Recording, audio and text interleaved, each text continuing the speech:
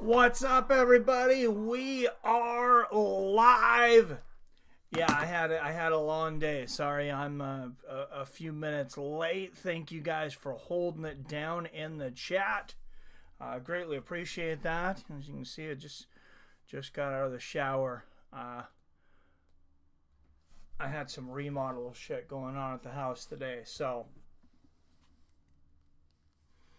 But we're ready to go now, and I'm ready for my lady Xiaonan to win me some friggin' money. Good job to the body there from Yair early. I will catch up in the chat here soon. Hopefully, Yair is going to a couple of good right hooks there from Yair. Look at the takedown defense. All right, uppercut there from Yair. Yes, Wyatt, look at the takedown defense. Wyatt's been talking shit all week, telling me that Jan's going to get her ass kicked. I'm going to lose my money. Everybody's telling me I'm an idiot for voting for picking Yan Jingnan. Well, it's time for MMA fans to eat slip. I am confident in my pick. 1 minute here into the first. As long as Yair doesn't get robbed by the judges, I think I got this one in the bag. All right, 8 up in the chat. Don't forget to hit that like and subscribe button. Also, guys, I'm sorry. I thought I had scheduled the stream for 6:30, but is what it is. Good right hand there from Yair. Oh, Jimbo! Jim with the first donation of the night. Thank you, Jim.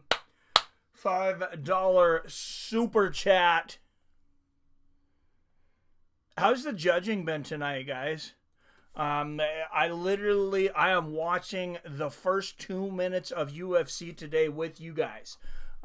This is the first match I've watched today. And Yair holding strong on the takedown defense. I mean, Jandiroba's got great takedowns. I know I was talking smack, being silly. But she really does have great takedowns. She has great submissions.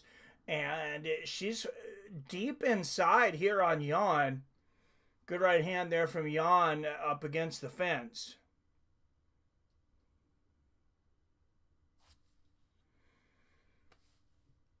And she just lays on her and gets her down to the ground halfway through the first round. Now, Jandiroba, she has taken down 10 of her last 11 opponents.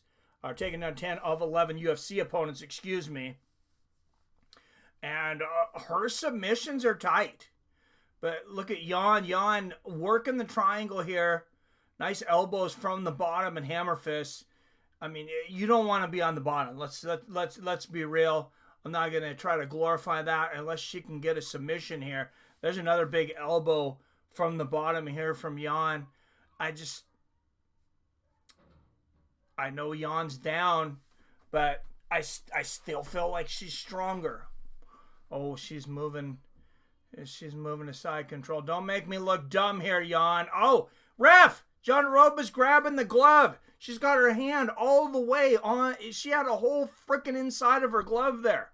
Come on, ref, where you at here? Oh, that was some bullshit.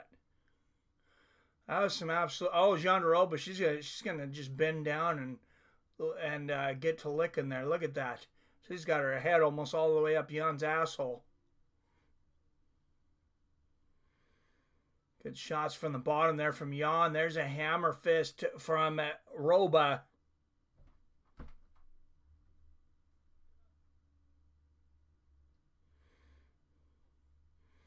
Oh, good right hook from the top there for Jandiroba.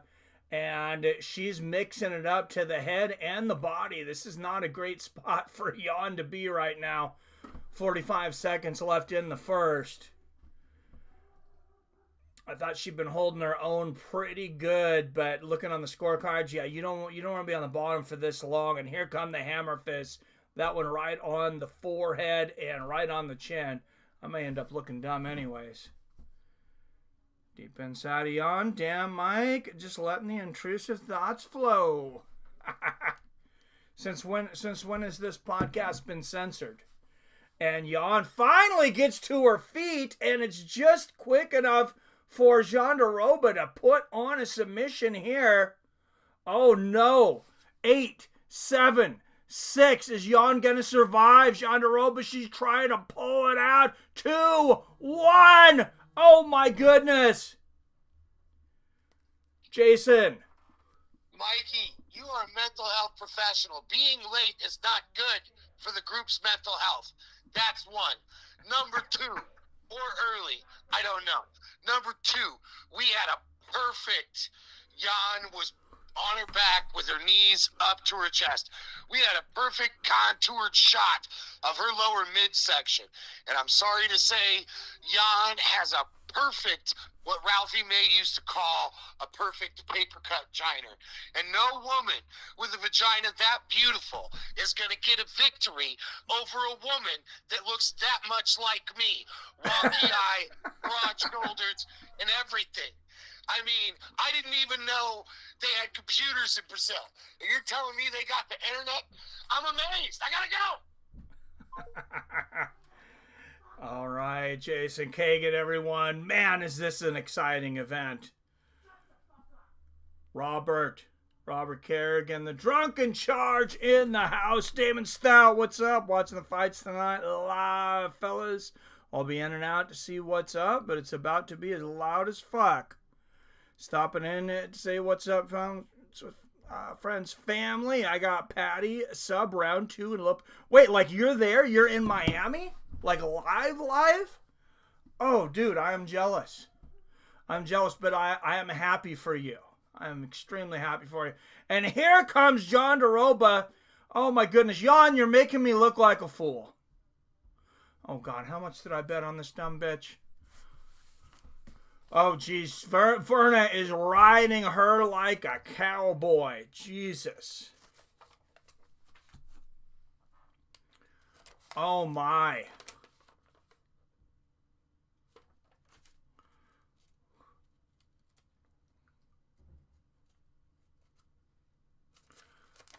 Oh, my. This is nasty.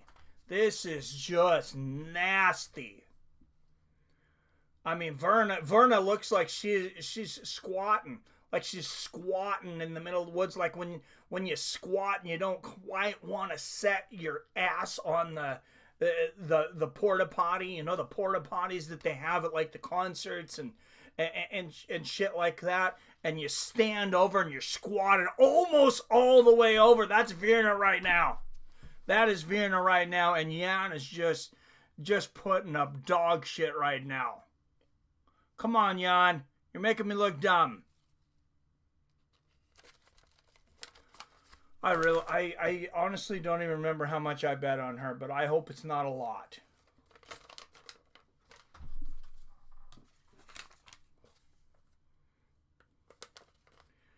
We got a couple hundred on Volk. We got 300 on Paddy against Paddy the Oh my goodness. Vernon's just molesting her right now. This is not right.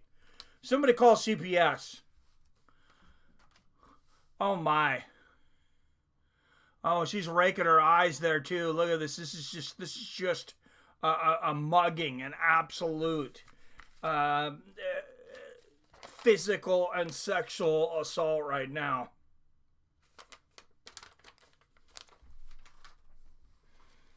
Oh, Jesus.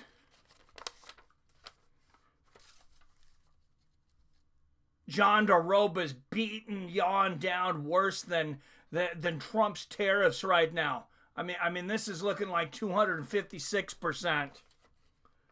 Oh, my God.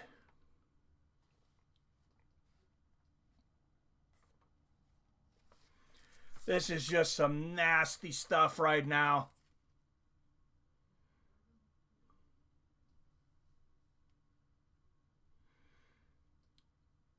Jan's parents are watching this and they're having flashbacks to Tiananmen Square.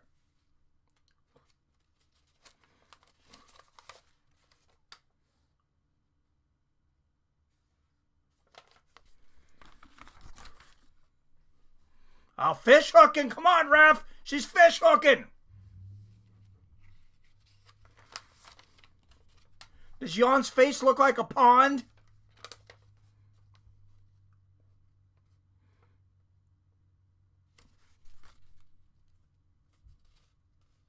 I'll ask again, does her face look like a pond?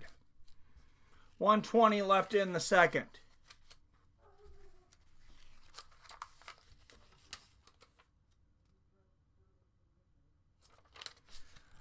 Oh my goodness, Virna Jandiroba making Yan Jingnan look like... Oh, and Yan finally gets out. Come on, Yan, get back on your goddamn feet! What are you doing, lady? Get away from her legs. You dipshit. Are you kidding me? Oh my God, Yan. Oh my God, you deserve those 154% tariffs, you dumb bitch. You dumb bitch. I told you to get up. She's going to get armbarred. Oh my goodness. Yan showing all the fight IQ of Curtis Blades right now. She could have stood up. She could have stood up and she could have beat Virna's ass. But instead she decides to jump into a freaking armbar. Oh my God. What's up, Jason? What the fuck is this? Hey, I'm just going to say this one thing real quick and I'm going to hang up. Jandiroba is on your girl like a white lady on a racist statement. Oh my God, I didn't know you liked Starbucks. Jason. Oh, Jesus. Yan with a couple shots there at the bottom, but Jesus, yeah, she is... Man, she is getting beaten like a Tijuana taxi driver at the bottom of a Don King card.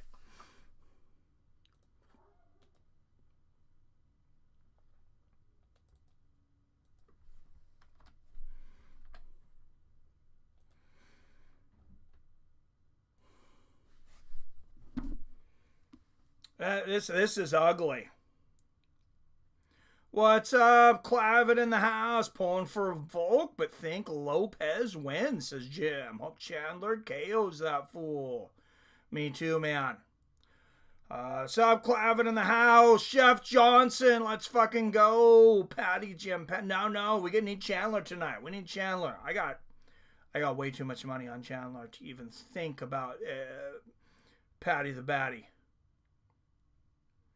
Jeff Johnson is, am I seeing Jim Miller? Jason, I like Jim. This is hard to watch. This Hooker kid is good. It's Hooper, but Hooper.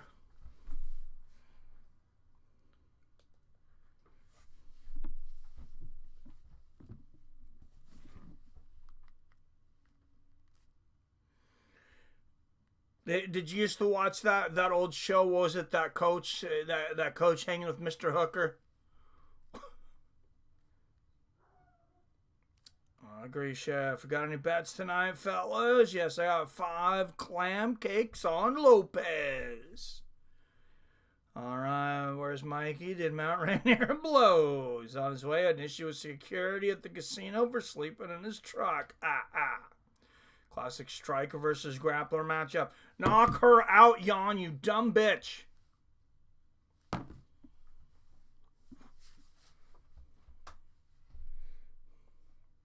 If Yan Jingnan does not get her shit together, I'm dropping another 30% tariff on China. Let's get going. Come on, Yan. What is this bullshit?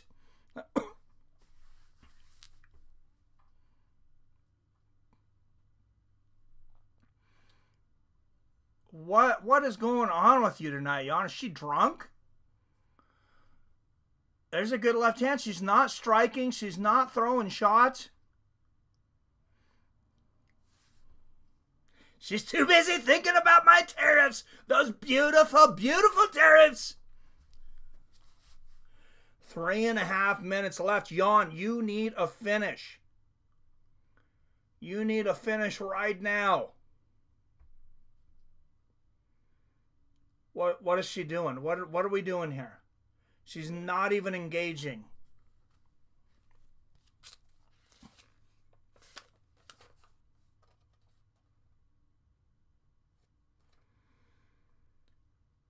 She is not engaging whatsoever right now. And Virna goes for another takedown. I mean, Jan was able to stop it and landed a shot. That's not what you need to do right now, though. There's a good side kick to the body. And Jan could have won that first round. If she wouldn't have blown the rest of that fight, or the rest of that round, the last minute or so, she could have won it. Yeah, Jandiroba dominated the second. There is no doubt about that. But come on.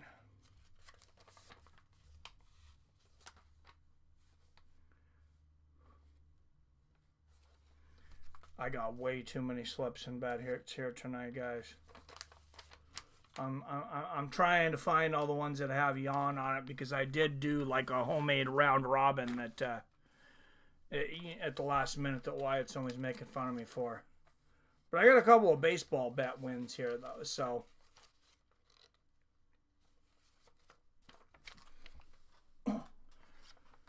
$200 on baseball wins the last time I went. So apparently I'm gonna need them, because Jan's not gonna get me shit tonight.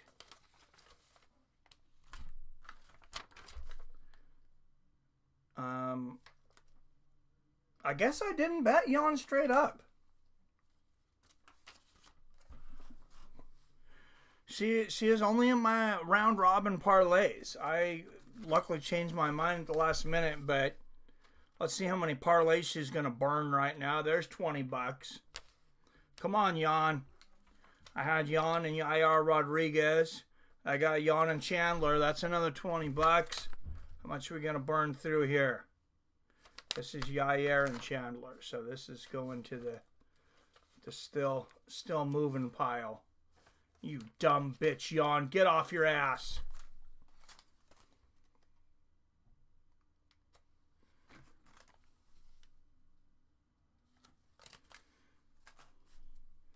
You know what? Just get submitted. If you're gonna lose anyways, just get submitted. Oh my goodness. This is ridiculous.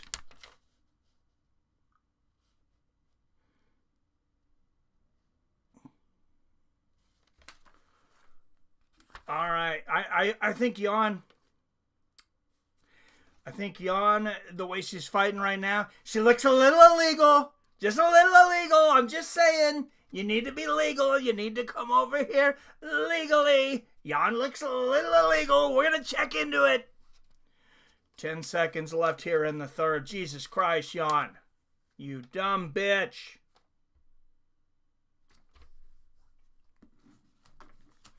Oh, and she's got an armbar at the bell. Oh my goodness. Just a pummeling. A pummeling from Virna Jandiroba.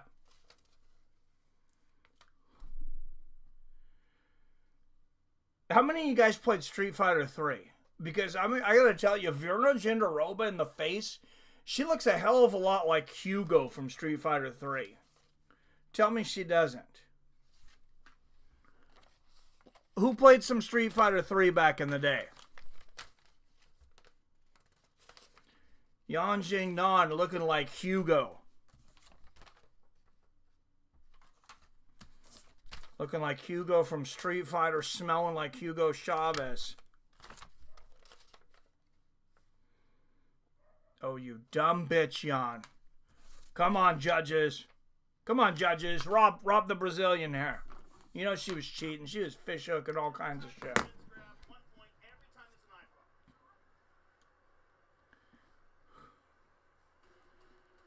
What a joke. What a joke of a fight.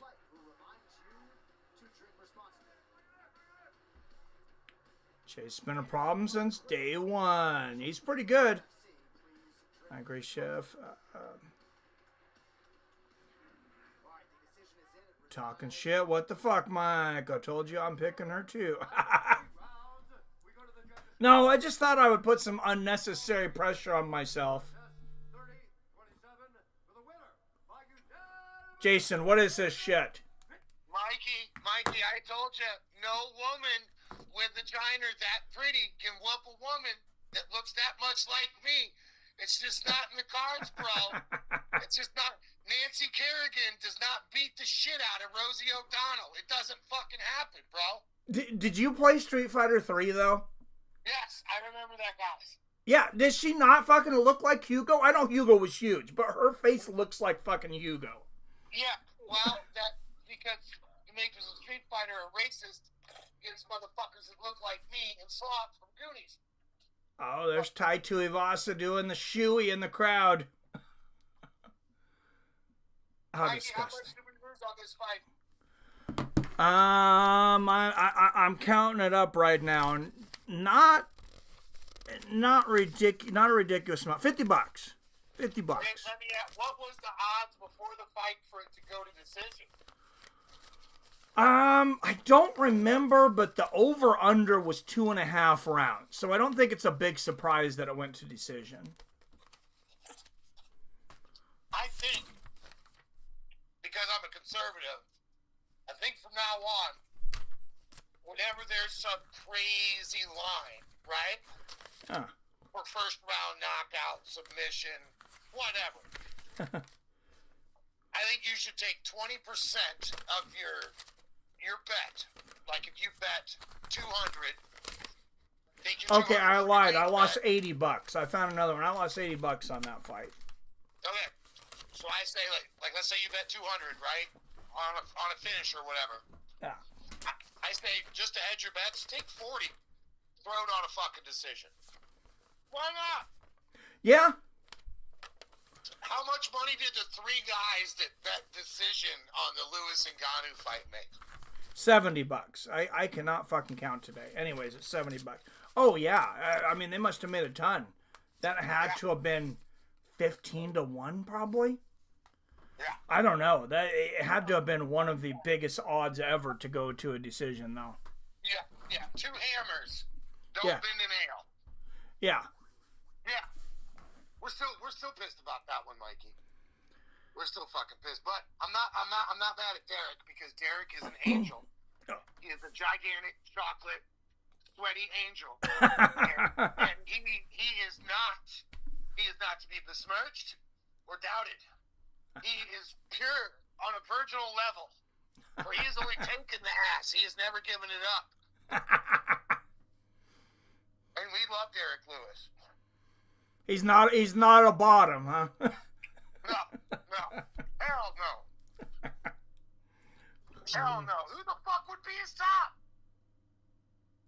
Who the fuck is going to be Derek Lewis's top, Mikey? I mean, if anybody, it would have to be Ngannou. Ngannou too skinny.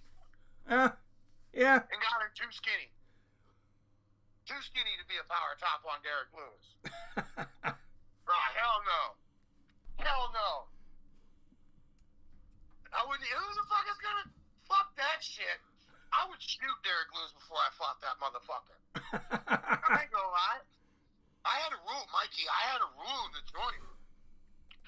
If I thought you snapped, if you could snap, and there was no physical way I could stop you from killing or fucking me, I was getting you out of that cell. One way or another. Oh yeah. I'm gonna wait till you turn your head. I'm gonna crack your shit, or I'm gonna tell the lieutenant. Marcelli was talking shit about you, Lou. He said you was a bitch, and then the lieutenant planting Twinkies underneath his toilet. Bro, I don't give a fuck. I ain't taking no L's like that. Fuck that shit. I ain't fighting no Derek Lewis's. I had this one celly, right? He was about 6'6". He was white. He was about 4 foot broad. To give you, all right, from the back of his shoulder blade to his nipple, this dude was probably 14 inches thick. Muscle. But like hay bale muscle, right? You understand what I'm saying? Yeah. And I saw him coming in, and I'm like, there's no way they're putting that big motherfucker in my cell. And sure as shit, they put this wall of a fucking dude in front of my door. And I'm like, fuck. Because I'm only like 220 at the time. And I just don't have the meat to move something like that around if it went down.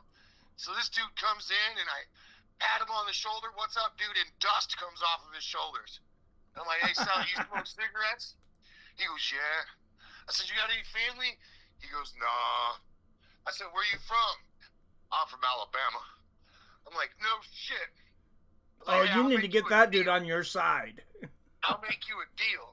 He goes, what's that? No. This is security risk. Fuck that shit. I ain't living with King Kong. You're high as shit. I told the guy, I said, if you refuse housing, they'll give you 15 days in SEG. I will give you 15 packs of smokes, and I will give you 30 noodles. And I will give you 6 bags of chips if you walk yourself.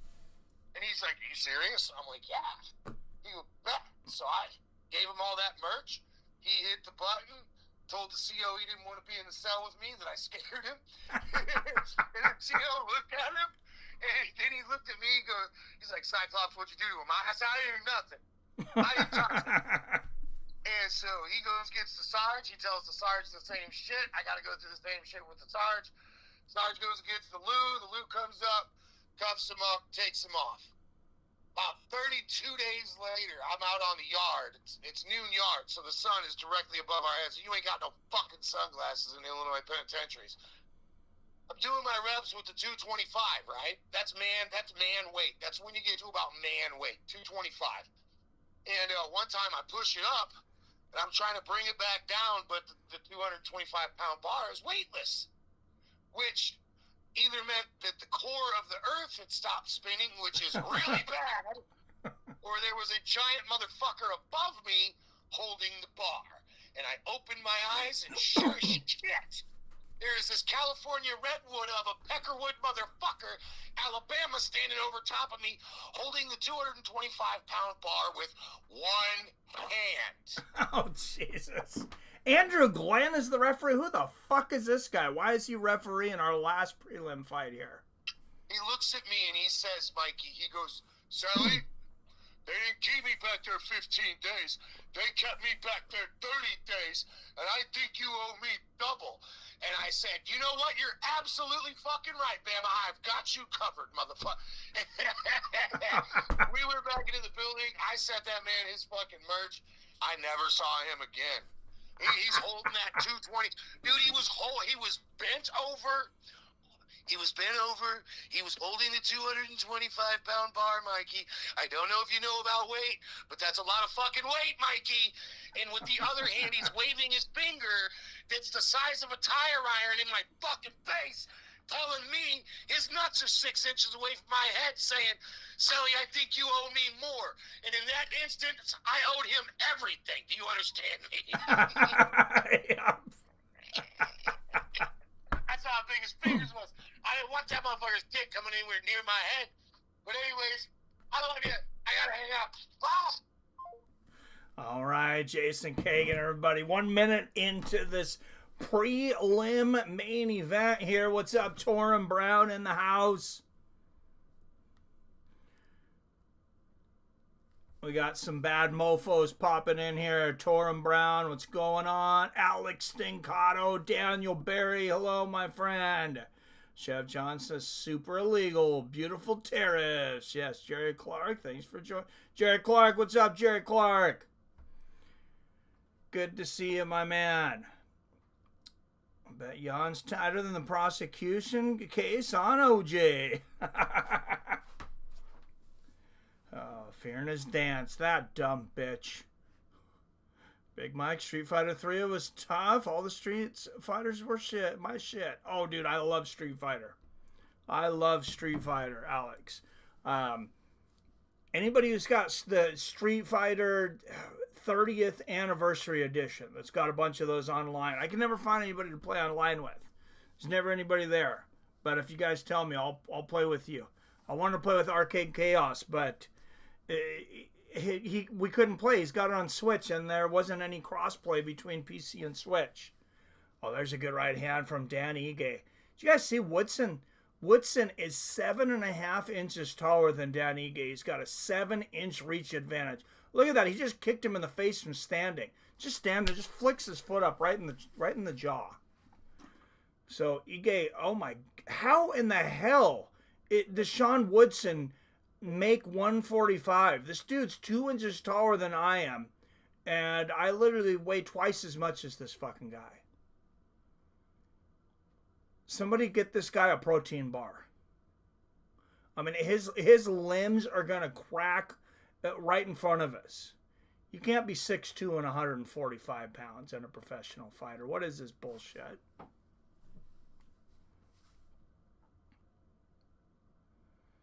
Tried purchasing 314. They won't let me. Oh my God, ESPN's retarded. Be so glad once UFC leaves ESPN because they are petty. Like last time with 313, not letting me purchase. Well, so people got refunded. Some people got to see, I believe, quite a bit of the fight. Oh, good left hook there from Ige. Speaking of Street Fighter, this looks like when Sagat is fighting Ryu. Like the height difference here. Big right hand there from Woodson. Low leg kick from Ige. Why would Ige take this fight, though? I mean, he's fighting a guy over half a foot taller than him. This is like the height difference between me and Brandon Moreno almost. Yeah, why the hell aren't they letting you buy pay-per-view? Well, they should give it to you for free. Big Show is Derek Lewis's top. Good right hook to the body from Ige. The mountain could be Derek Lewis's top. Yeah, hey, if anybody's going to be. Slender Man versus Ige. Now, this is be a weird-looking fight. It is a weird-looking fight. Dana's going to be pissed. Robert is thinking, who the fook is Aaron Glenn as well, Mike? 314, probably going to be free on ESPN tomorrow. Is that what happened with 313? Since nobody could buy it, it was just free the next day? I wasn't sure how that was working, but Torin, look into that box that I sent you the info for. I know it's spendy. Oh, good right hook there from Woodson to end the round. Even if UFC comes off a pay-per-view, that box is well worth it. Yep, that's what happened with 313. What a bunch of dumbasses. Woodson looked like he could fit Roz Hilton's shoes. Yo, what's up, Firearms? Thanks for coming in, brother. 17 up in the chat. Please hit that like and share button, because I'll tell you, YouTube's been hitting this channel worse than Trump's hitting China with tariffs.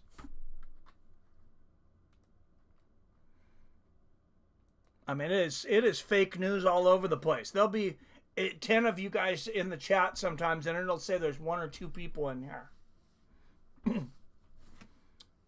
That's just ESPN being petty. Firearms cheer. Well, so they're the only ones losing money, though. That's what I don't get. That's what I know. Brendan Schaub came out and said he thought that ESPN purposely crashed the UFC stream. I don't think so. I don't think that happened because it makes 0 sense. And let me tell you why it makes 0 sense. ESPN's paying UFC $500,000 pay-per-view buys straight. Like, UFC could care less if ESPN sells 1 fucking pay-per-view. I mean, except for the fact it's embarrassing for the organization. There is that. But, I mean, good right hook there from Ige. So ESPN absolutely lost their ass if they were not able to collect revenue for UFC 313. Oh, what a right hook there from Ige. Left hook downstairs, right hook upstairs. There's another left hook. Dan Ige, I think that mustache is giving him superpowers right now.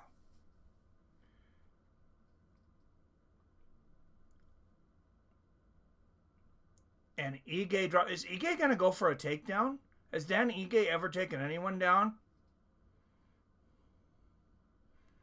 I'm not sure he's taken his wife down in the bedroom.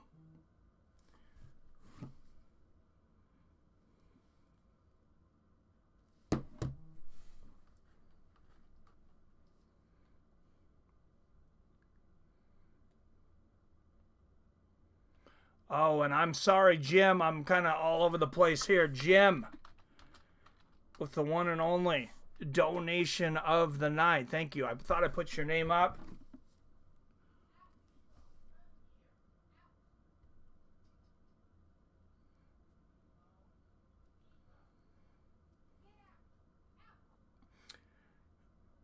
Man, I'm pissed about this. Yeah, that sucks. Firearm says, I got my comments suspended for a day for saying Amanda is a fake mother. And if gay women want babies, get a man. Someone reported me. Well, I'm not saying I agree with you, Firearms, but I mean, that's your legit opinion. So, and you're allowed to have it. Because this is goddamn America. Good left hook upstairs there from Ige. I mean, is this still not fucking America? 240 left in the second. Free speech shall not be infringed upon. Oh, right hand right on the forehead. There from Woodson. There's a good right hook from Ige. If Woodson loses this fight to a dude a half a foot taller, or over half a foot shorter, that he's got 7-inch reach on, I mean, this is ridiculous. Woodson's like the combination of Sagat and DeHalsem. Good exchange of left hands there. Ige got the better of that. There's a 1-2 to the body. And look at this. Ige's got Woodson up against the fence. There's a big left hook. You're inside the range, Ige. Keep moving, buddy. And there's a left hook to the body from Dan. I got to go for Dan Ige just because it would be hilarious if he beats this dude that's so much bigger than him. Good little leg kick there from Ige. And he does. He shoots for a takedown. He can't get it, though.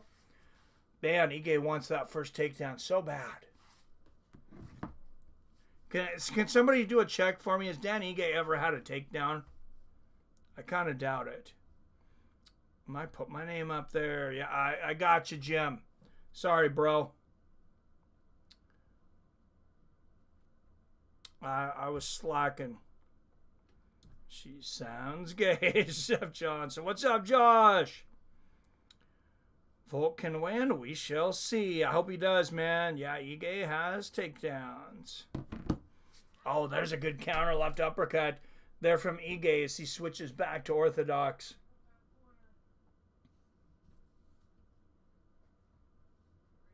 Oh, head kick for Woodson, and there's a right hand for Ige.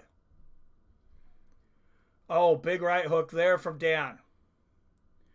Dan's got Woodson up against the fence. Dude, you got 35 seconds to punish this long motherfucker. Get in there, Dan.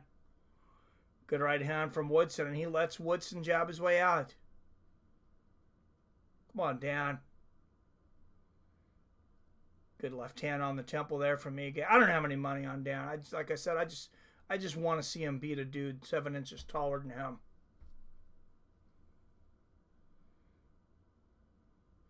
Good spin kick to the body there from Ige. Oh, what a counter right there from Woodson. So all he has to do, though, is throw his hand out.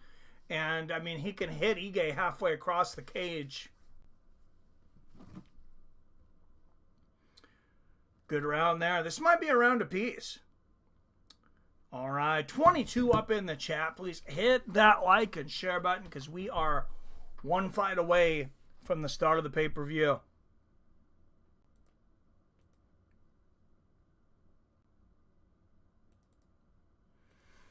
ESPN might drop the ball again. I don't know. You guys might end up with some free pay-per-views tonight.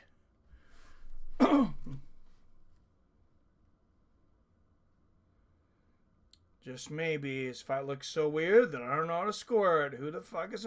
Dude, I don't know. I don't know. I think it might be a round apiece. I think Woodson the first round... Dan the second, but yeah, it's a really weird fight to score. What does Roberto have? What does the Drunko in charge have?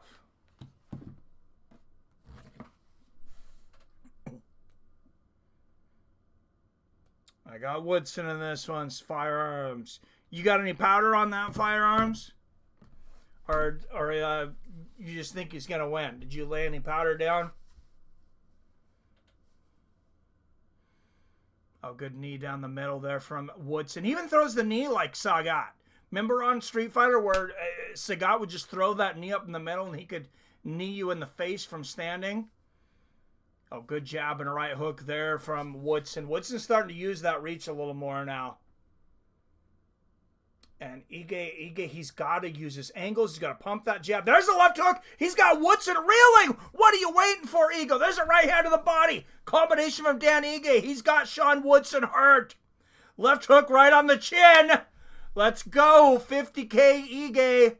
Oh, big combination to the body from Dan. And there's the right uppercut. He's got 4 minutes. Left hand down the pipe from Dan. And there's the right hand, the right uppercut. And Dan Ige's hands are moving. They are moving. Oh, what? Oh, are you kidding me? What a dumbass. I told you guys when fucking Andrew Glenn came in, I was like, what the fuck is this guy, Andrew Glenn? I like Dan Ige. He had hurt Woodson at one time. For a referee to stop that fight on that series, that's bad. That is really, really bad. And I was rooting for Dan on this one, but that is despicable, disgusting. Wow. He just got robbed at gunpoint. Now look at that. There's a left hook. He caught Woodson. Woodson was off balance throwing an uppercut, and he caught him in a great spot with that left hook. Yes, Woodson was hurt, and he'd been hurt for a minute.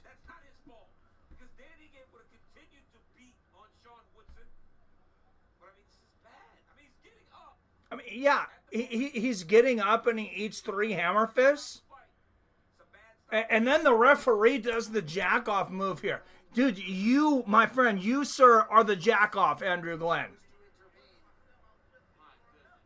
Somebody make sure that guy never refs again. Put him and Tony Weeks on Pedophile Island. Let them fuck each other to death. That was despicable. Wow. No, Dan, Jason, USA, yes, stop the fight, horrible stoppage. Yeah, that was a ridiculous stoppage. What's up, Phil D. Rollin'? Hey, Mr. Ref, this ain't a hockey fight. What kind of push shit, right? Dude, I wouldn't even break up a hockey fight yet. Who the fuck is Andrew Glenn? I think he's Tony Weeks' cousin. Dude's head was so big he couldn't win. Dumas versus Mikhail Olajewicz was the same earlier tonight. Super early stoppage. Oh, I didn't see that one. Luck I didn't bet on it. Clavid. What's up, Clavid? How's everything going, brother? How's the family? Only 3 hammer fists, and that is not defending yourself. What the fuck? And dude, can everybody please make a meme, though, of Andrew Glenn afterwards going like this? Because that was fucking hilarious. He's like, I am the jack-off.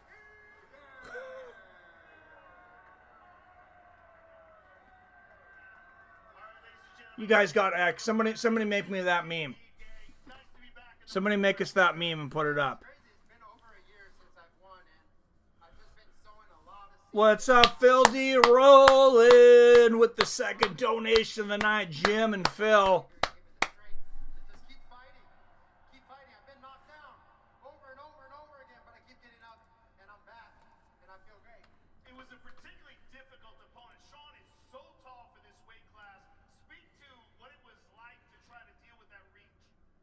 Sean is so tall for this weight class, and Andrew Glenn is so bad.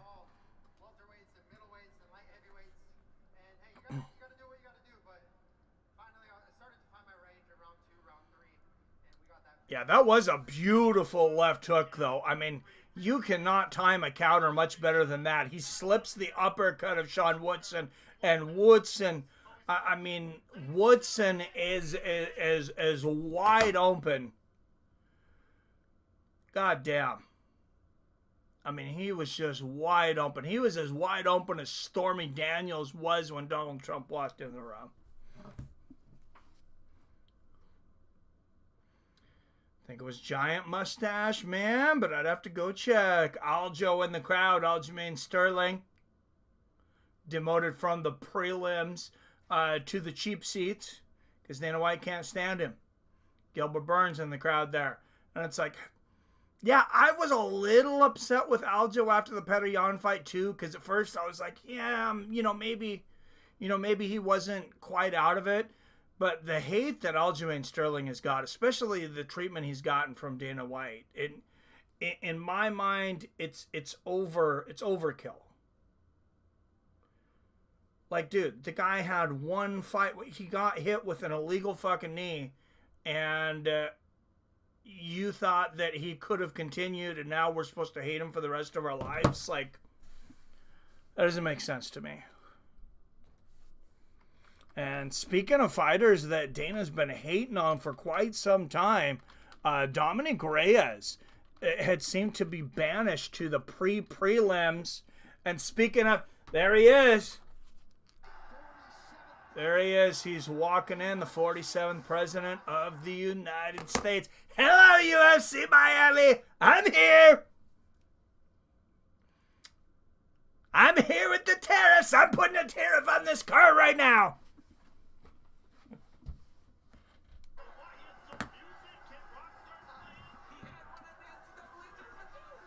Oh my. They just showed look crazy. You know if I was wrong, it was Mark, the world's most aggressive ref Goddard. I like Mark Goddard generally too. I know what the extra cameras are for. Did you see that slow motion playback? Yeah, it was pretty good.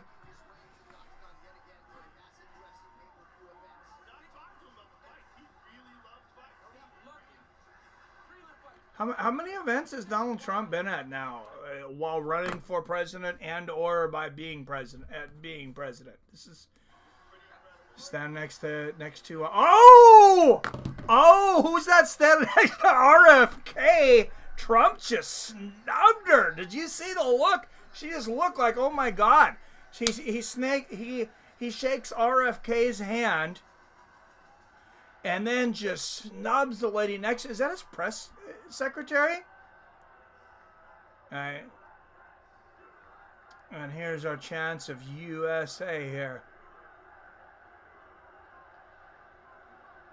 Somehow the most liked and hated president at once of all time in maybe the history of the world.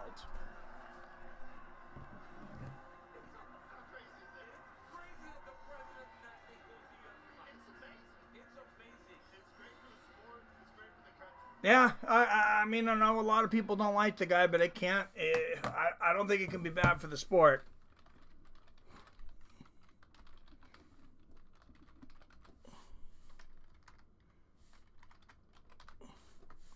I bought some TKO stock on Friday.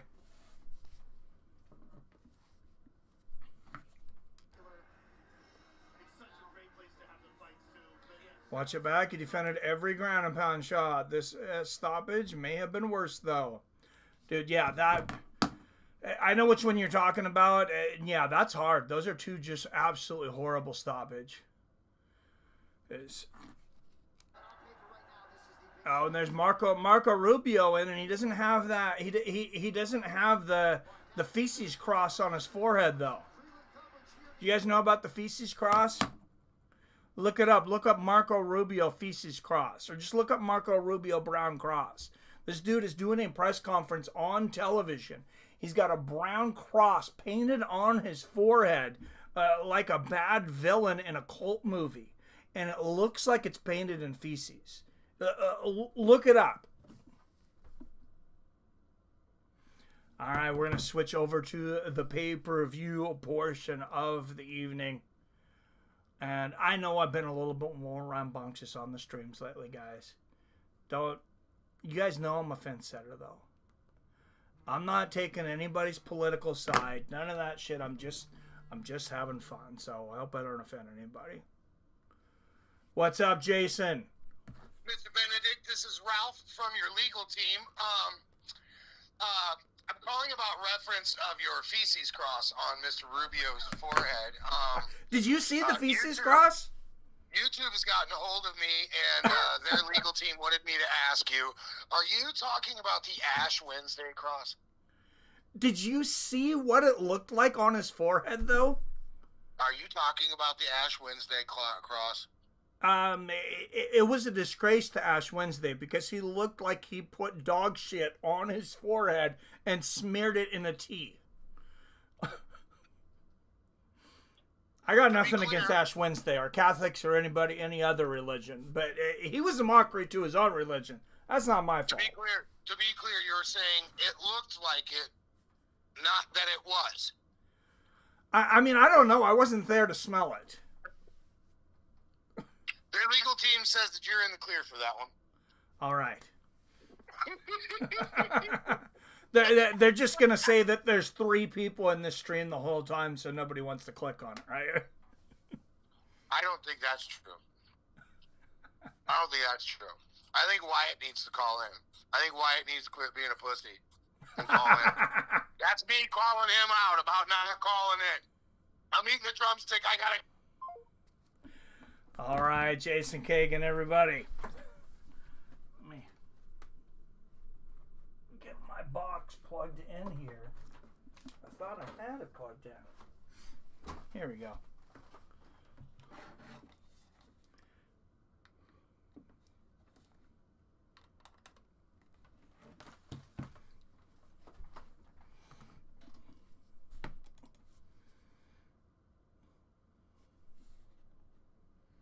There we are. Wyatt says Dana hating on Al Jones. Famously, Tyron gives Dana White privilege to O'Malley Connor. You know what that means, Jason Gig. I'm not gonna lie. I don't want to make anybody look uncomfortable, but Dana White might be a little racist. I don't think he's like racist. Like I don't think he's in the back saying racist slurs or anything like that. But I think he's like your shitty uncle that you have to put up with for 3 holidays a year. I'm not a racist, but, and then says something extremely racist and makes everyone uncomfortable. Like, I feel like that's Dana White at Thanksgiving. I mean, I could be wrong.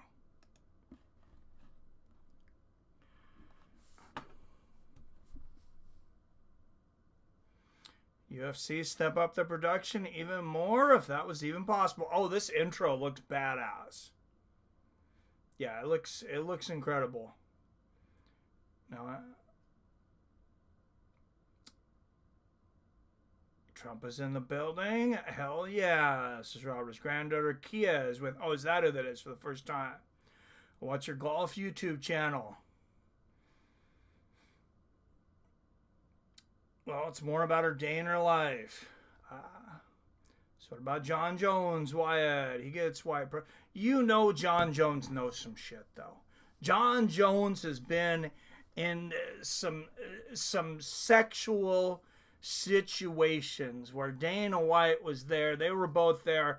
And John Jones, he's got to have some shit on Dana White. John Jones, he's going to break the fucking record for longest heavyweight champion with 1 defense. 1 fucking defense. That's always defended is 1 time, right? Because he won a vacant belt against the French dude that threw the fight. I don't even want to say his name now because it just disgusted me, the effort that he put out. And then he fights a 65-year-old Stipe Miocic. And now he's going to be the longest reigning heavyweight of all time, or longest heavyweight champion of all time. It's like, fuck off. Like 3 years with 1 defense. At my job, drinking dark roast coffee. That's the only kind of coffee to be drinking there. I love dark roast. Cops had a checkpoint last night. You keep drinking that dark roast, then you don't be drinking nothing else. It was the one who escaped the plantation. Oh my God, why? Dana's afraid of the one who got away. Little Marco. Yes. Little Marco came out with a T on his forehead. Looked like somebody took some dog feces and just wiped it on his forehead. Got up your game, Marco. You're representing the big dog now. And And Alexander Volkanovski has entered the building. I left down an ambulance and fire truck late night when I was leaving my post. Oh, I let in ambulance and fire truck. Well, good for you, man. Yeah, don't cut them off. Diego Lopez is here. He's calling for 30-second intervals like he's on a run from the popo. Dennis also from Boston. When he saw a true African get success, he immediately started beefing with Ngannou. Yeah, what was his beef with Ngannou? It was uncomfortable. It made me uncomfortable the way he treated Francis Ngannou. I didn't know Reyes was still fighting. Yeah, a lot of people didn't because Dana was putting him like on the bottom of the early prelims. And my stream is now in Spanish, is what. Hey, at least you got a stream, man. I think you got let go, Alex. I got Krylov, Phil. Oh, I thought he got let go. Yeah, people probably did. If you didn't watch the early prelims, you had no idea he was still around.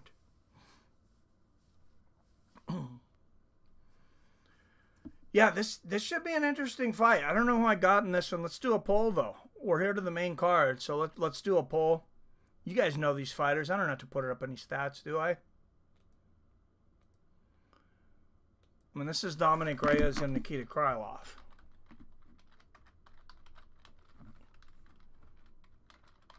If you don't know who they are, like, what are you, a fucking volleyball fan? If you don't know who these guys are, yeah, you spend Sundays watching men's volleyball.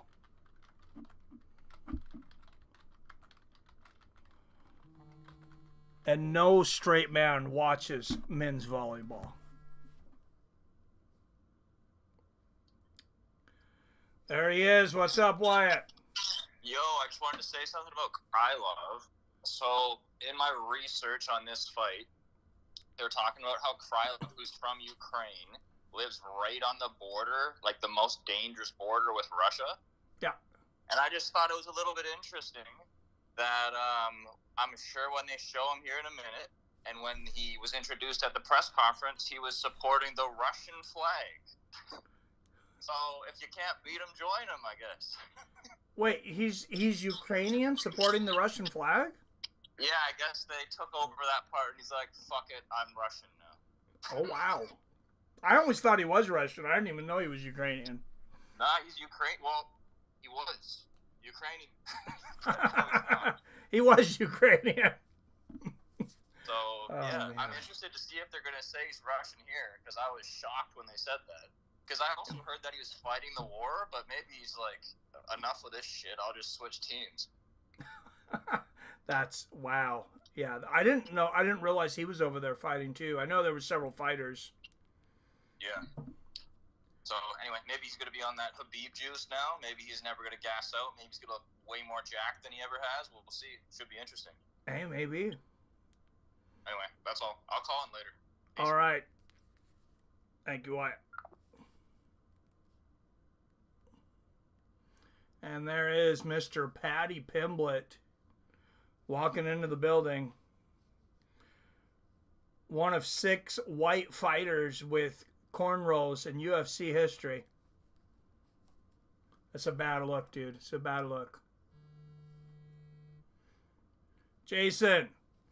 I just wanted to say it does my heart good to know that even after all the socialist communist leadership candidates had over the past decade, that their cell phone system still works. And I'm proud to know that the infrastructure that my grandfather and his generation installed in that poor, begotten country that's been taken over by people who think if you do anything other than breathe air, you're evil and you're harmful. I'm glad to know my grandfather's work and his generation's work is still doing their country good. Oh, Canada, land that I love. Gotta go. All right, Jason Kagan, everybody. Yes, we love our brothers to the north. We make jokes sometimes, but we definitely love our brothers to the north. Yo, Mike, check your mail sometime later this Thursday or shortly after. Thank you, King James. What's up, man? Glad you're able to join the chat tonight. Always miss you when you're not in the chat. But yeah, I'll definitely be looking for it. Volleyball will be pretty gay. Girls volleyball is hot, though. Yeah, that's what I'm saying. Like, dude, yeah, I'm definitely watching women's volleyball. Like, not so much now. I'm not saying, I mean, I'm 46 years old. I'm not a creepy old man seeking out women's volleyball. If it comes on, I'm watching it. But I'll tell you, when I was like in high school, when you're like a 14-year-old boy, and this is for you younger chaps, this is internet porn. We got excited when women's volleyball came on NBC, especially if you didn't have cable. Like, oh man, you're done. That's your fucking weekend. There's women's volleyball all day on NBC. All plans are off. Eastern European, that's all I know. I think he smashes the piss out of Reyes, though, wherever he's from. Clavin out here, horny as fuck. That's a pin. Jason's going to be a foot in the mail, Mikey. It's always a foot. Yeah, we don't talk about that. We need some GSPs coming out of Canada. Yes, they do. Krylov. No, Krylov's not undefeated. I don't remember what his record is, though. Drinking a Labatt's tonight. Support of my northern kin. Yeah, Labatt's Blue is legit. It is super legit. What's our poll looking at here? We got some Krylov lovers in here. Reyes not getting a lot of love right now. Yes, cheers. Cheers and beers.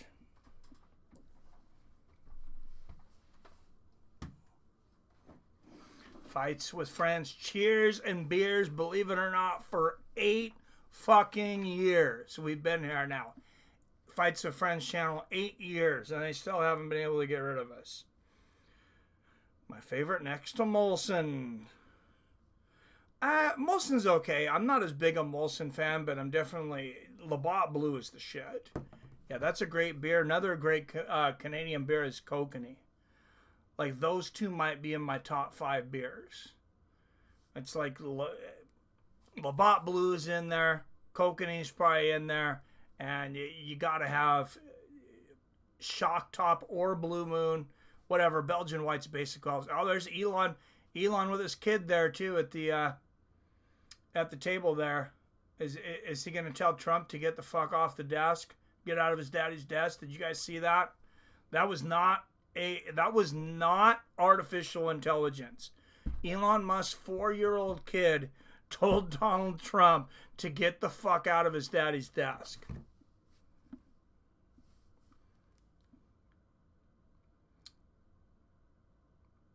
Had some Moosehead beer in 98. Tremendous beer. Yes, sir. Molson Ice.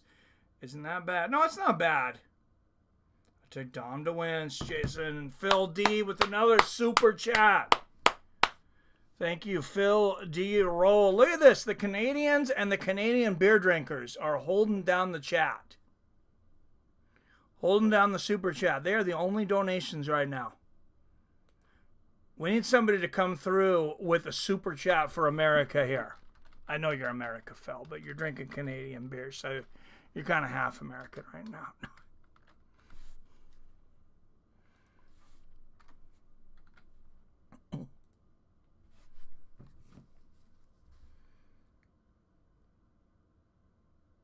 And yeah, Molson Ice if you want to get tanked. Yeah, it definitely. Yeah, those ice beers will fuck you up.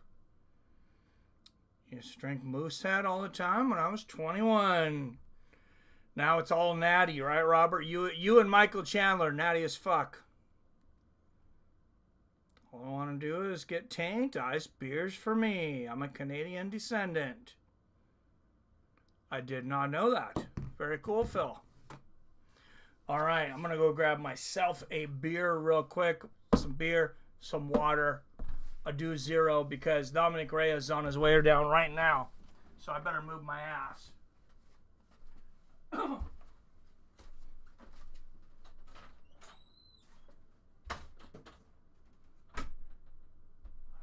you doing?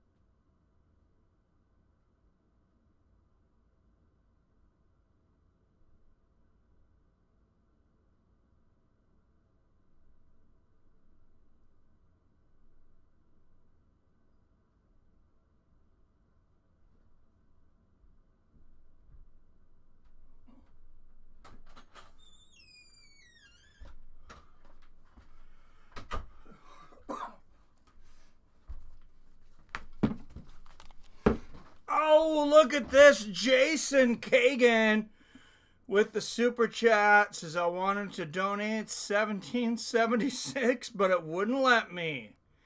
It really wouldn't let you? Well, that's dumb. $20 super chat from Jason Kagan. Thank you, sir. And I will say 17.7. We'll put it down to 17.76, though. How about that? You want it, you got it.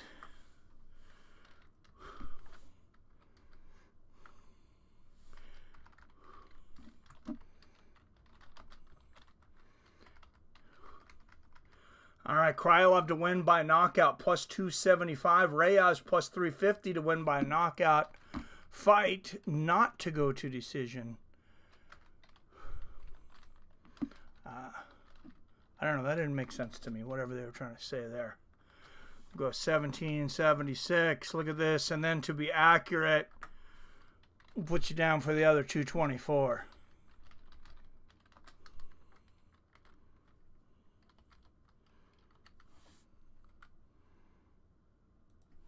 And $29 in the kitty from the greatest fucking sports community on YouTube, the Fights with Friends. Give yourselves a hand. 8 years, 8 freaking years we've all been doing this together. All right, Dominick Reyes, 2 years older at 35, an inch taller at 6'4". Krylov will have a half-inch reach advantage at 77.5 inches. Fellas says, fuck yeah, I can't even understand Newfoundlanders. West versus East Canada, it barely feels like the same country. Thought Krylov had M1 kickboxing background, does he? I'm Canadian, raised in Illinois, returned at 18, been here since. Way to go, Jason. Thanks for helping Mike. Yes, thank you. Feed froze on my end for about 45 seconds. This feed or your YouTube feed? Oh, we got a 50-50. Don't make me guess this, guys. Don't make me pick this. It's a 50-50. Give Mike a hand. Appreciate what you do, man. Thank you, Alex. Appreciate it, man. Appreciate the love. All right, 50-50 poll. Let's see if we can get one more vote.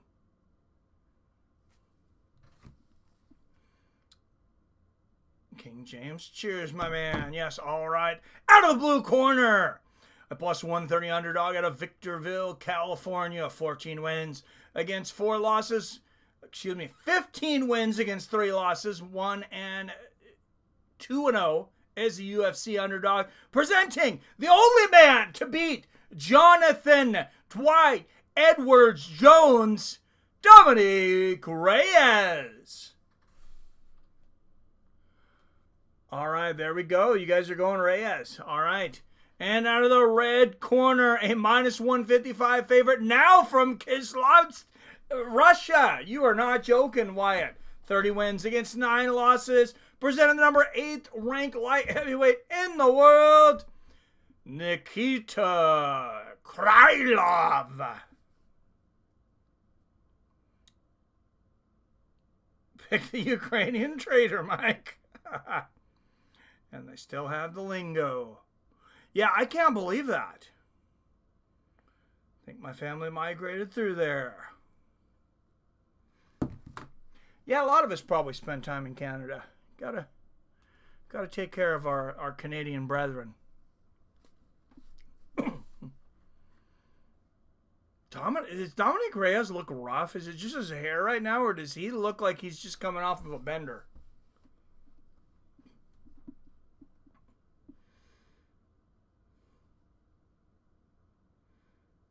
I'm telling you, if I got robbed the way Dominick Reyes did against John Jones, though, I would definitely become an alcoholic. Good body kick there from Krylov. I'm not sure you respect yourself if you don't become an alcoholic after a decision like that. Good right hand backing up from Dominick. My half brother and sister are from Newfoundland. My dad liked to have sets of kids all over the continent. King James says, I got Krylov. Body kick there from Reyes. 25 up in the chat. Don't forget to hit that like and share button. And thank you so much for the donations tonight. Jason, Kagan, Jim, and Phil D. Roll throwing up $29 on the night. Good right hand on the chin there from Krylov. Oh, Reyes kicks Krylov right in the pussy liquor. Right in the pussy liquor.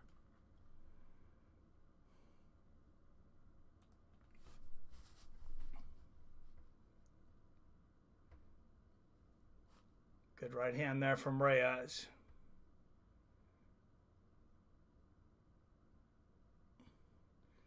Oh, Krylov going for gold there with that head kick. He missed, but he was going for it.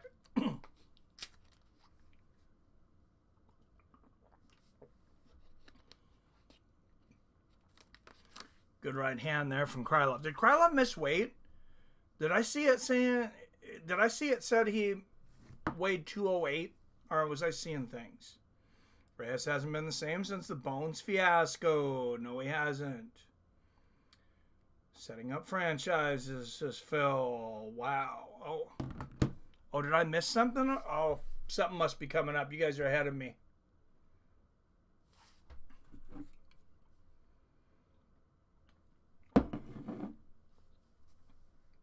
240 left here in the... Oh, what a shot from Reyes! And 2 hammer fists afterwards. And Dominick Reyes knocks Nikita Krylov out in the first round. Redemption. Redemption for Dominick Reyes. I bet you he has not felt this good since right before those judges announced the winner after he fought John Jones. Ah. That's funny. Reyes just looks right to Trump and says, I want to take a picture.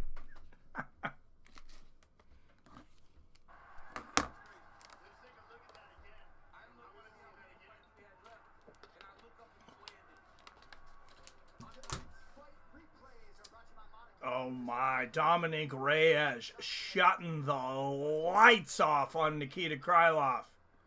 Boom! He says, that's what you get, traitor.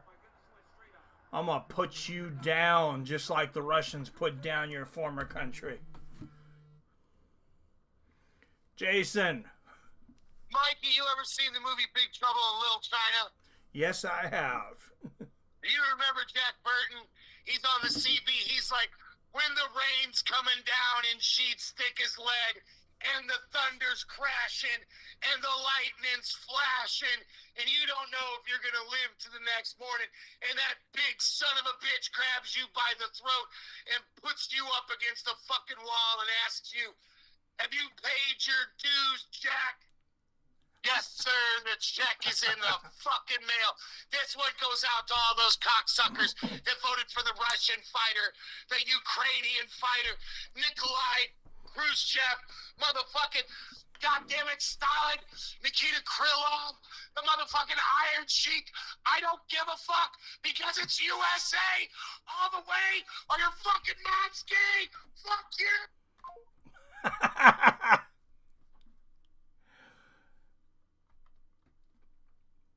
Thank you, Jason.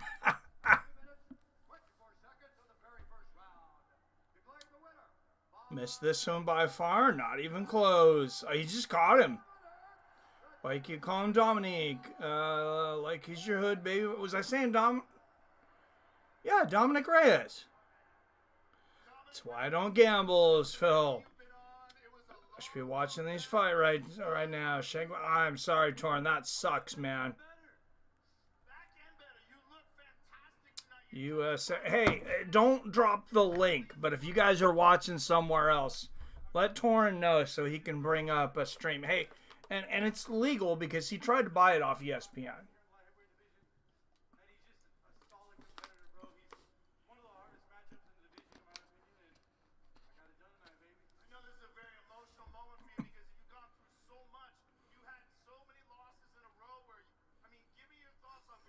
Oh, now Joe's gonna shit on him. You had so many losses in a row. What are you doing? What are you doing, Joe?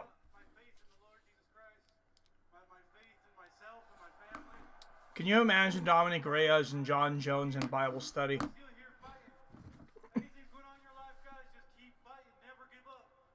Exactly how a true Patreon should respond. Can you stream it, Torn?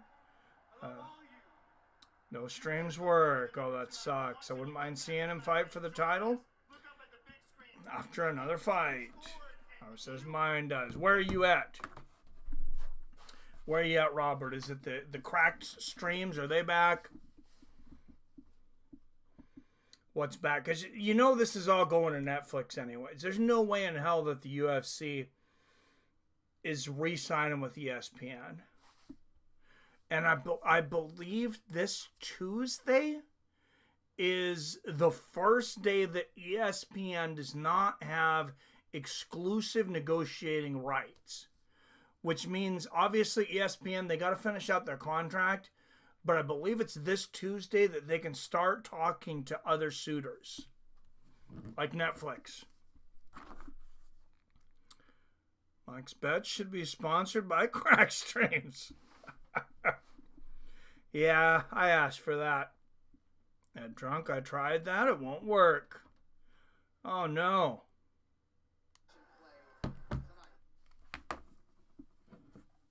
No bueno.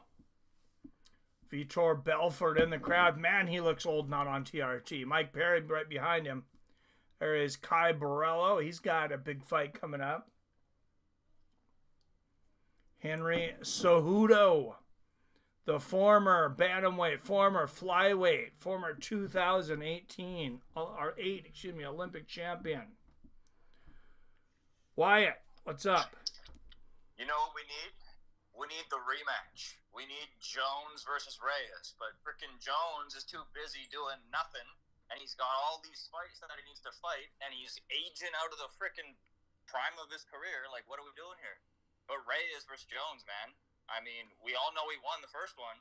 I mean, maybe Rob's gonna say he didn't, but deep down, Rob, you know who won.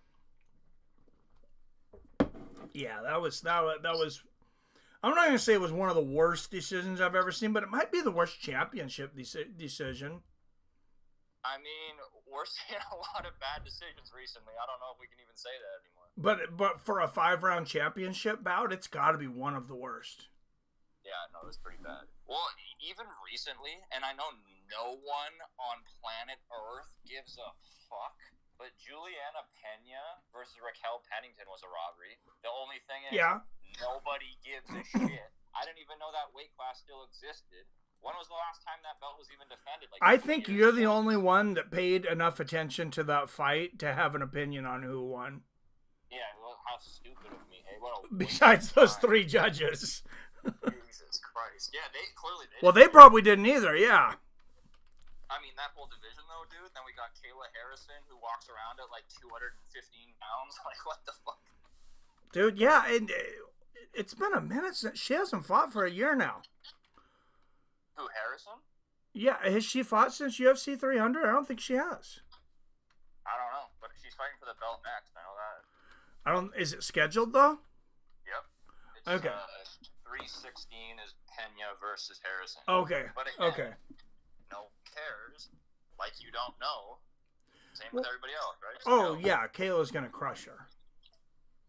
If she can make weight and not die. Yeah.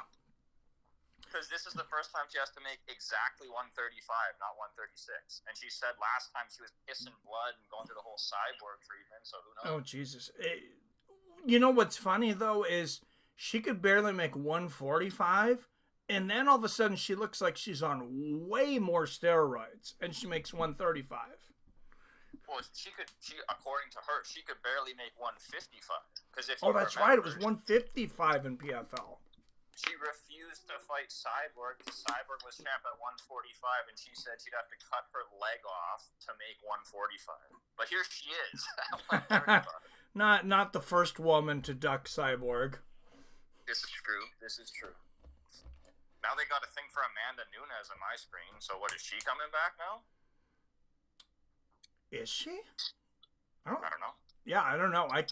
I could see that. I heard that she was talking about bare knuckle boxing. No, I'm serious. I heard a rumor. Dude, she would crush everyone. It's just such a mess. She should do dirty boxing. That'd be fun. Is she getting inducted to the Hall of Fame? I haven't muted right now, so I don't know. Maybe that could be. Yeah, I don't know. Every time they show Miami, though, I want to go on vacation in Miami, and I know if I go there, it's not going to be anything like they show on television. Well, dude, you could probably fly to Miami, get a hotel, get tickets to a pay-per-view card, watch it, fly back, and still pay less money than you paid for this shitty-ass Seattle card. Right? Oh, dude, it's getting so expensive over here. It's insane. Like, you can't go out to get, like, a burger and fries. It's going to cost you $20. Yeah, it's a mess. It's a mess. Yeah, and I'm talking, I mean, McDonald's is $15. Yeah, true. So who do you have in this one? Do you got Mr. Thug Nasty, the Earth is Flat King of the World over here, or do you got Jean Silva? Well, if it's straight up, I'm taking Jean Silva, but you know I put a few bucks on Bryce when he was a huge underdog, so I gotta root for Mr. Flat Earth, Hitler's fishing buddy over here. Hell yeah. I think that's a good way to end it. All right, talk to you soon. All right, talk to you soon, Wyatt.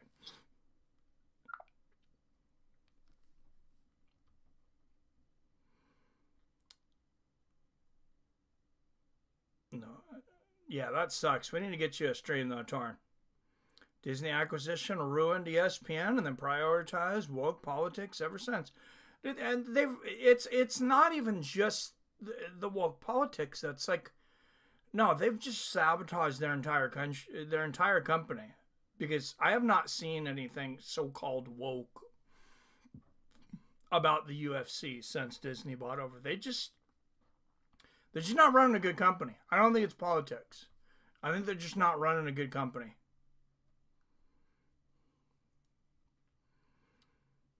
Didn't work for me at first, then it did. Nice. Hendricks, GSP. Yeah, let's see that again, huh? Bone's getting long in the tooth and waiting to fight Aspinall. Don't favor him. Yeah, he's definitely watching his prime slip by. Who won the Bryce Silva fight? That's coming up next. What's up, Frankie Trezo? You're just in time, brother. That's the next fight.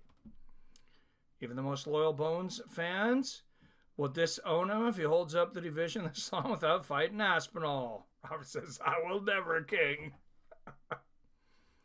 Got 2 Big Macs, 2 small fries, and 2 strawberry pies, and it was $18 a fuck. Right? Yeah, it's nuts, man. Your stream working? ESPN is down, says iRock. Fuck ESPN and the UFC. Wow. Hey, my stream is perfect.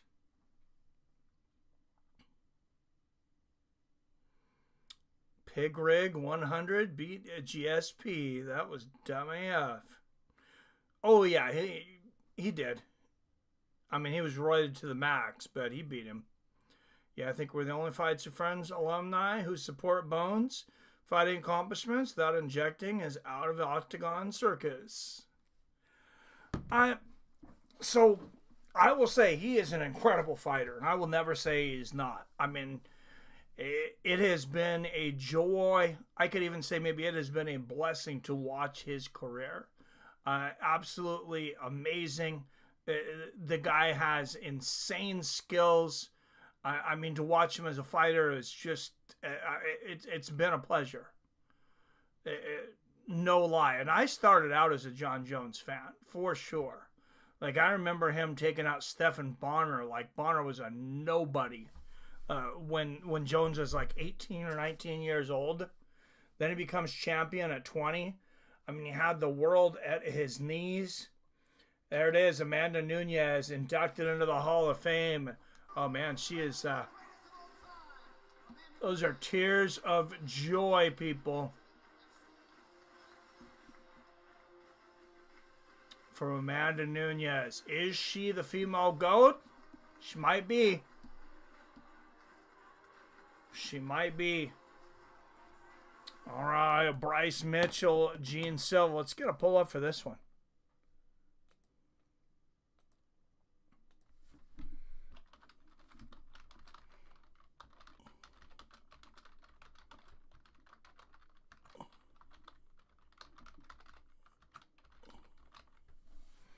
And yeah, I know I hate on John Jones and all that, but if we were at a bar, if I was sitting across John Jones at a bar, I'd buy him a shot. I'd buy him a drink. Because if he's going to beat anybody's ass in that bar, it's not going to be mine. I'm not fighting that motherfucker.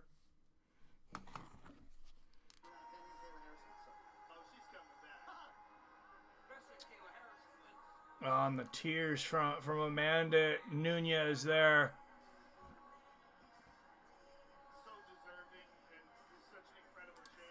Getting some hugs. Yeah, one of, if not the best women's MMA fighter ever. I mean, she beat Ronda decisively. She beat Chris Cyborg. In my mind, that makes her the GOAT. She beat them both. The only other one that I think could get into the GOAT conversation, and for me, she's not even close to being there yet because she hasn't fought the big dogs for long enough. Of course, that's Doug, Kayla Harrison. Oh, and look at this. The Fighting Nerds, Carlos Paredes, Cal Barallo, Jean Silva, Mauricio Ruffy. They are 18-0 overall in the UFC. Is Bryce Mitchell gonna snuff that record? How you doing, Iraq? It's good to see you, man. Our Torn is having the same problem. I'm using Secret Stream. Thug Nasty all day. What's going on, Josh? How's your week, man? I'd buy him a bag of Coke and we would fight the entire bar. You mean he would fight the entire bar and you would stand behind him just like I would? But did she beat Val? Mike, did she? She did. Was a close fight. But they fought twice, right? She won at least one of those. I think Val might have won the other one. Kayla Harrison, I have Wiley above Doug. At this point, yeah, for sure. Beating Cyborg so dominantly and places Nunes at number 1. I would get at least 1 or 2 guys. Right? Here's what you do is you walk over to whoever John Jones has got. He's just about to go out. I mean, they're punch struck, falling and stumbling, and then you jump in and you get the last hit. And you're like, I knocked that motherfucker out.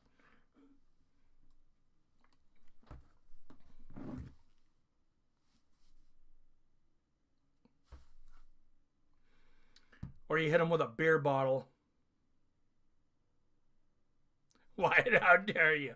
You don't have Wiley above Kayla Harrison? I do for now. For now.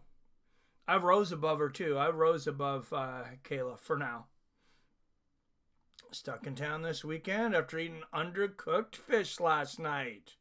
Ooh, that's not good.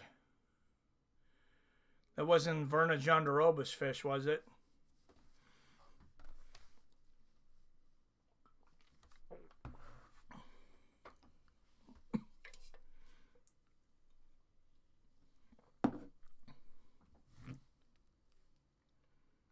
Made homemade fish and chips tonight. It was bomb. Yeah, I'm sorry to hear that, James. That's undercooked fish. That is no bueno.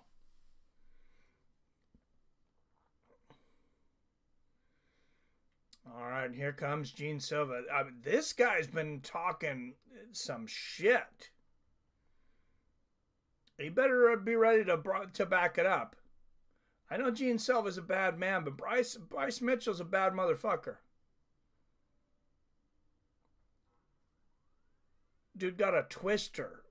Did anybody see that there was a twister in PFL last night, by the way? That was pretty badass. I didn't watch all of it, but I did see that. Long John's got me. Oh, that sucks, man. Sushi's Josh. Sorry to hear that, King. Kayla shouldn't even be considered a woman, Rob.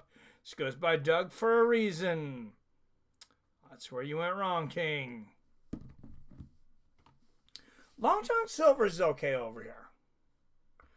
I can't remember the last time I ate at one. Like, it's been years, but it's okay over here.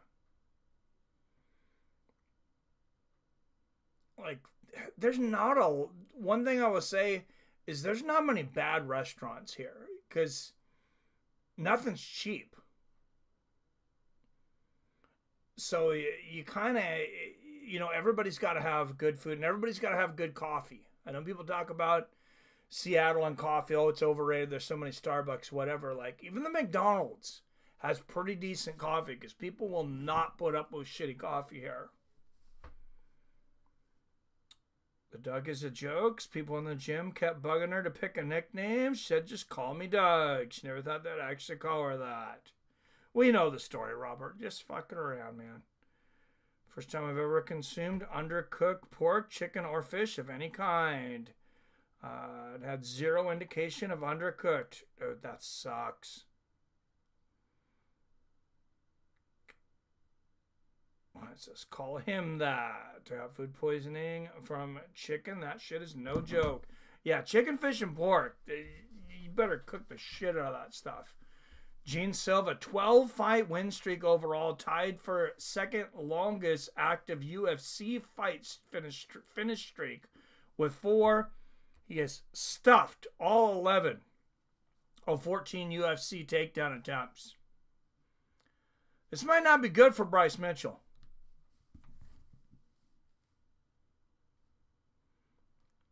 It's like he slightly undercooked anything, and it could have been so much worse. Oh, yeah, you can get real fucking sick from undercooked fish. You can die from that. So, yeah, I'm glad you're not, like, in the hospital sick. Only thing I'll eat undercooked is beef. And beef is undercooked, what? If it's 115 degrees, it's done in my mind. Internal temperature, 115 degrees. That's all you need. Fluid's coming out of every orifice. Oh, no. Had food poisoning chicken on 5-hour flight. 'Twas rough. Oh, that's horrible. Sphinxers. Oh, God. Wow, this is becoming a shitty stream, guys. Let's and here he comes. Thug Nasty. The Flat Earther, Bryce Mitchell. Is he going to flatten Jean Silva tonight? I'll tell you, he's a focused man. Him and Jean Silva, they do not like each other. They have been going at it.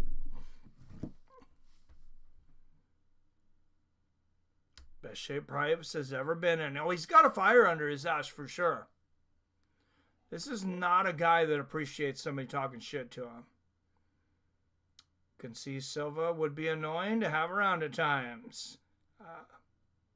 Yeah, I could see that, Jim. It's blue cheese and wings or go fuck your mother. All right, salmonella. Bryce Mitchell, second highest significant strike accuracy in featherweight history. 60%. This guy's popping motherfuckers at 60%. Second largest top position percentage in UFC featherweight history, 48.5%. 9 wins by submission. Of course, one of them is a twister. Love to see twister number 2 tonight. Hey, UFC 314 streaming. Get the fuck out of here. You son of a bitch. Don't mind me. I might be drunk. Oh, Jean Silva, that is a focused man tonight. This is a hate fight right here. You know what I'm talking about? A grudge match. This is one of those where these guys might be fighting after the fight's over. All right, Bryce Mitchell, 2 years older at 30, 3 inches taller at 5'10". Mitchell has a 1-inch reach advantage at 70 inches. And the poll is sitting at 83% for Bryce Mitchell. We're going to go ahead and end it because, yeah, Jean Silva ain't catching up on this one.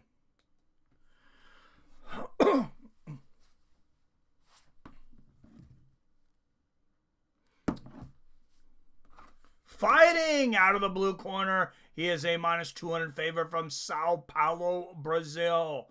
15 wins against 2 losses. 3-0 is a UFC favorite. Jean Silva. Oh, he's going to gas himself out before the fight even starts. Look, the flags are back. There's a Brazilian flag. Remember that for a while they wouldn't allow flags from other countries in the building. And out of the red corner, he is a +165 underdog from Searcy, Arkansas. 17 wins against 3 losses. 2-1 is UFC underdog. A man with one of the only twister submissions in UFC history. He's a flat earther. You know him as Adolf Hitler's fishing partner, Bryce Mitchell.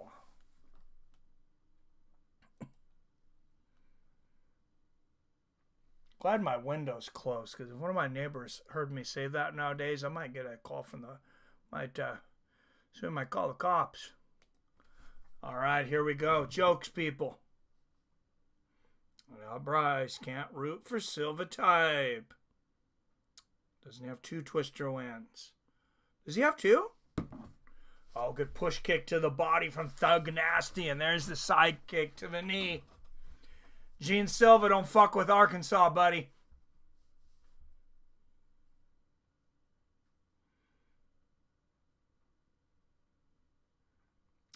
Jean Silva measuring. Remember, Bryce opened as a huge underdog. I got him at +290. He was as much, I believe, as like +370. So I didn't put a lot on him. I just sprayed a little bit of money. Just enough to get a $100 payoff if he wins. Oh, Jean Silva going for that spinning heel kick. And Bryce Mitchell blocking that kick from Silva. This is a legit pay-per-view matchup here. Side kick to the knee there from Mitchell.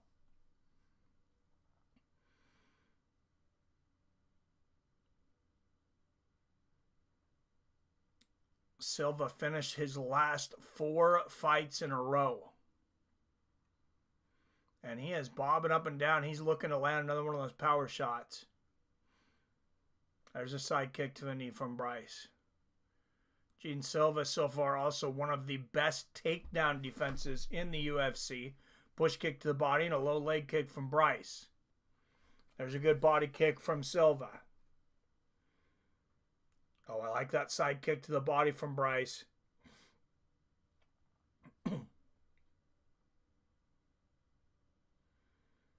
Bryce looks focused. I mean, Silva looks intense, but Bryce is definitely focused tonight. There's a good left hand to the chin from Bryce. And there's another left hand from Mitchell. Outstriking Silva in the first 2 minutes of this fight. It's early.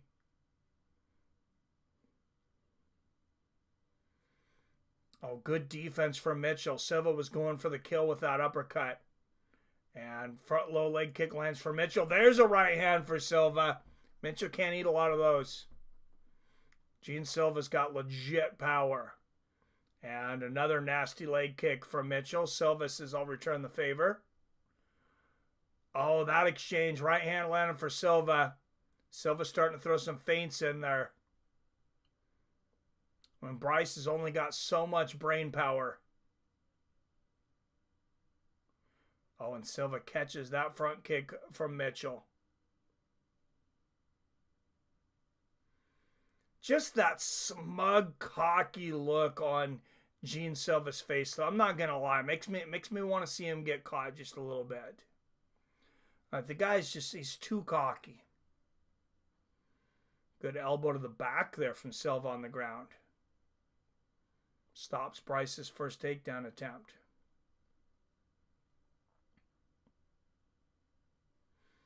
Good left hand gets through for Bryce. Oh, body kick from Mitchell. Left hand gets through for Silva. Oh, and there's a good left hand right on the chin from Mitchell. And Silva points at him. Yeah, you better be careful, Silva. Silva thinks this is a joke. He thinks Bryce Mitchell's some kind of joke, and he's like pointing to the crowd and shit. Oh, spinning wheel kick hits the chin from Silva. Mitchell can't eat a lot of... There's a left hand from Mitchell, and you immediately take Silva down. Silva's got a guillotine, though. I'm not sure Mitchell's ever been submitted, but he might have this. What were the odds on Jean Silva by submission? They had to have been very high.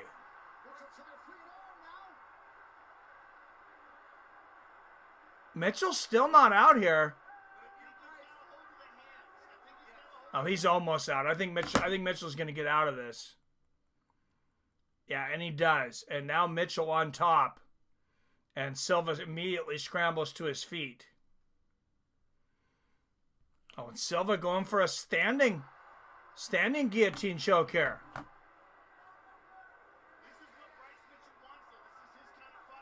Oh, and Silva misses a couple big shots there. Good counter left hand from Mitchell before the bell. 10-9 Bryce Mitchell. And I'm sorry, Jean Silva just comes off as a poor sport right now.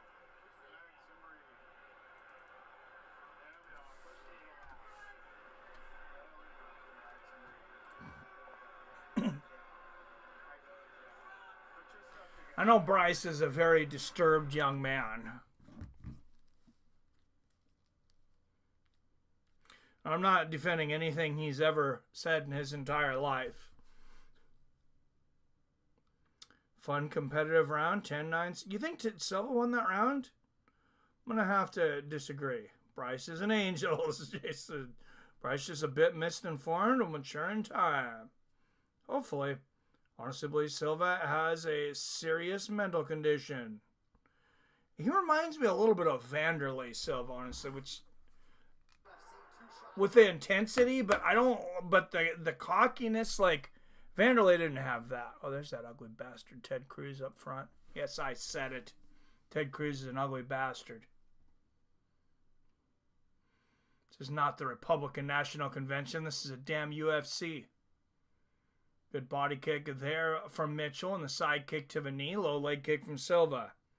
Silva's too athletic for him. Mitchell is misguided. Staring, yes, Bryce has yet to prove. Oh, no. And Silva floors Mitchell with the shot. Mitchell's back up. There's a left hand for Mitchell. Goes for the takedown. Yeah, Silva's got a lot of firepower. And that was a big body kick. Bryce better keep those hands up high. Good body kick from Silva. Jean Silva, a very creative striker.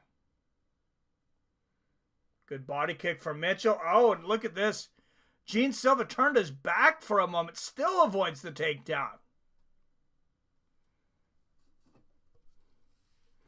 What a fun fight. I mean, whoever wins, this has been a fun fight. It was a fun build-up.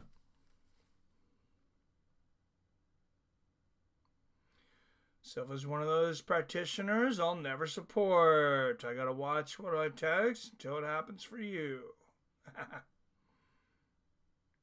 Oh, count, pause, sync. All right. Gotcha. Oh, big body kick and a left hand from Silva. I remember Jean Silva was a huge favorite coming into this fight to begin with. He's over 4-1. And then people started betting Bryce. Good low leg kick there from Mitchell. And front leg kick from Silva. Yeah, Jean Silva, he is just a wild man. I mean, love him or hate him, he is definitely entertaining to watch.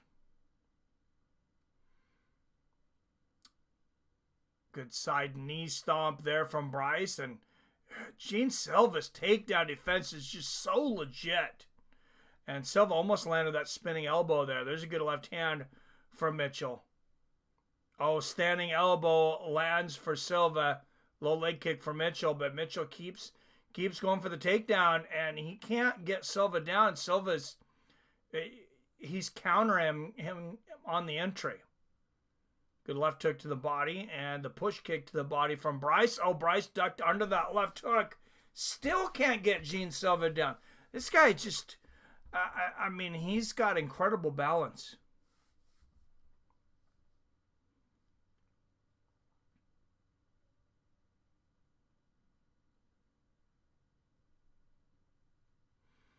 All of us were playing on our Nintendos, and Jean Silva's parents bought him a pogo stick, and it's paying off right now.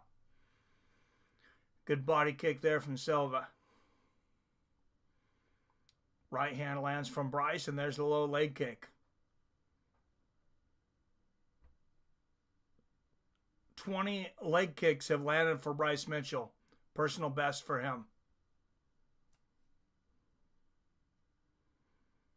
And that's something we haven't seen from him in the past. There's a good body kick from Jean Silva. The left hand lands. He has no respect for Bryce's power right now, and that's an issue for Mitchell. Good right hook lands for Jean. And there's that elbows on the back again.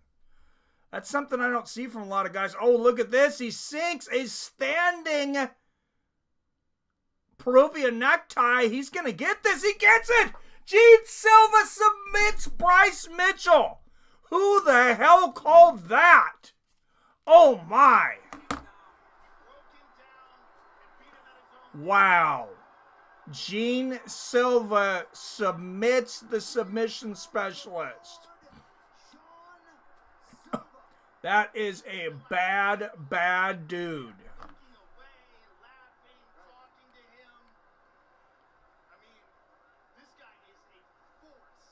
Jean Silva, the build up to this fight and the fight tonight, Jean Silva just became a household name for UFC fans.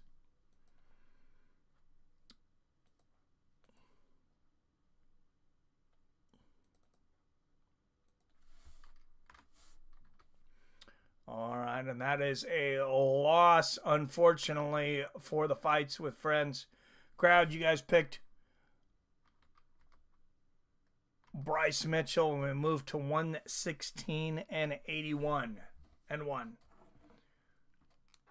What is he doing with the fence, dude? You're gonna damage the fence there. Come on, Silva. Not a fan, but that dude is a top 5 145. He's very good. Today's social media, socialist media junkie, are just a bit soft compared to my generation, but I'm old. I just need to think a bit more before he speaks sometimes. I'm fishing with Adolf. Bryce didn't say anything worth freaking out over. The Almighty didn't have Bryce's 6 today. No. Jean Silva, too much firepower. Got everyone wrong so far. Me too, man. Silva is obviously a contender. Well, like I said, if it was even odds, I would have taken Silva. But since the odds were so in favor of Silva, I put a little bit on Bryce when he was a huge underdog. Congrats, Jean Silva. He's a crazy mofo. Yes, he does. Bryce Mitchell is done, Theron. Dude just spat all over the camera. Yeah, he's a man. I'm the worst and don't bet due to my favoritism loyalty.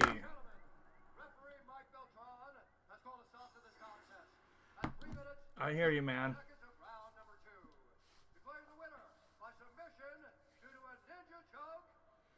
Due to a ninja choke. It's a Peruvian necktie. Come on, Bruce Buffer. What the fuck's a ninja choke? This isn't PFL.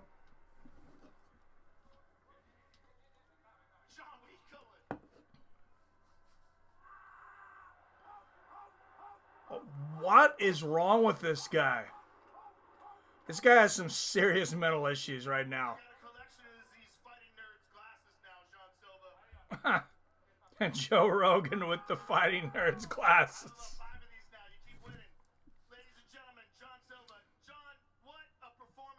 2 King. Bryce ain't ready for top 10 opponents. Jean Silva's a bad dude.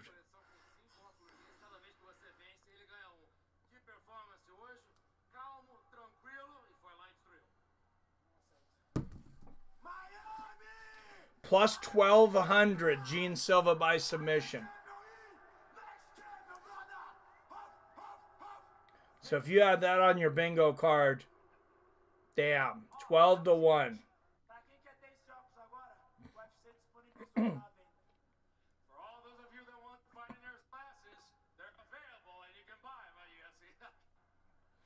Oh my God, he's selling the glasses now.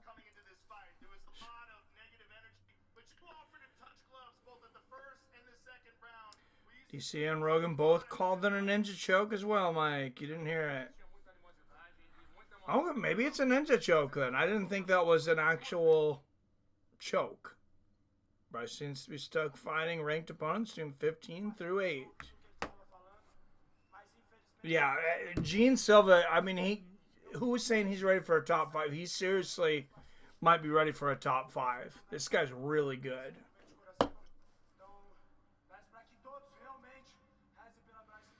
I mean, not just that he beat Bryce Mitchell, but in the way that he beat him, he embarrassed Bryce Mitchell tonight. Like, Bryce Mitchell's going to be in counseling after this fight. I mean, he should have been in counseling anyways, don't get me wrong. But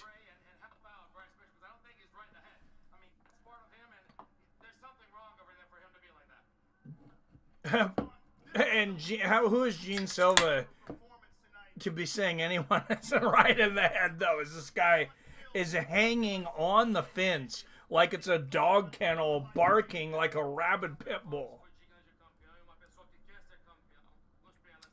Boys, I gotta bail out early so I can put the wife to bed. That's gonna take, what, about 2 hours? You putting her to bed or you putting her to sleep? All right, see him fight Arnold Allen next. That's a good fight. That's a good fight, Wyatt. Bryce has some entertaining fights, but I don't ever see him compete for a title. No, I don't think so either. Have fun, Jason. Peace, brothers. Wyatt. All right.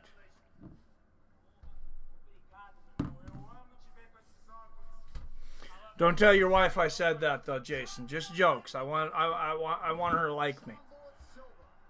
Silva's title contender after a couple more ranked wins. Yeah, he has a couple more fights like that against ranked opponents.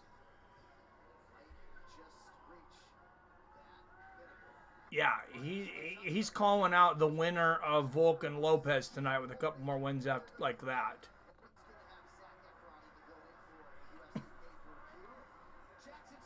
Jackson Smith and Jigba, the only all-star wide receiver left in Seattle. There's Juliana Pena and Kayla Harrison, the next 145-pound champion. 135-pound champion, excuse me. Florida Gators, men's basketball national champions in the crowd. Oh, I just got the blue screen of death on my ESPN. Oh, here we go. It's back. What's up, Billy Hughes in the house? So I've been smoking on the porch because it's in the high 80s. Just remembered the fights. Who won so far? Jean Silva just got smoked like one of your blunts. Or, excuse me, Bryce Mitchell did from Jean Silva. And then Dominick Reyes knocked out Nikita Krylov. First round. Fight before that, Virna Jandiroba embarrassed me. She made me cry that I was jonesing for Xiaonan so much all week. She just totally embarrassed me. Savage beat the brakes off Bryce and the return of Prime Reyes. Yes, sir. I've been smoking on the porch. It's in the low 30s. You're in the low 30s and he's in the 80s. Damn. Hope 314 is free on ESPN tomorrow. It might be. It might be. There is Jack De Maddalena. He is taking on, he's getting a shot at the title next against Bilal Muhammad. Second round, James. Second round. Mike didn't come to the Lord, so Bryce lost. Hope you're happy, Mike. How do you know I haven't came to the Lord? All right, look at that. 2 titles on the line at 315. Shevchenko versus Fiorot. Muhammad versus Madalena. Also, Jose Aldo returning against Ayman Zahabi. Alexa Grasso against Natalia Silva, the former champion there. Benoit St. Denis versus Joel Alvarez. Another stacked card the next pay-per-view. They are stacking them back to back. Reyes smoked Krylov easily. UFC 315 looks lame. Lame? Shevchenko, Fiorot? Yeah, anytime Bilal Muhammad fights, I gotta say, yeah, a little lame. Because I'm not a big fan of what's his name. And Jose Aldo, as much as I like Jose Aldo against Ayman Zahabi on the main card, yeah, you got some legitimate gripes there, but you also got Alexa Grasso on the card, on the main card. I mean, I think that's pretty solid. Try to go to church, but prefer the bikini bar. You got to go to a combination. You got to go to a bikini church there, and that's where it's at. Still go to church if they weren't such colts these days, right? Looking like ESPN out here. What, did the stream cut out? Our stream didn't cut out, did it? Boy, it says looking like ESPN over here. I got oh, yeah, Pitbull next. Pitbull and Yair.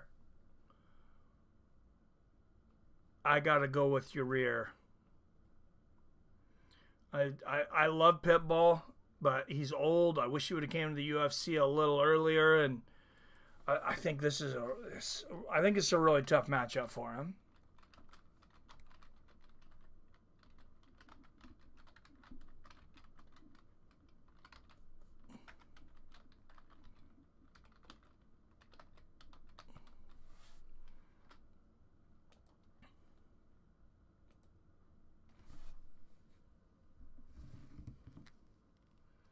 Pitbull sub and trains since 1998. It's 2025.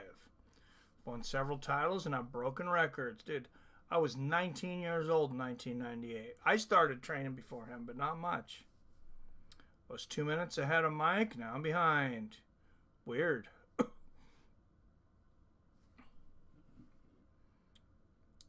All for spinal development, but today's versions have evolved into televangelist cults. Oh, no doubt. You want to see? Okay, I know you don't watch a lot of television, King James, and this might be sacrilegious, but if you can have a sense of humor about it, I don't know if you watch The Sopranos. Like, watch Gemstones, dude. Watch Gemstones. I just started watching this show. It's insane. It's like pastors and religious and churches going at each other like mobsters. And it's freaking hilarious. Gotta go with your rear. Did I hear that right? Yes, I'm going with Yair Rodrigues. Church without chicks to talk to is too boring to sit through a boring sermon. There's go to church to pick up chicks. I mean, I think of worse reasons to go to church.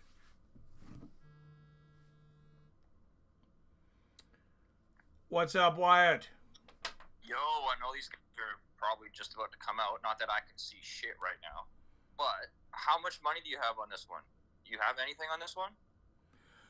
I didn't put anything straight up. I just put them in like some dumbass parlays. I was telling you, I kind of round robin those 4 fights that I like. Jesus Christ. All right. Well, as you know, I got 250 on this bad boy, and not on this little dwarf that just entered the screen. I'm talking about the full-size human being that's coming out next. So pray for me. All right, let's go, Yair. All right. Later. All right, I lost. Oh, shit, I'm losing my ass tonight. Including parlays, I'm what, out 50.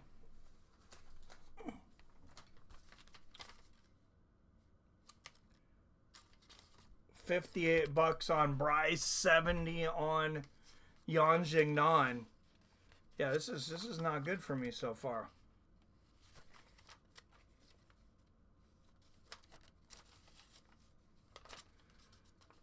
I need Chandler and Volk to come through for me big tonight. Those are the big boy bets.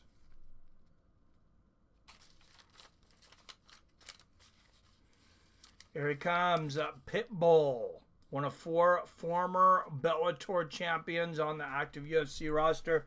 He was a 2-weight champion. He was almost a 3-weight champion. He went for it.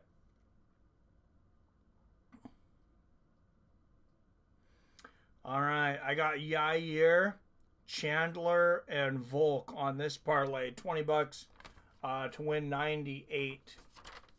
Wyatt, let's see what else I got on Yair here. I got Volk and Yair on this one. I bet $32 on it to win 50 for a payout of 82.08. So yeah, I would pretty much be back in the, if he wins, I'll be back in the black. I got a Chandler and Yair.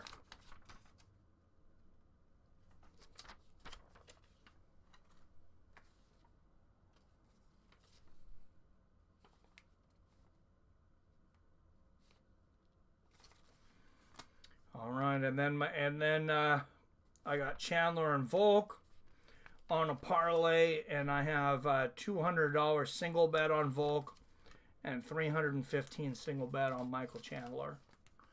All right, Patricio Pitbull, 3-time Bellator Featherweight Champion, also a former Bellator Lightweight Champion. This is his UFC debut. He's finished 24 separate fighters, 12 by knockout, 12 by submission. He is a bad, bad dude.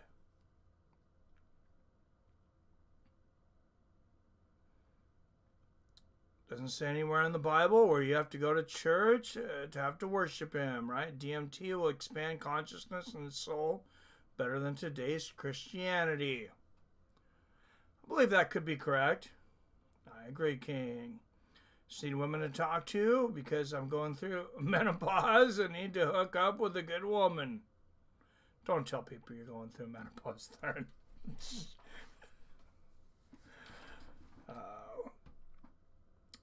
Has the card been good so far? Yes, sir. No, I'm just fucking with you, Thurn. I have heard that lately. They say men go through menopause. I don't know. My dad's generation definitely didn't. Never let a church goer declare high ground over your sovereign soul. Yes, sir. It's been awesome, Torin. Feel you, Theron. I went through menopause a few years back. I'm in the red if Yair wins. Even if my wild Paddy bet hits. Wait, you're losing? You know red is losing, right? You want to be in the black.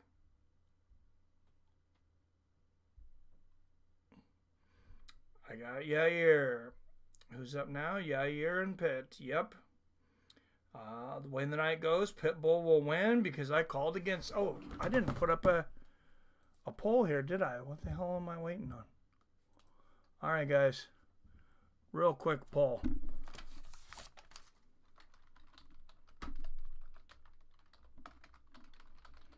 Pitbull versus Yair.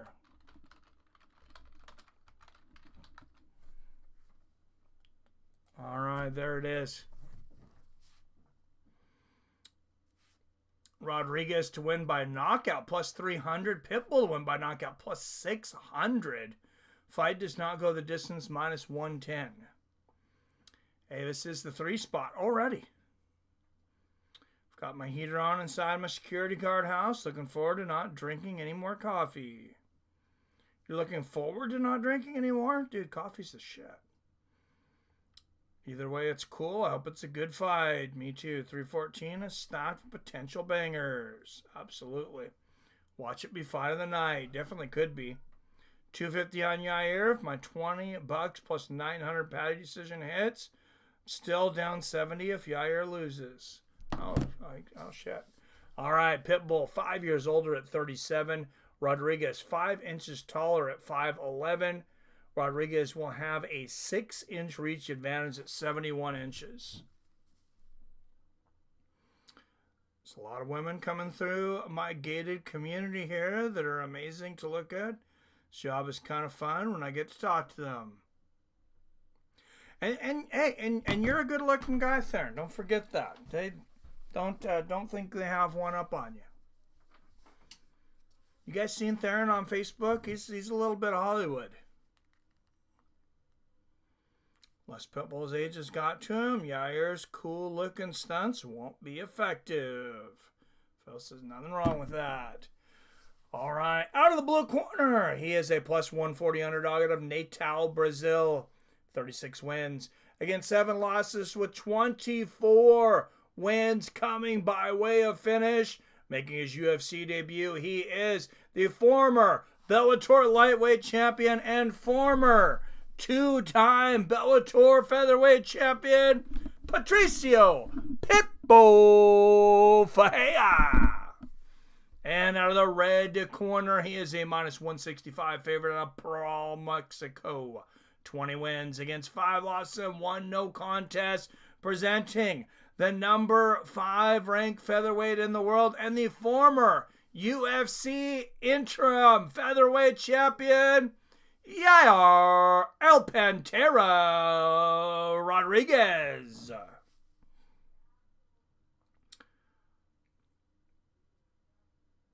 Sounds like a good times, Phil. Let's go, you incredibly unlikable Mexican kicking machine. And there is the Mexican. Here's this Andrew Glenn motherfucker again. Why is he refereeing the 3 spot on a UFC pay-per-view? What kind of bullshit is this? Is this dude like Donald Trump's cousin or something? Nephew?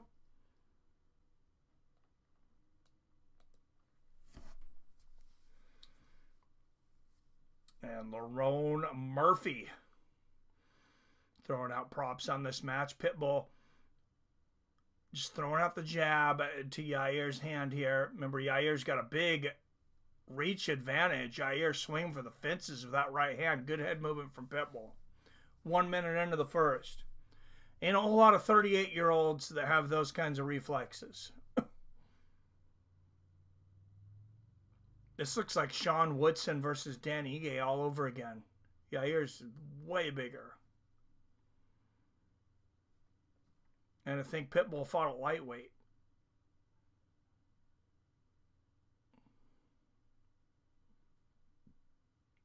Good low leg kick from Pitbull. Rodrigues off to a little slow start here. Throws a side kick to a knee. I'm growing my hair right now. The people here have complimented me on my hair.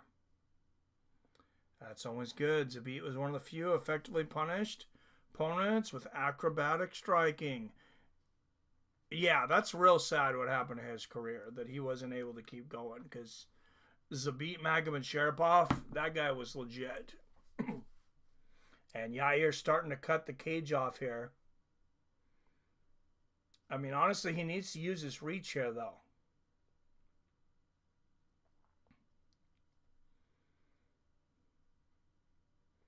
Inside leg kick for Yair.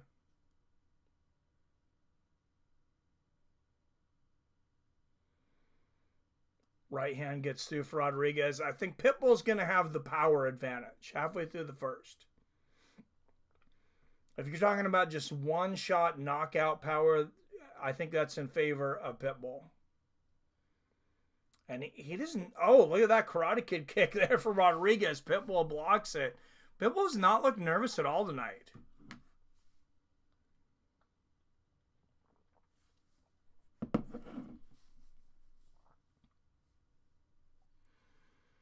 It took Bellator becoming extinct to get some of the best fighters into the UFC from there, but we got Pitbull now. We got MVP.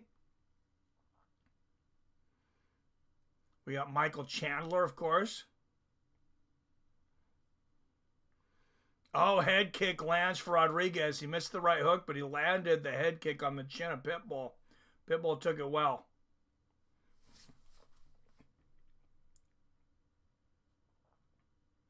There's a good body kick from Rodrigues. Coming on late in the round, but this has been a pretty inactive round for both guys. Good knee to the body there from Yair. Oh, you see Pitbull went for a judo throw there, but he wasn't able to get it. Left hook and a right hand lands for Patricio. Now it's starting to warm up. I wish this fight was also a 5-rounder. I bet it's been a long time since Pitbull fought in a 3-rounder. Like, probably many years.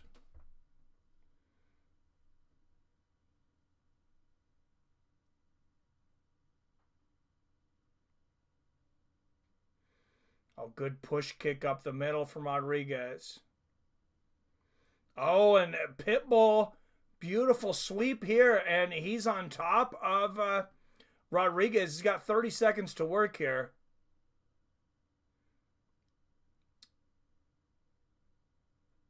Moves to side control. Rodrigues pulls half guard. 20 seconds left in the first. Pitbull has some brutal ground and pound, but Rodrigues is just grabbing him and holding him close to him. He's only got 10 seconds till the round expires. That's a lot of behind the head hits from Rodrigues, and Pitbull's looking at the referee like, dude, are you going to say something? Like, he is peppering me with behind the head shots. Couple of good elbows there from Patricio. Dude, you ain't going to get no love from this drunk referee, though, Pitbull. You don't know what the hell is going on. Who is this ref? Dude, he sucks. He's the guy who stopped that other shit fight before, Andrew Glenn.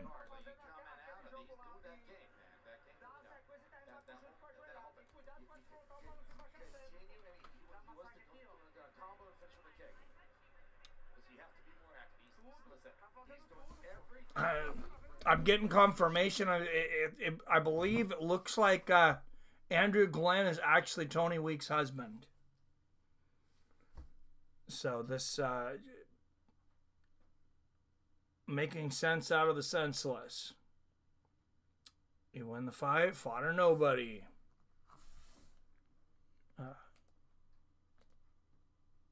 All right, and here we go, round 2.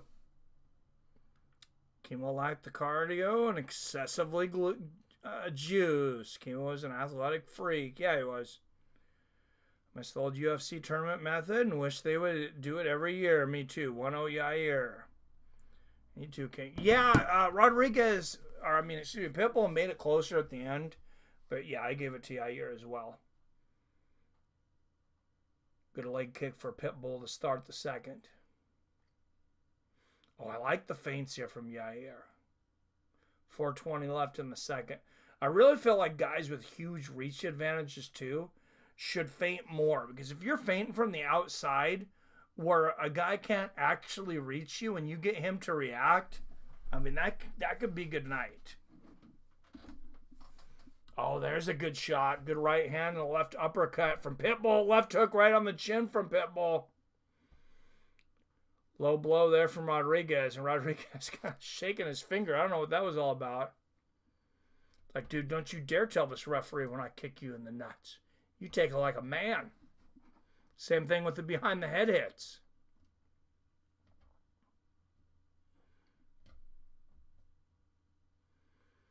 Good inside leg kick there from Yair.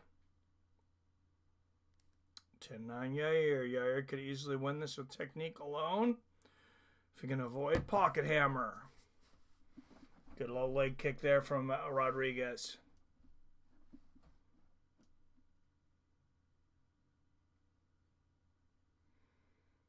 And there is my first little glitch in my stream tonight.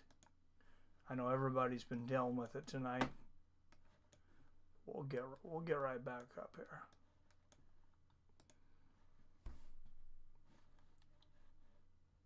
Oh, and we're already back.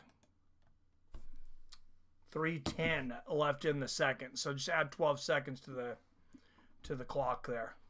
If you're looking to sync up. 3:03, 3:02, 3:01, 3 minutes left in the second. There's a lot of forward kicks there from Yair. Pitbull blocking or dodging all of them, though.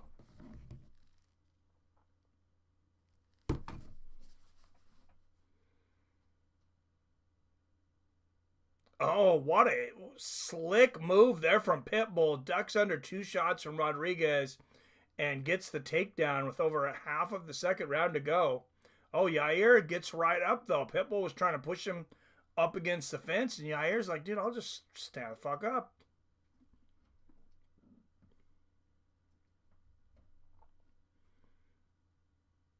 Big win there from Rodrigues to get right up after being taken down by Pitbull. Oh, what a right hand from Rodrigues.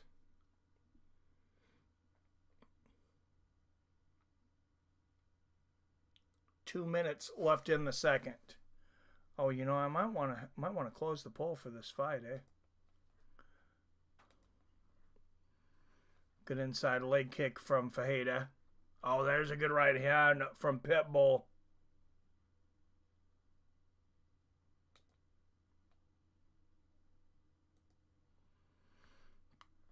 Two blistering body kicks there from Rodrigues. Oh, and Rodrigues goes up for the head kick, barely misses. And there's a 3-punch combination from Pitbull, right hook at the end. He clipped Yair a bit there.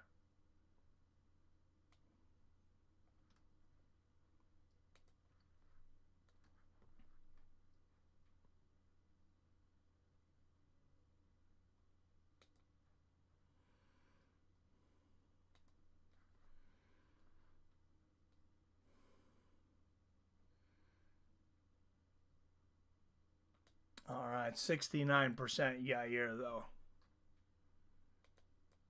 on the poll, so I don't think we really missed that one. Good body kick there from Rodrigues to the right and then to the left. Oh, and there's another low body kick from Yair. Counter left hand from Rodrigues. Yeah, he's starting to be able to use his reach here against Pitbull, and man, he really uses angles to avoid the takedown attempt there at Pitbull.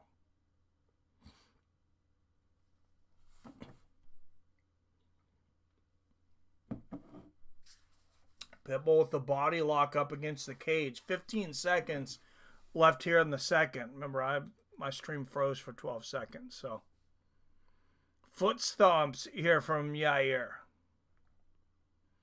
Oh, and Rodrigues gets the takedown at the end of the round. Who's seen that coming? And ends the round on top. 2018 Yair Rodrigues going into the third. Let's go into the corner here.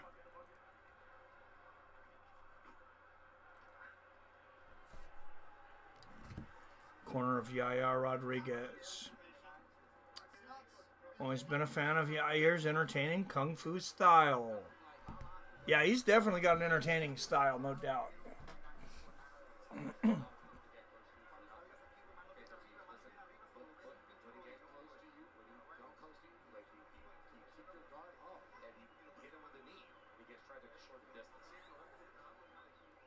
Yair's corner telling her to look for the knee. Pitbull did land a couple good shots that round, but it's just too much Yair. He wasted that takedown, though.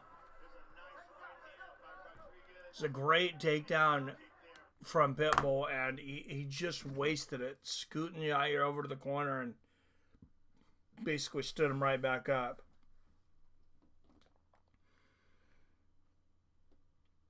All right, third and final round. If you haven't hit that thumbs up, hit it now. Hit that share button. Let's get this stream rocking and rolling before the co-main event. Michael Chandler, Paddy Pimblett.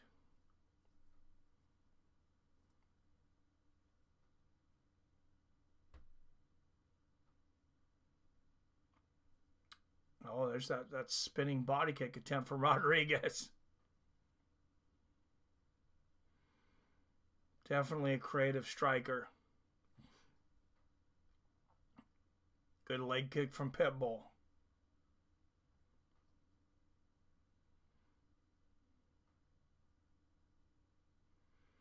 Like I said, this is just kind of a mean matchup to give to Pitbull for his first matchup in the UFC.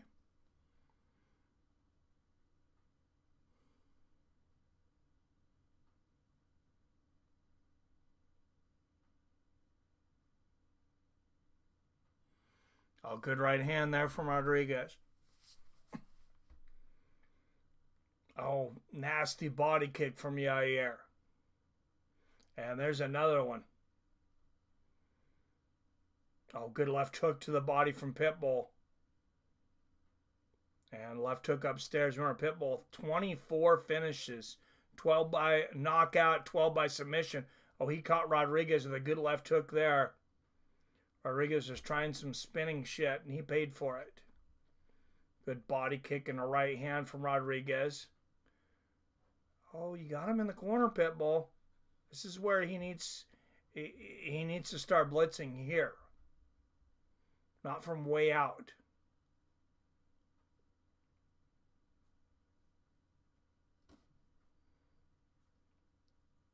Three minutes left here in the third.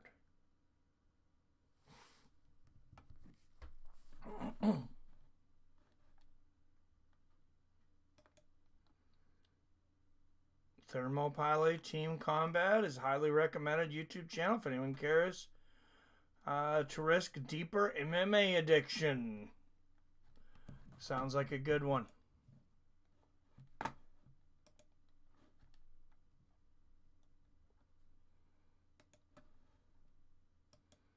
Oh, come on, ESPN. Get it together.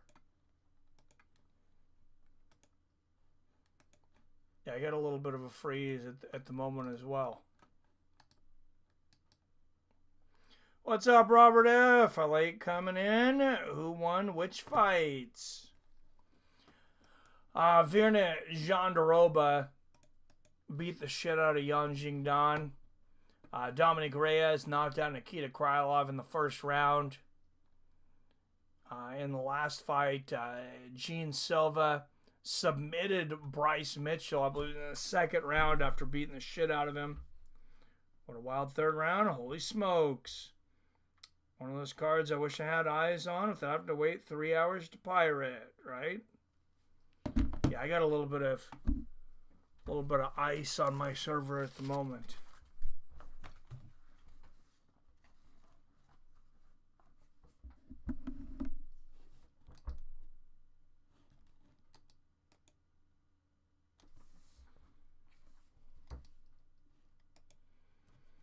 See if I can get this back up. Sounds like a great third round I'm missing here. Feel free to update in the comments.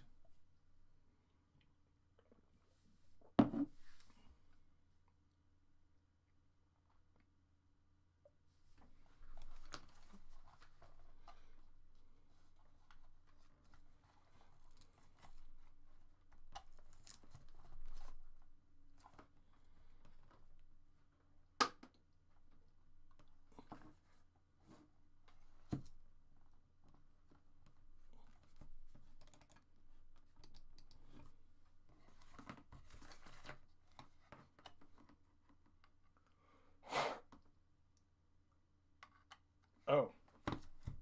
Came unplugged. That'll probably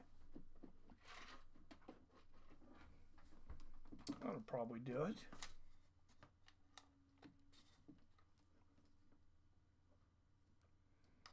Thought it was my HDMI. It was the power. 3027. Yair, says Robert. Bryce got choked out. Yeah, that was very surprising. All right, we get an official decision here between Yair Rodrigues and Bryce Mitchell. Co-main event coming up next.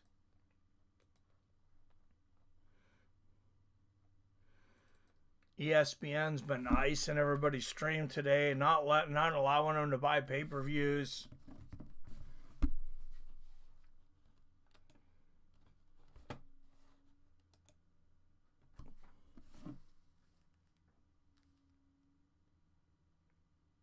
That armbar scared the F out of me. Pitbull appeared plotting, and he's slower tonight. Not really. Silva versus Pitbull also would be sick in my opinion. Yeah, that's a good fight for sure. I mean, it's not crazy. We're already talking about Jean Silva being that good, too. Like, where was this guy just a few fights ago? Nobody knew who the hell he was. Pitbull had the armbar for a minute. Yair Silva would be entertaining. Maybe. Pitbull looked flat-footed tonight. Didn't look himself. Oh, I mean, he's 38 years old.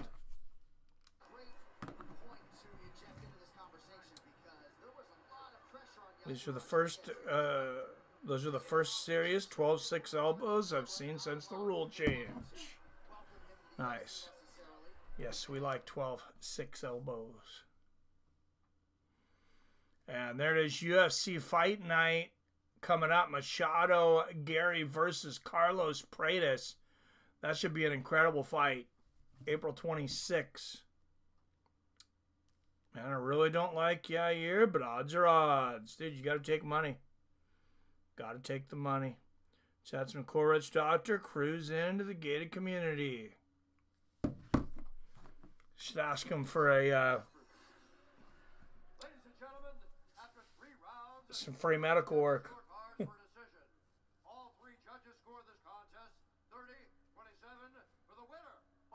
And who is natural these days? Do either one of these guys look natural? Especially Yair. I've never seen Yair look. I mean, maybe it's just his abs.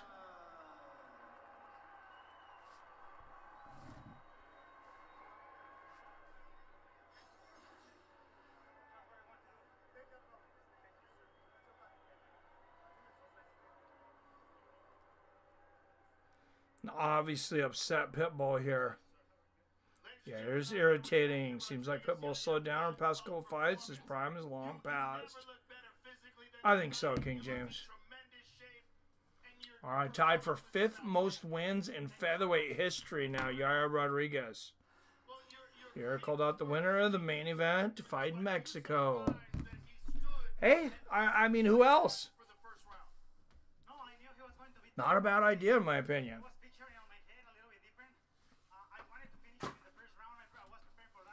Featherweight's wide open right now. With Max moving up, Ilya moving up. Yeah, Volk's fighting for the title tonight, but I mean, he's got what, maybe a year or two left in him.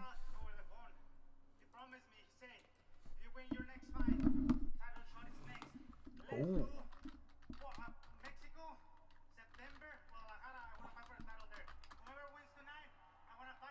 All right, Yair Rodrigues wants to fight the winner for the title in Mexico.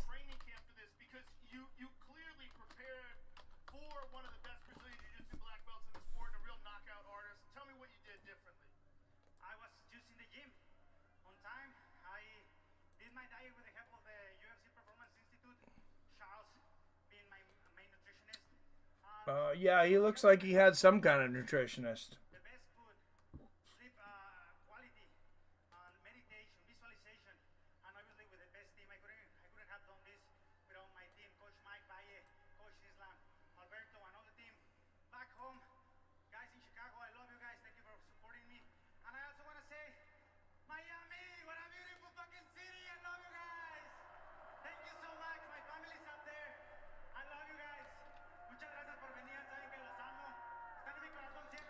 Yair Rodrigues trying to make some friends here in Miami.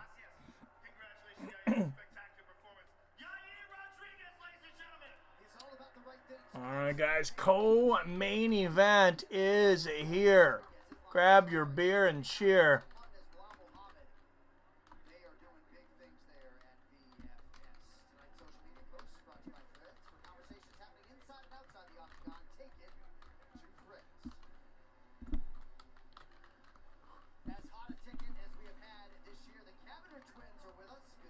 Has anybody really turned it around like Paddy Pimblett has, though?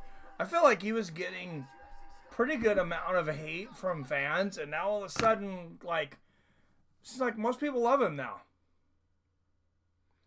Yeah, there he is, RFK in the crowd. RFK and his wife that Donald Trump snubbed.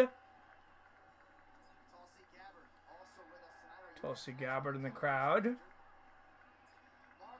Shit T, Marco Rubio in the crowd. You can still see a little bit of the little bit of feces residue right there on his forehead.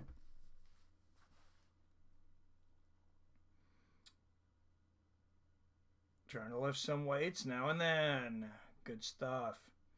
Lopez likely to smash Yair. That'd be a good fight. Billy He the Fave. I don't know about Shock the World, but I would love him to win via decision to keep the money rolling. Is Paddy the baddie? Nah. Chandler's going to win this one. Dude, I got $300 on Chandler. What are you guys doing to me? Performance awards in 5 of his 6 UFC fights. Paddy via eye poke, baby. Second highest submission attempt average among active UFC lightweights, 2.13 per 15 minutes. He ain't subbing Chandler. Nervous for the Paddy BS Chandler fight. I hope it delivers. No, I think this is going to be a good fight. Don't jinx it.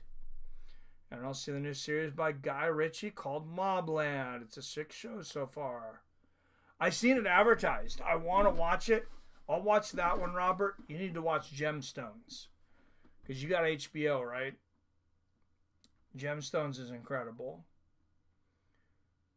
Be surprised if Paddy finishes Chandler, but it's a toss-up to me. I felt Paddy pulling the upset since it was announced, but what do I know anyway? Hey, you're a pretty good bettor. You kicked ass through the NCAA tournament.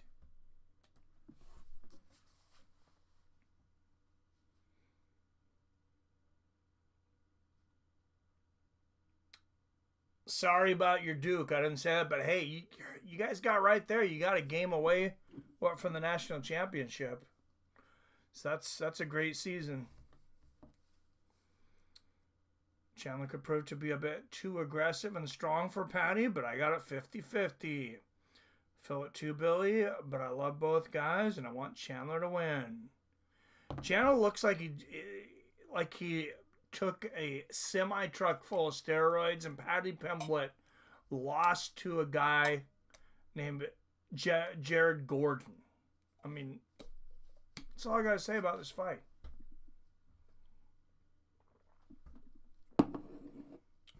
Paddy's getting smoked, guys. I'm calling it.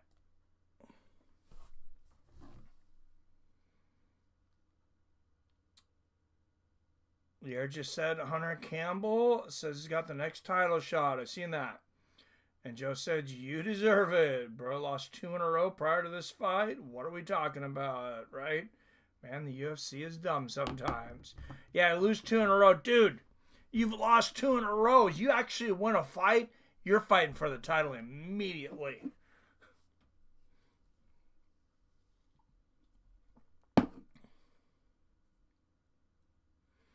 I mean, who is Paddy beaten? And why is he now a white dude with cornrows? I can't get behind white dudes with cornrows. It's weird. Dude, let's go Chandler. Paddy improved fast over the last 3 fights. And yet to hit his potential, he will eventually compete for a title if he keeps current pace. Oh yeah, and you know they love those British guys too. Any excuse, if he gets inside that top 5, like he's getting a title shot. He might pull a Steve Erceg and get a shot at 6 or 9. Put respect on submitting King Green. Okay. Yeah, no, that was a legit win. Agreed, just like Diego getting a title shot after only being in the UFC for 2 years. Talk about the Alex Bahia fast for favored treatment. Look who Chandler has lost to, always competing against top 3. Yeah, and I mean, Charles Oliveira couldn't finish him. I really don't see Paddy Pimblett finishing him. Meanwhile, Evliov has won 19 in a row, 10 in a row in the UFC, and they try to give him Aaron Pico next. Dana is racist to Russians too, apparently. And Evliov is in Yair's division, right? That's what I'm saying, Wyatt.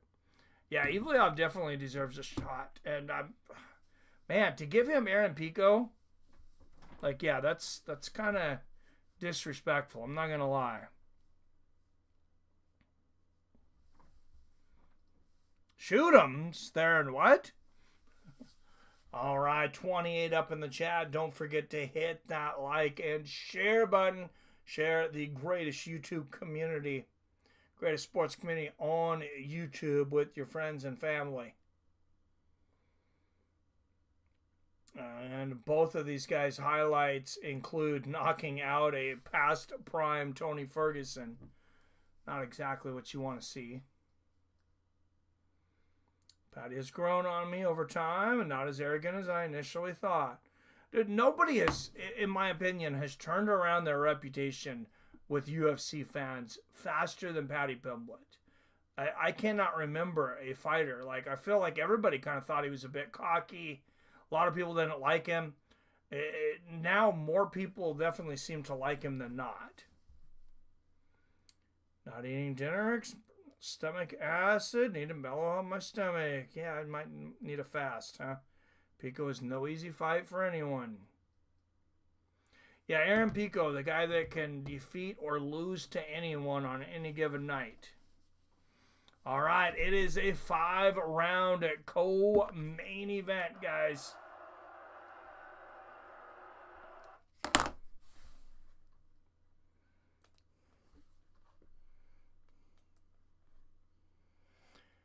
You got Paddy the Mac Daddy and Michael Chandler.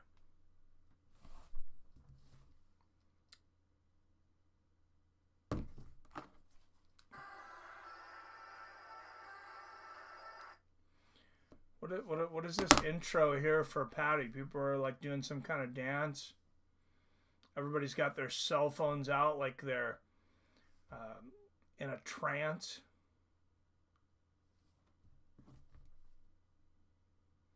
Paddy is growing on me, suppose. Not a Paddy fan, but his entrance is always fire. I don't dislike the kid. He is kind of growing on me a little bit. Evliov's sleepwalking style is one I'll never support. Yeah, I'm definitely not a big fan of his style either. And you know what? It's probably why he's not getting a title shot yet. Want a shot at the title? Don't fight boring. Learn how to finish fights.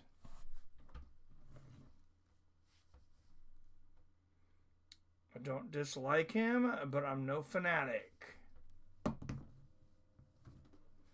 Yeah, I hear you. That's kind of where I'm at.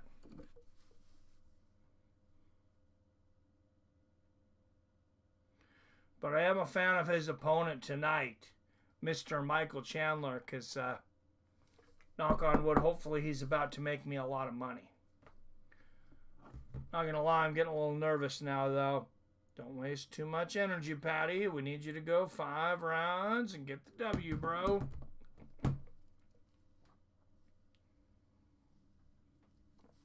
Oh, he's getting knocked out in the first round.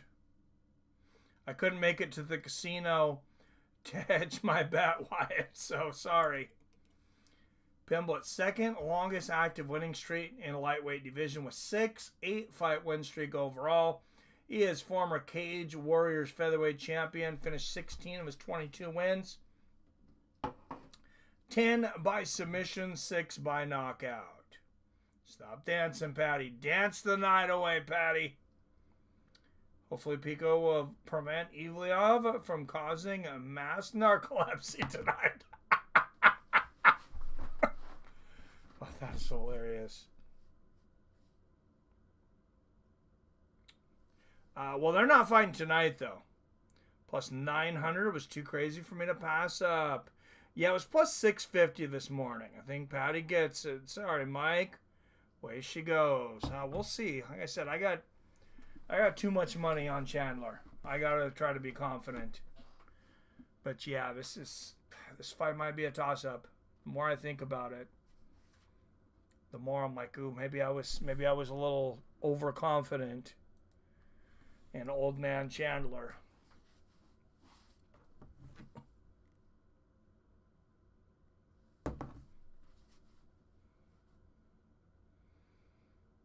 Yeah, Paddy is dancing the night away here. And Chandler is not a guy known to gas. And, I mean, he pushes a pace, too. That's Charles Oliveira.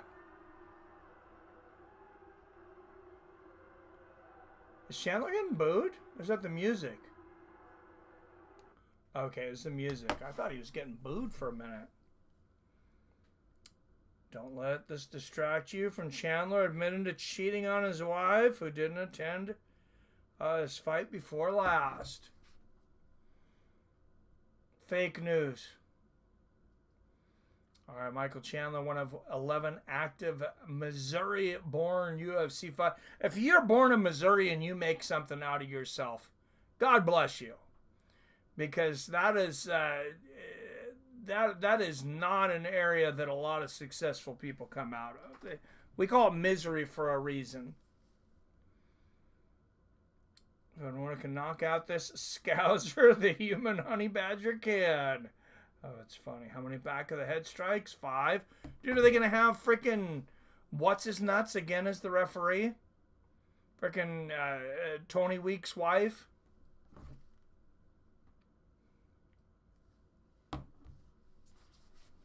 What the hell was that guy's name? He's already screwed up 2 fights tonight.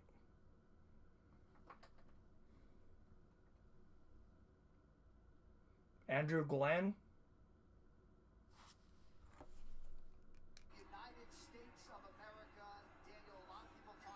And Michael Chandler with the slick spin of the American flag there. 3-time Bellator lightweight champion. One of 8 knockouts by front kick to head in UFC history. Finished 18 of his 23 wins. 11 by knockout, 7 by submission. Sorry, guys, I'm calling Chandler by knockout tonight. He's got 5 long rounds to do it, too.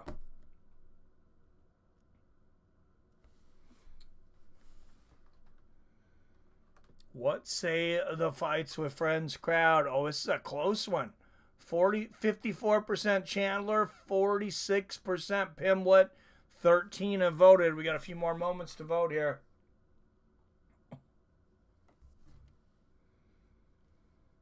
That many roids probably makes you horny as fuck, to be fair. Still cut. Proceeds to knock up his wife within a couple months. Yeah, those boys know how to swim. No fish hooks, Phil.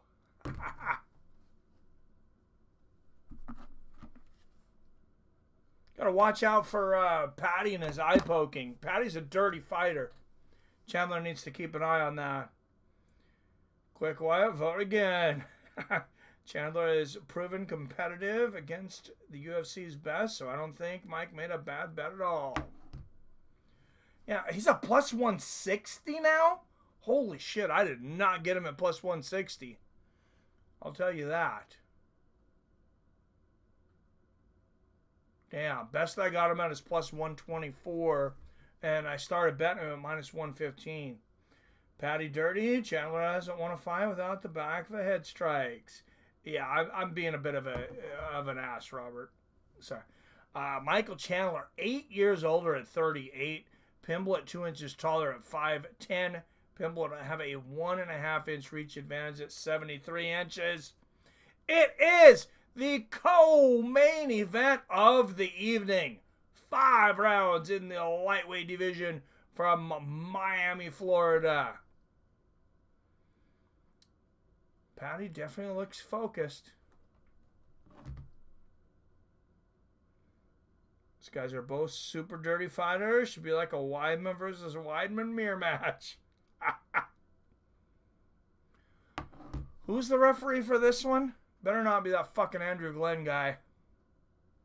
I'm going to lose my shit if it's Andrew Glenn.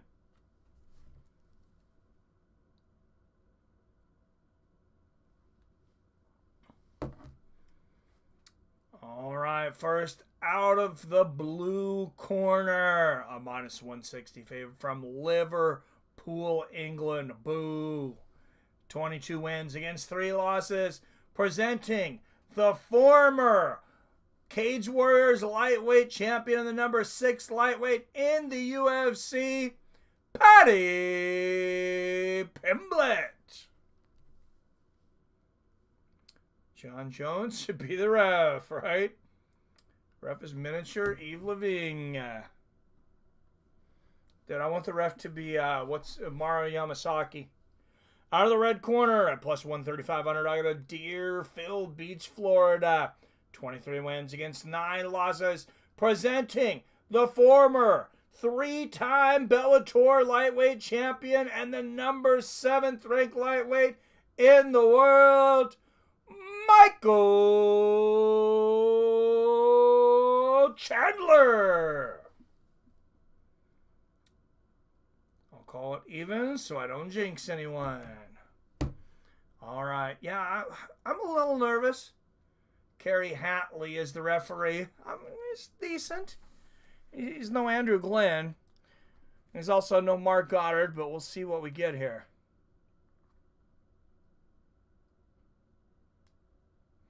I'm okay with Kerry Hatley. All right, touch of gloves, and here we go. Actually, Andrew Glenn might have been good for me because he stops fights early. And I think Chandler's going to be fucking Pimblett up early. What was our final vote here? 56% Chandler.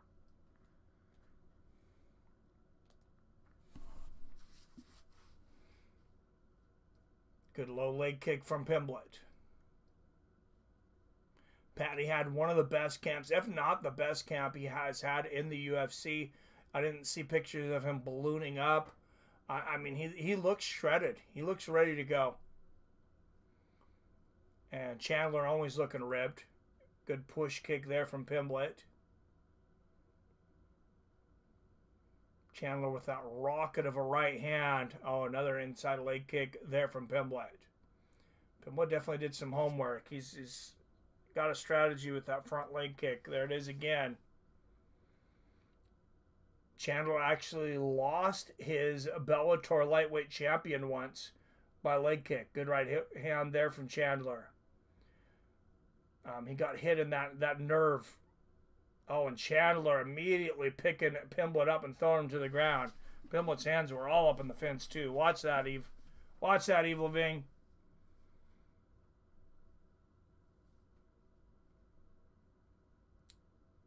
Chandler's got him down. Oh, big knee to the body from Michael Chandler. I feel like Chandler can break Pimblett. I just feel like he can be broken.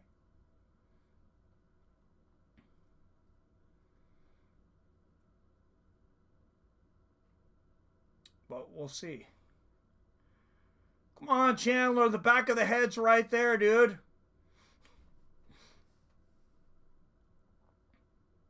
What are you waiting for? You just got to let Pimblett stand up. What's going on here? Pimblett on... Oh, Pimblett lands 3 elbows in a row. That's a little embarrassing for Chandler. Pimblett on one knee hits him with 3 elbows. Come on, man.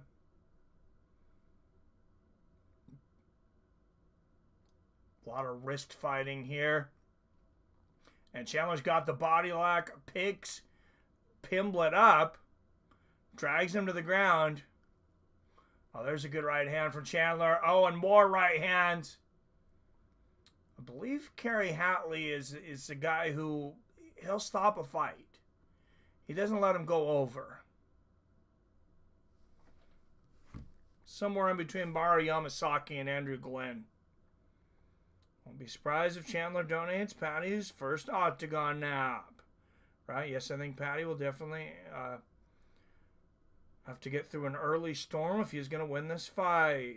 I didn't know you bet money on Chandler, but I got still a days. Oh, look at this. Pimblett pulling guard.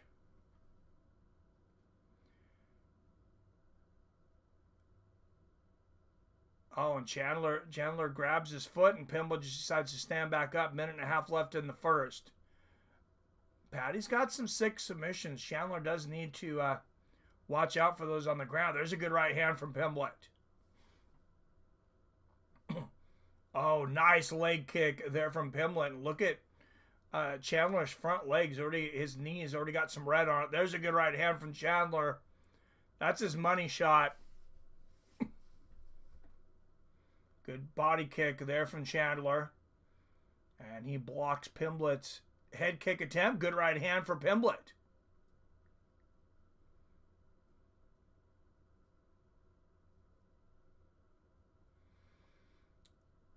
I feel like this round's been mostly Chandler, though. Chandler blocking that right hand. He's looking to set something up here. Look at this. Chandler has let Paddy throw shots and backed up a couple times here. He's looking for a counter. Oh, and Pimblett misses bad with the left hook. Oh, good right hand there from Pimblett. He counters Chandler. There's the left hand from Chandler. 15 seconds left in the first. Oh, flying knee lands for Paddy Pimblett.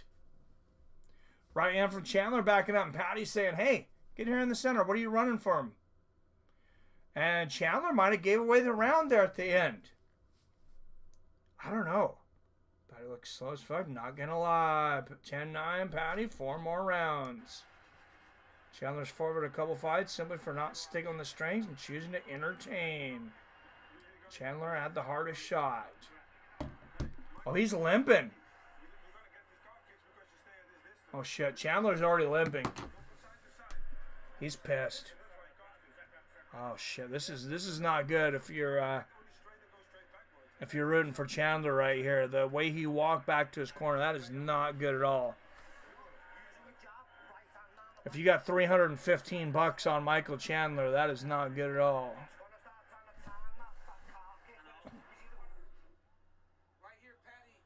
Chandler still has a devastating KO punch.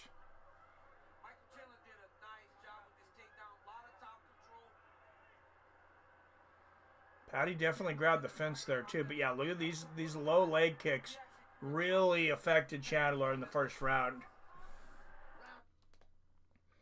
That is, I don't remember Paddy being quite so effective with the leg kicks too. I think he's seen something watching Chandler's tape. They definitely game planned that. Good left hand there from Pimblett. I said Pimblett was rated number 6 earlier. He's number 12. And Chandler ducks under a straight left from Pimblett.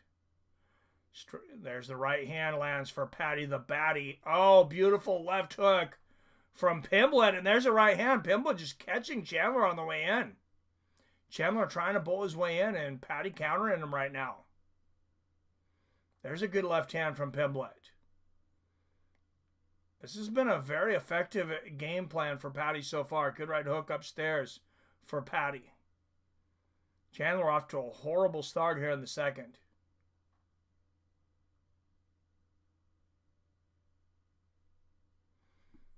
Good low leg kick there from Chandler. Pimblett answers. Pimblett definitely game plan for Chandler.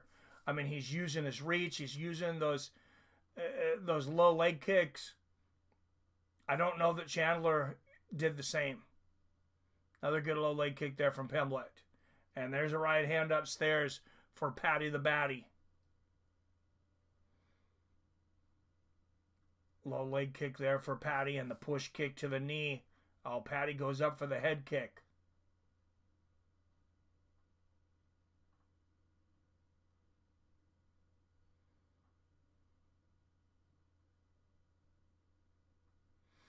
Oh, beautiful right uppercut for Paddy. And he's just beating Chandler to the punch every time right now. Oh, I thought they clashed knees, but Chandler with the first foul between these two fighters, I'm sure of many to come. Oh, that was right under the nuts.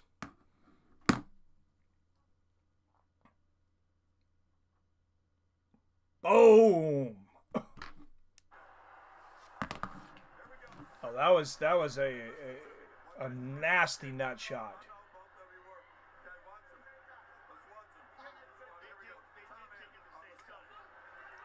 Chandler saying, hey, we were kicking at the same time. And Paddy immediately goes for a groin kick of his own. That's what I would do. All right, so add 40 seconds to our fight clock. We're at 3, 259, 258, 257, 56, 255 left in the second. Oh, good counter right hand there from Paddy. And Chandler shoots for the takedown. This time Paddy doing a good job of stopping it, at least on the first attempt. And now Chandler picks him up and slams him.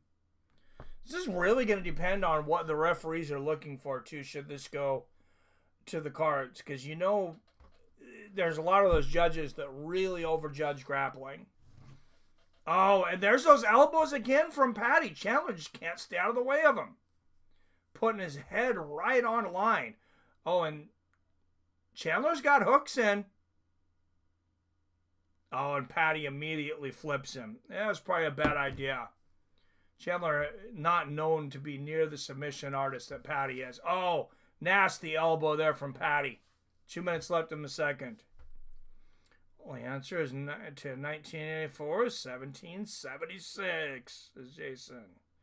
Kick will slow him down a bit. You would have thought. Chandler's lost a couple fights due to immobility from leg damage. Yeah. Well, I mean, his legs are so damn muscular. Like, you hit those muscles, I feel like you can kind of slow him down. I'm trying to think of the guy that hit a nerve and stopped him with a leg kick in Bellator, and I can't think of it now.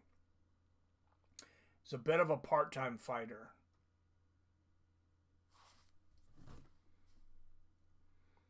Chandler opponents have targeted his legs ever since he lost one with drop foot in Bellator. Yeah, and it's driving me nuts. I'm trying to think of who he lost to. And I can't think of it. Oh, and now Paddy's got the back. He's got hooks in. And elbows Chandler on the shoulder joint. Oh, here's some more here's some elbows from Paddy and big shots. Chandler's in trouble here. And Chandler turns around and gives him the back. Chandler sucking wind right now. 35 seconds left in the second. Paddy Pimblett in total control. Oh, and he is just beating. He is beating Chandler senseless right now. 20 seconds left in the second.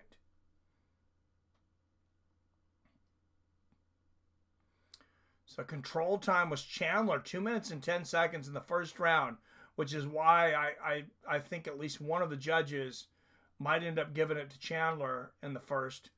Oh, these are bad shots from Paddy. The dominant round from Paddy in the second. That could be a 10-8. 2-0, 3 more to go. Paddy, let's go. Chandler ain't fought in over 2 years. Simping for McTapper, right? Chandler in trouble if Paddy has momentum. Well, I fought Charles Oliveira last. He's got Robbie Chandler with Robbie Lawler in his corner.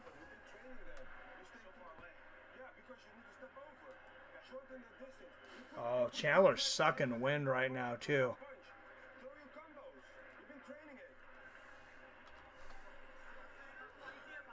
Chandler looking like he should retire right now. Honestly, win or lose. I mean, he is just getting fucked up by Paddy Pimblett.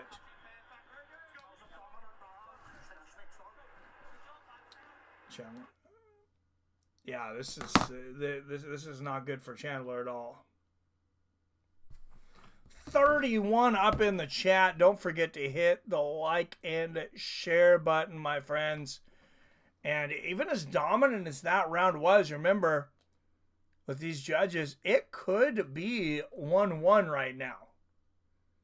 2 minutes and 10 seconds of control time for Chandler in the first round. 2 takedowns. It's just what are judges looking for?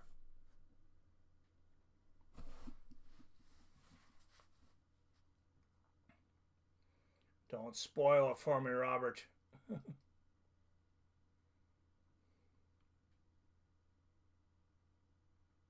Oh, what a flying knee for Pimblett.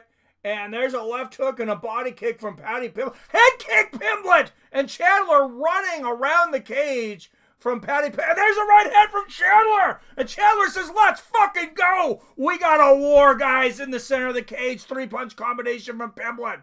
Chandler trying to weather through everything to land his shots.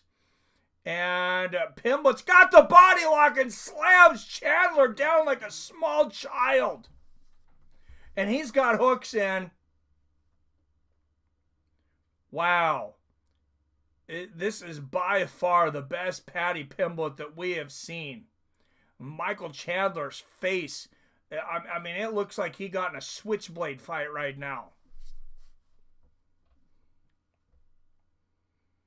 It's hard to believe what I'm seeing.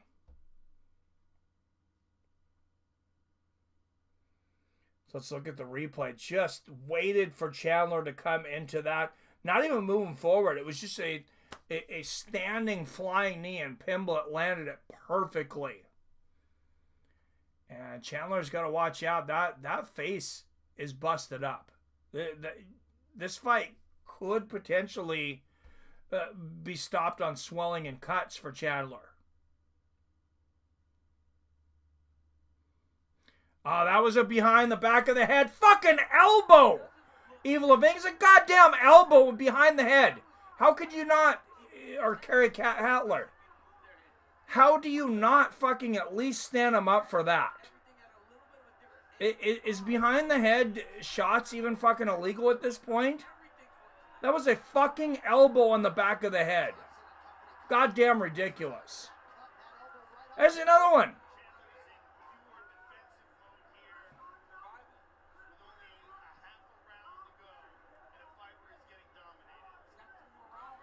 Chandler should have said something there. There it is. There's the elbows on the top of the head. You can't fucking throw those. Oh, Chandler's bleeding profusely, and he is at Paddy Pimblett's mercy right now.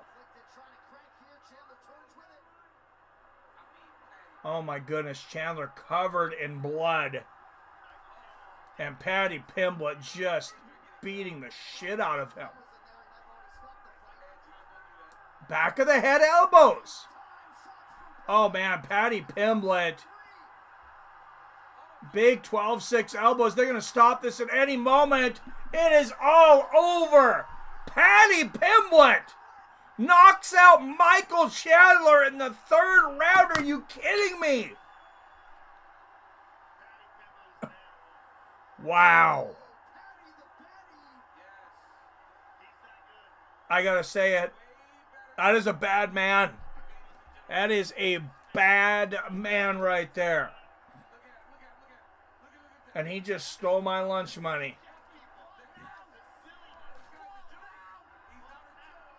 And Paddy says, what now?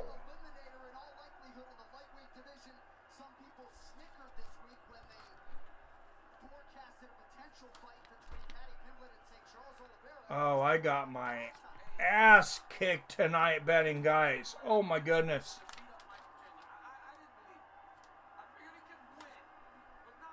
All right, I need Alexander Volkanovski to win. $200 bet on Volkanovski to win 130. There ain't no way getting back in the black tonight.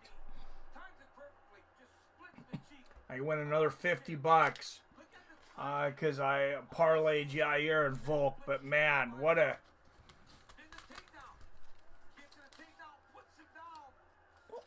a performance by Paddy Pimblett.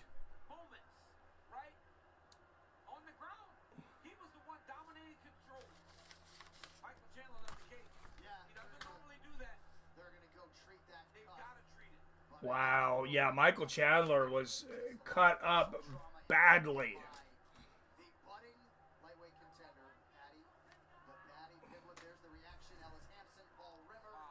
Damn. Well, sorry, Wyatt. If he was going to win, I at least want it to be by decision. Mike on fire with the crackhead bets tonight. Pimblett is a legit. Oh, that's what you say after you lose your bet. I see. My God. Paddy's nothing like he was over his first 3 UFC fights. Come a long way in a short time. Absolutely. All right, let's do Paddy versus Gaethje for sure. Sorry, Mike. Bacon and sparrows, bud. I like that, Billy. Yeah, it's to be a good fight. Shoot, I bought these crappy mac and cheese container for the microwave that are Cheeto brand, and they're gross. Oh, that's too bad. I thought about buying those. Thanks for saving me the money. What's up, Arcade Chaos? Extending his premium membership streak. Thank you, Arcade. And Phil D. Roll with another donation. $5 on the books. Thank you, Arcade Chaos. Phil D. Rolling.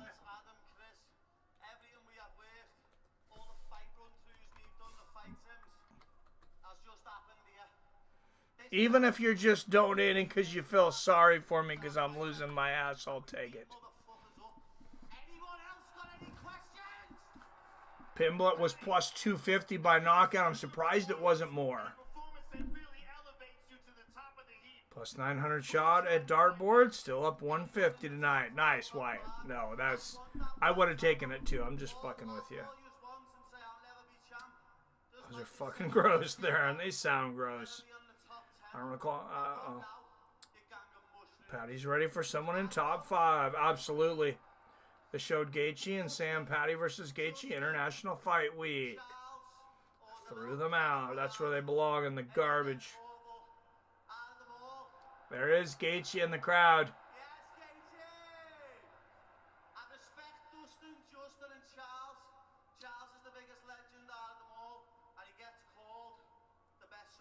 So I called Paddy to win. Yeah, I felt a little guilty. Cheers.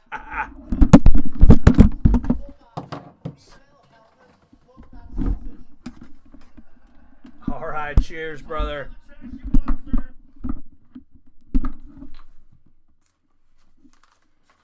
All right, guys, I might become a Paddy Pimblett fan one of these days. Just not tonight after taking my money. Action with Paddy versus Duport. Dude, yeah, they've had a grudge match forever. I mean, a grudge against each other. Might happen. Phil says, I got Volk, man. He looked phenomenal tonight. I'm super impressed. Looks great against Bobby, but this was different. Yeah, and Chandler should retire immediately. Paddy's time is perfect. It's 155. Top 5 is getting older, and time is short for majority of them. Good point, King James. The whole hand sanitizer thing. Yep. I remember. I left my pot and pipe at home because the cops had a checkpoint last night. Smart there. Hand sanitizer boy is next. Chandler is burnt. Paddy sounds competitive enough to pimp tapioca. Hey, we're looking for new fighters to root for, King James. I mean, Paddy's a likable guy. He really is. If I can say that after I just lost my ass betting against him.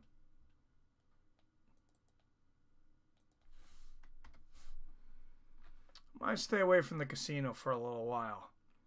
What's up, Shaquille O'Neal in the crowd? Man, it would have been fun if that guy ever could fight in MMA. Of course, you'd need a higher weight division. You imagine Shaquille O'Neal, Colby Covington in the crowd playing it up. Playing it up with a lady on his shoulder. The fugly fake Ted Cruz in the crowd. If you haven't noticed, I'm not a big Ted Cruz fan.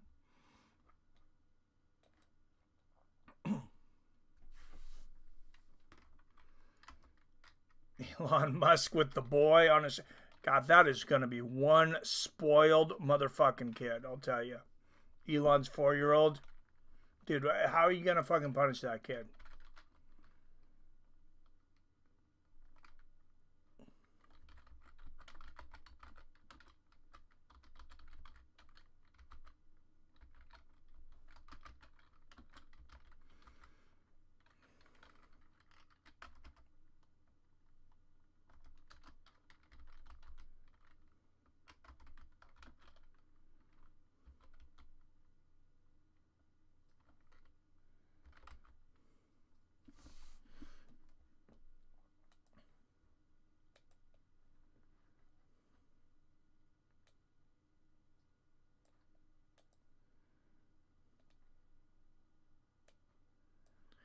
Always going on about the Russians with the long names that don't fit. What about Alexander Volkanovski?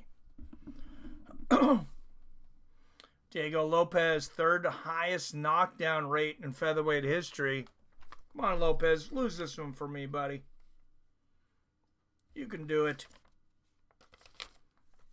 Even if I win here, I'm not going to be in the black, but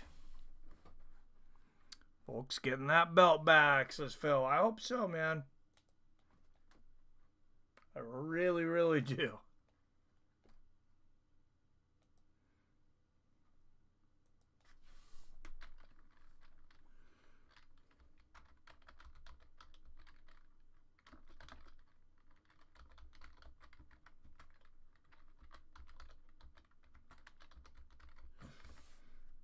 All right, there's the poll. Volk versus Lopez. Who gets it?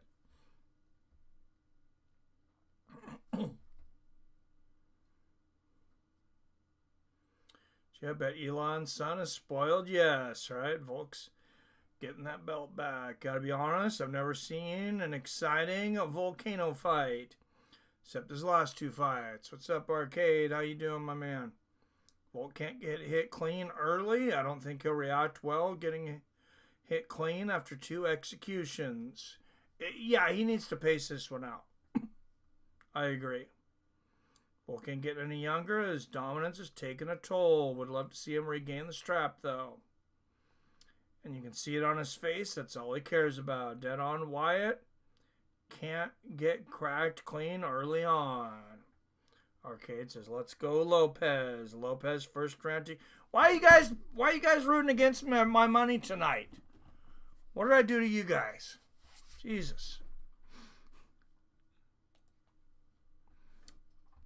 Volk definitely has the cardio edge, but he has got to get there to use it. Yeah, he definitely has to avoid Lopez early.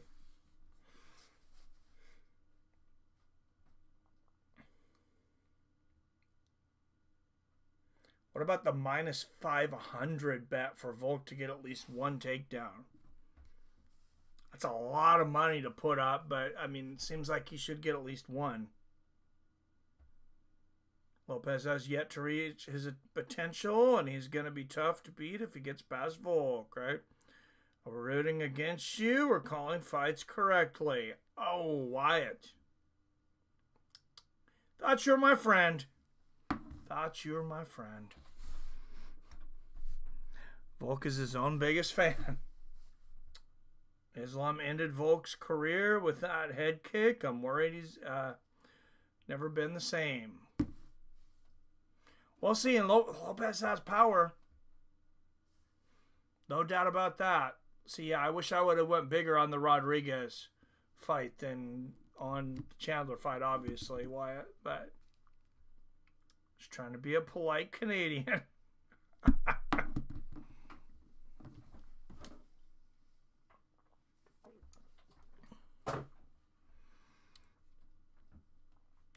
Keep it up and you can be our 51st state, Wyatt.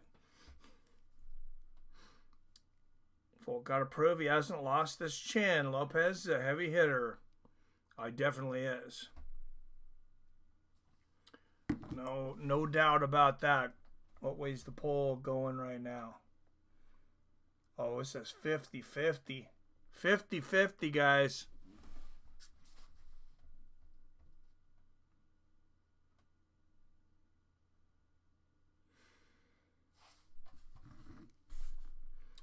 says, but Volk's chin holds up. He can rule the division until he fights another Russian.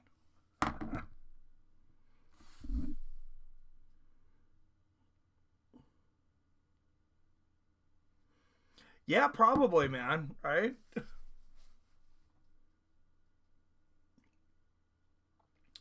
Russians are definitely taking over.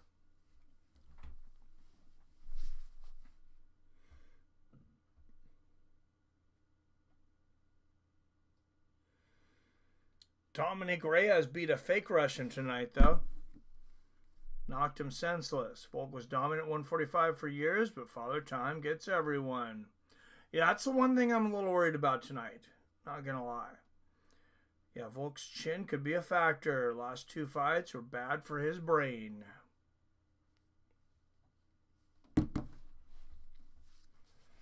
He took a lot of time off, though.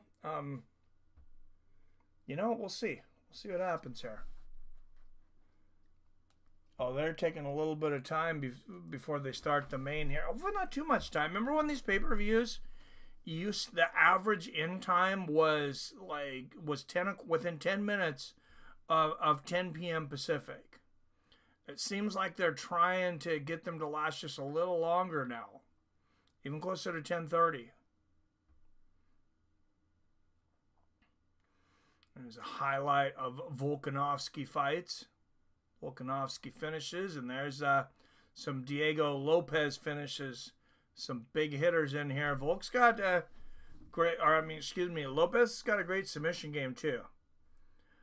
Is Diego Lopez pretending to be Mexican? I'm confused. Dude is Brazilian, right? Yeah, I don't know, man. Anybody notice Diego's neck is thicker than his thighs? Ha. I didn't until you said that. Yeah, Volk's chin could be a factor. Last 2 fights, bad for his brain. Yeah, we'll see. This is certainly going to be interesting. Great championship bout. All right, 12 votes out there. 58% for Lopez, 42% for Volk at the moment in the voting. And here comes Diego Lopez. Yeah, that is a big neck for a 145er. You ain't lying. Jesus. Dude is doing some neck curls.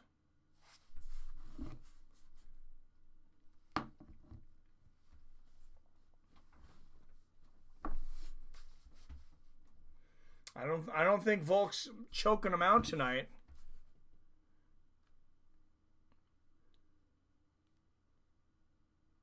Elite Sambo has proven to be the most dominant technique in MMA. Locking down opponents and ground and pound is yet to be conquered. Well, and also I feel like Russians, they got hungry, man. They got real hungry. Diego Lopez, why is he doing his best Paddy Pimblett impersonation right now? So he's Brazilian, he thinks he's Mexican, now he thinks he's Paddy Pimblett.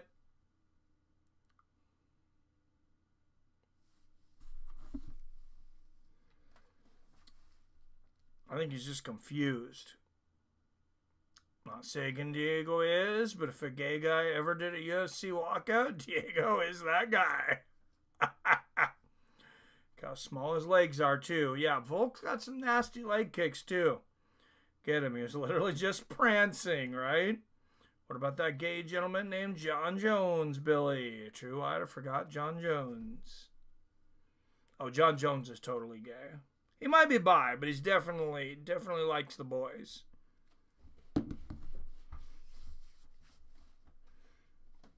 Robert's going to send a cinder block to my house.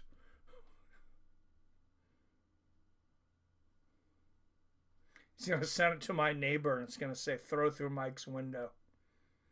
All right, Diego Lopez, 5-fight win streak, 15 first-round finishes, tied for longest active win streak in the UFC Featherweight division with 4. You know, remember, he's only had 4 fights in the UFC. He's definitely made the most of them. Diego has almost the same haircut as me. John Jones is 100. Derek Lewis is top. John Jones is with Dwight Howard. Diego is young and far from reaching his potential. Dude's going to be dominant if he can avoid major damage over the next couple years. Yeah, and what you were talking about, I hadn't really given as much thought to that. Like, whether this up-and-coming crop is better than the crop before them, they're going to take over simply because, yeah, they're just going to wait these guys out. These guys are aging out. I like to see Mark Goddard as the referee for a main event. Probably the best referee in the game right now, in my opinion. Yeah, only 4 fights in the UFC. None. Jones is a huge P. Diddy fan, also a big investor in baby oil. I don't have a prediction here, but I hope Volk wins. Would be the end of an era. Right? Getting past Volk will prove a lot. No gimme. All right, what is our vote at here? Oh, still 50. Oh, 54% Lopez, 46% Volk. It is close.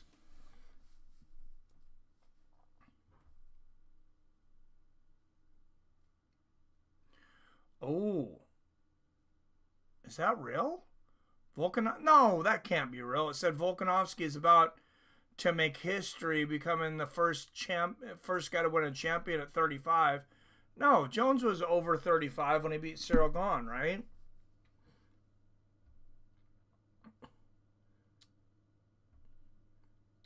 You said Dwight Howard? I wasn't paying attention. I thought you said White Power out of nowhere. No. Didn't see chats, only heard what I thought I heard. Oh my God. I don't even want to walk past Volk Tapioca. He ain't washed yet. Oh, like Tapioca, right? Randy Couture was 87 when I wanted to. Yeah, so what the fuck are they talking about? Like, is ESPN just counting the ESPN era? Like the UFC just started 3 years ago? I can't wait till they get away from these guys. Just hopefully Netflix does better with their streaming than they did Tyson Paul. I don't really want them to go to Amazon Prime either, just because I can't stand Amazon as a company. But I will admit, when I've watched sports on Amazon Prime, they're pretty freaking seamless. Stipe was 97 when he got his belt back, right? He'll definitely be the first 36-plus-year-old to win coming off 2 flatline KOs. Right? I would have won a belt. Yeah, that's probably true. Dude, Lopez beats Volk. He's going to have to earn it. Broke. No bikini bar tonight. Sorry, Theron. That's sad. You're going to have to hang with us old men. Watch other old men lay around on each other, roll around on a mat.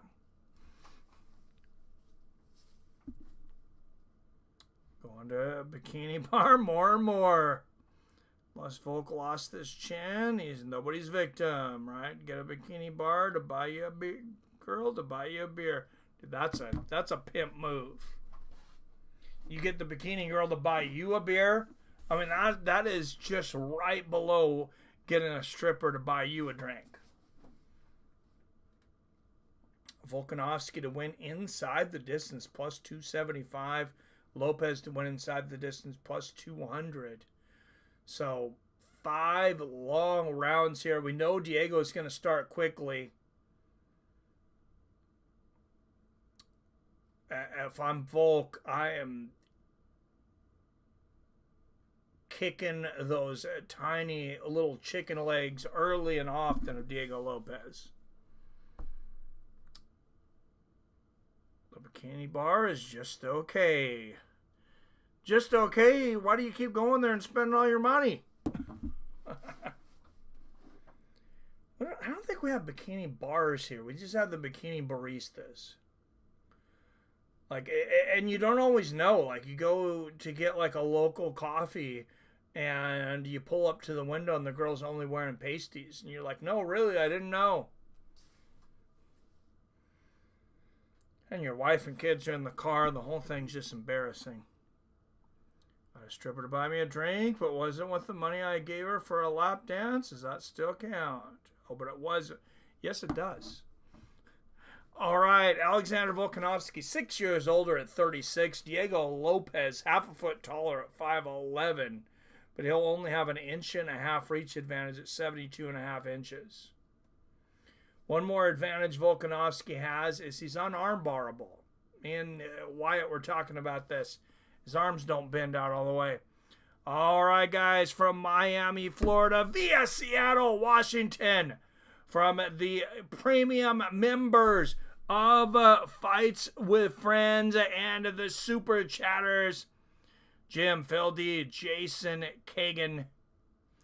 Premium members also Arcade Chaos, PBR Street Gang, and all those guys I just named. Jim, Phil D, Roll. PBR Street Gang, Arcade Chaos. Who else am I'm missing somebody on the premium? I think I'm missing one. Let me bring it up here.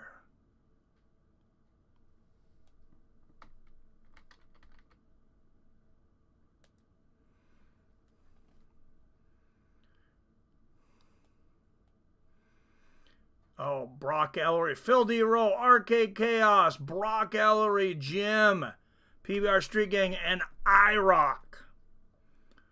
All donate monthly to the channel. And again, thank you for the donations. Jason Kagan, Jim, and Phil D. Roll. Main event is here. No more excessive drug use since my buddy died huffing nitrous oxide. Yeah, that was horrible, man. Oh, 53% for Volk. We got a few more votes. We got Volk in the black. A few more minutes here to vote. I like pure cocaine, but hard to get good stuff. No more cocaine for you, Theron. What did I say? All right, out of the blue corner, a plus 135 underdog out of Puebla, Mexico. 26 wins against 6 losses. Presenting the number 3 ranked featherweight in the world, Diego Lopes. Talk about a quick rise, too. 4 fights in the UFC. He is number 3 in the division. He's fighting for a title. That's a rise. Usually only Bellator guys get that kind of treatment. And out of the red corner, a minus 160 favorite out of Windang, Australia. 26 wins against 4 losses. 10-1 is a UFC favorite. Presenting the former UFC Featherweight Champion of the world, Alexander the Great Volkanovski.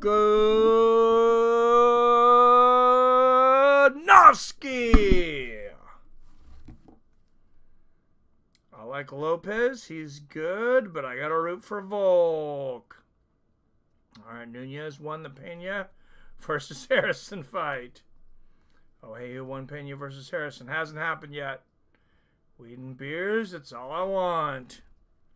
Hard to get anything clean in central U.S., but pure powder can be acquired in southeast. I mean, what more can you expect out of a stream? How many streams? We get you the fight news. We get you an interactive and knowledgeable community, and they tell you where to get good drugs. Where else are you going to get all that? I don't think there's a spot out there. Touch of gloves, and here we go.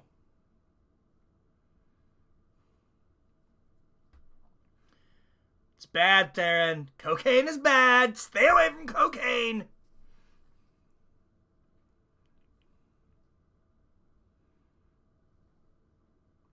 Inside leg kick for Volkanovski. Jesus, Lopez has got some skinny legs. Yeah, I never noticed quite how skinny his legs are. And there's another front kick for Volkanovski. He's attacking those early. I just need one win tonight, guys. I got Yair Rodrigues, I guess. But I need Volk to finish that parlay. Just a 2-fight parlay. Nothing fancy.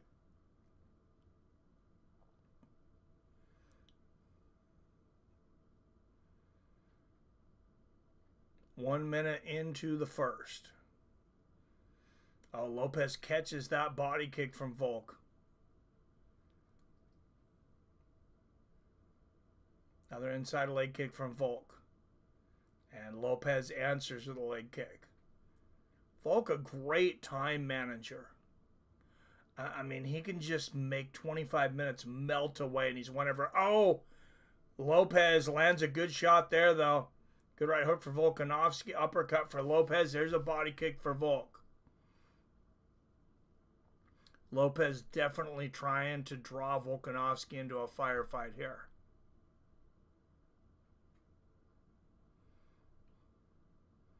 And Lopez has one hell of a right hand.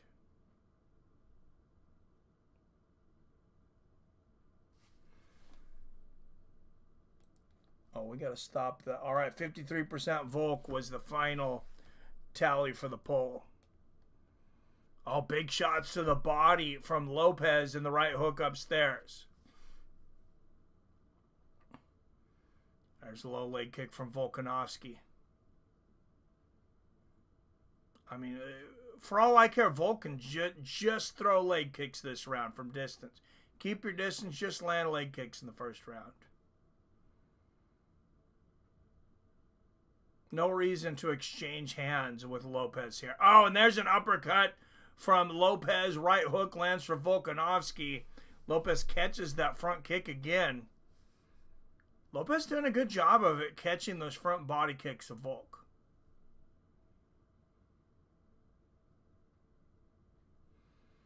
Volkanovski starting to feint with the hands. And you know it's going to come back with the leg kicks.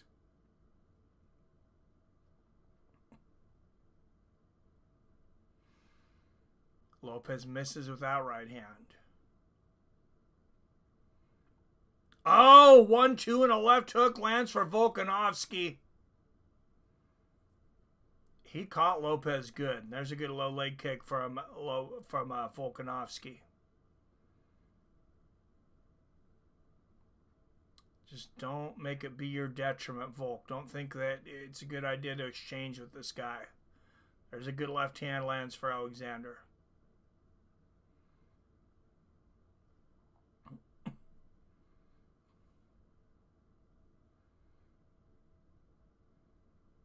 I feel like if he just fights a patient, measured fight, Volkanovski, I feel like he can win every round. Good left hand there from Volk, and Lopez back with the left hand. Volk going for the takedown. He's got the body lock. 1 minute left. Remember, there was a minus 500 bet available for Volk. Just one takedown. Oh, big knee to the face there from Volkanovski. And Volk is brutal in the clinch. Lopez has underhooks here, though. There's a good knee to the body from Volkanovski. 35 seconds left in the first. And it's, oh, Volkanovski going for a sweep there. He's got the belly to back position. 25 seconds left in the first. Oh, there's good left hooks from Volkanovski. Another one right on the temple, and he throws Lopez to the ground. Big shots from Volkanovski here in the first. Volk looking to finish it. And Lopez throwing his legs up just to survive the round. Dominant round for the former champion. Let's go into the corners here.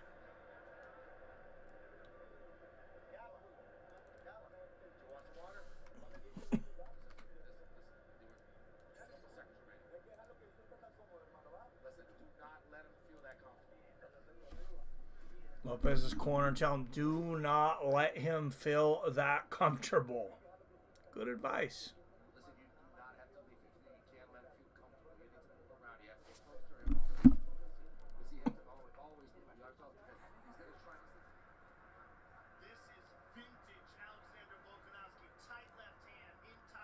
The one thing I'm worried a little bit about Volk is that Lopez is getting there a few times with those uppercuts.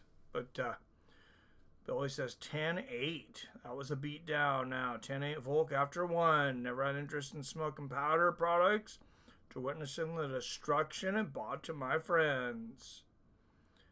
Has had a long rest. Yes, he has. 10-9 Volk, says Robert. Yeah, it's either 10-9. I mean, I don't disagree with 10-8. But, you know, these judges aren't given a 10-8.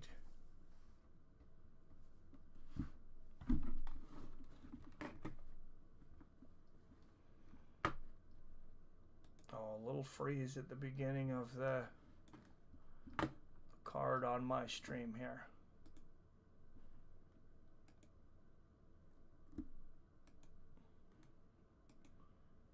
We'll just switch streams. I got plenty of options here. Here we go.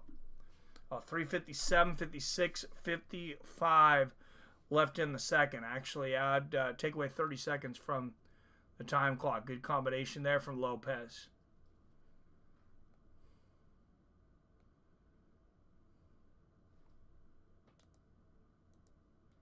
Oh, nice right hand over the top there from Lopez. Volk's got to be careful about dropping that left hand when he throws the leg kick. But please throw more leg kicks because he's eating Lopez's leg up.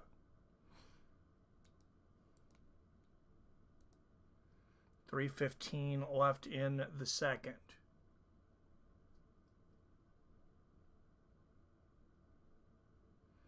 Oh, nice right hand there from Volkanovski. Lopez comes back with a right hand of his own. And 3 minutes left in the second.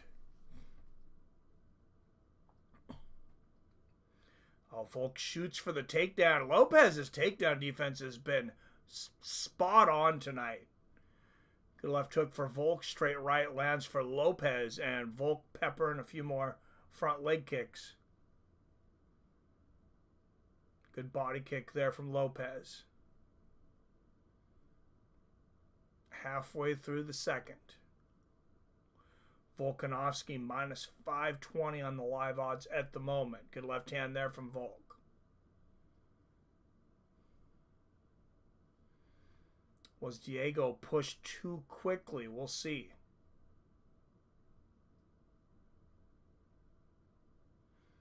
Good left hand there from Volk. Double jab lands for Diego. 2 minutes left in the second.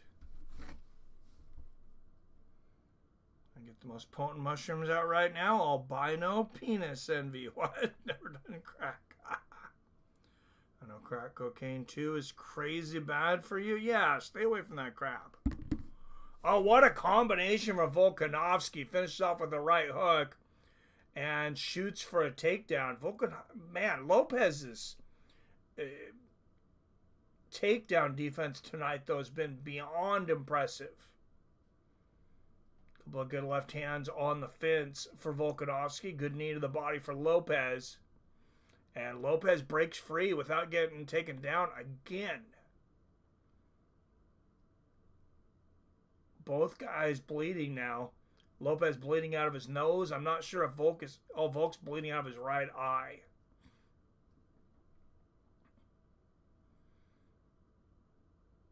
Good low leg kick from Volkanovski. There's a 1-2 for Lopez, though. Volk's got to keep his hands up. You got to wonder if that blood in the right eye is affecting his vision right now. Oh, what a right hook for Volkanovski. And there's a couple of left hands. Man, Lopez has a chin. No tell on that right hook, too. Lopez had no idea it was coming.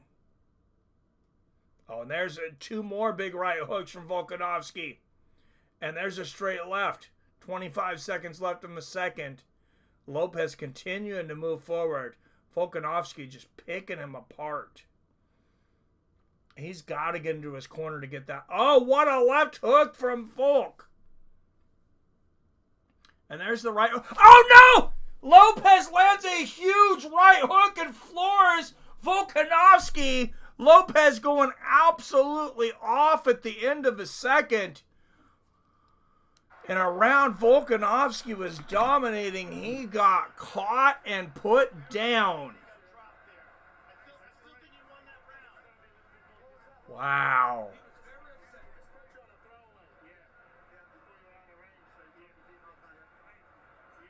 Wow. Work something out with Rob, but I've got no social media options and not comfortable on YouTube. Chat, let me put some things, maybe figure something out. Oh, gee. Jesus, yeah, that's horrible. Don't worry, King. Mike's got my number. Maybe. Yeah, Volk's chin showed up. Dude, yeah, I'm glad he took that time off.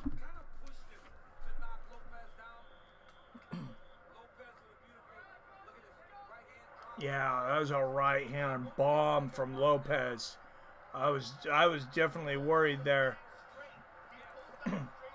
my money was shaking there for a minute.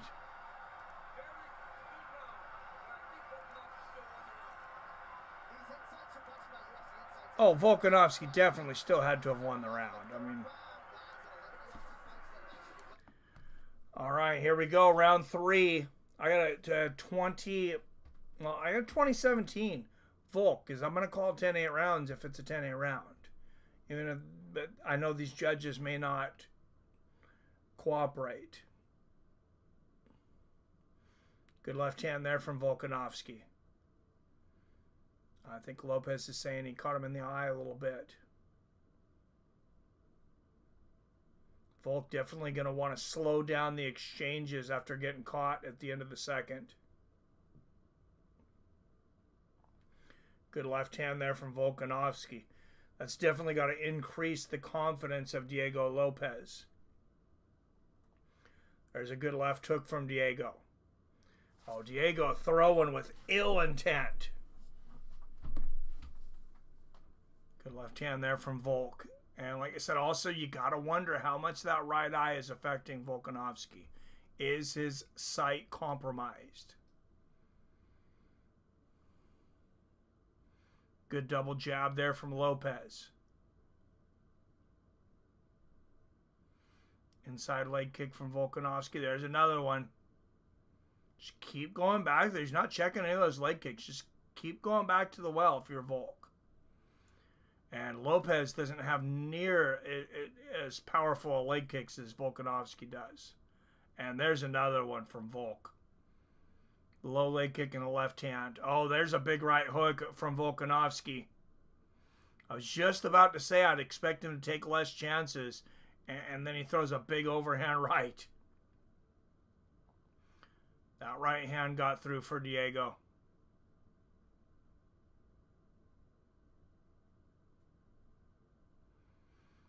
Volk's corner seemed to do a pretty good job on that eye in between rounds. There's that push kick to the body for Volk, lands, and a straight left. Oh, Diego lands a right hand there again, and Volk might be stunned again. There's a straight left from Volkanovski, and he's not going for a takedown. I kind of wish he would. Good little leg kick there from Volk. A lot of time left in this round. Volk was floored the last round, and he got tagged this round. There's two big right hooks from Volkanovski, but a good right hook from Lopez. And Volkanovski definitely doesn't have the chin Lopez does. I don't know if anybody in the featherweight division does. Talk about a granite chin. And look at this, Volkanovski responding to just hard jabs from Lopez right now. He is definitely compromised. 2 minutes left in the third. I don't know why he doesn't go for a takedown here.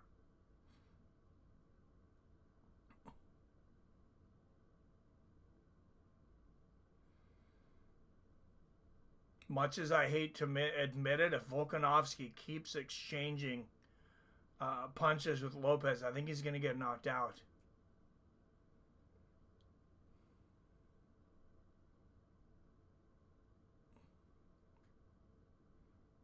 Oh, and there's a good right hook from Volkanovski. And there's a left hook to the body from Volk, and there's the takedown attempt. Man, Diego's takedown defense, chin and takedown defense, top notch in the featherweight division. I mean, like, towards the tippy top. Oh, there's a good right hook from Volk.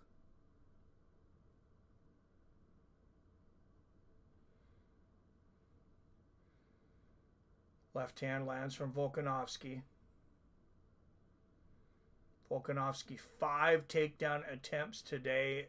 Lopez has stopped every single one of them.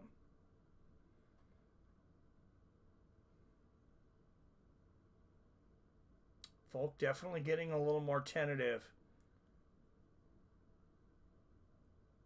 And for good reason. 30 seconds left in the third. Oh, what spinning wheel kick.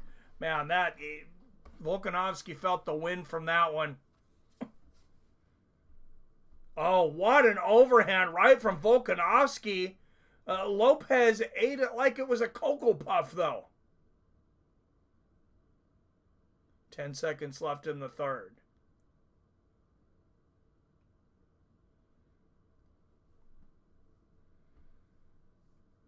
And through 3, I got it 30-26 for the former champion.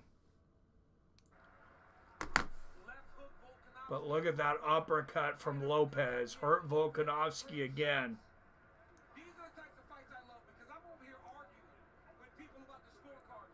30-26, Volk after 3. Agreed, King James. I'm content with the close, loyal friends. And just remember, remain an old satirical, toxic masculinity type.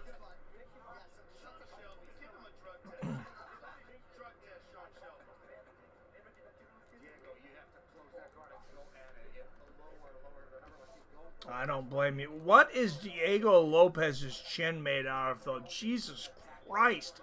He has got hit with some bombs, and I mean, it was like a gnat landed on him. And we're also at 30-27 Volk.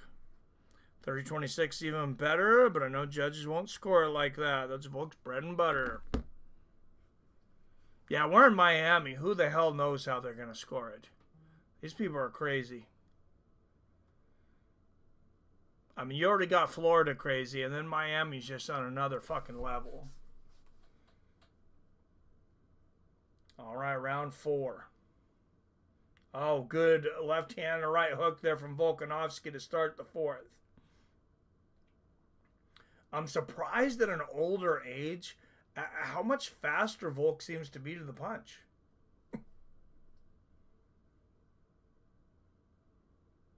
And Lopez has got nothing in the leg kick game. He just needs to start working on checking leg kicks. Good little leg kick and a couple of left hands there from Volk. Some masterful performance by him so far. Outside, getting caught with a couple big shots here and there. Oh, what a 1-2 from Volkanovski. He is throwing fastballs right now.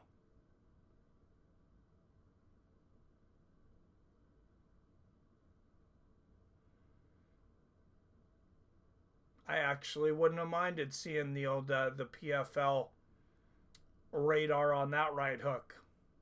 Oh, good body kick from Volk. Left hand gets through for Lopez. And they exchange. Good right hook for Volkanovski. Left hook for Lopez. There's a right hook for Diego. And settle down, Volk. You got a game plan, buddy. Good left hand there for Volk. Low leg kick gets through for Lopez.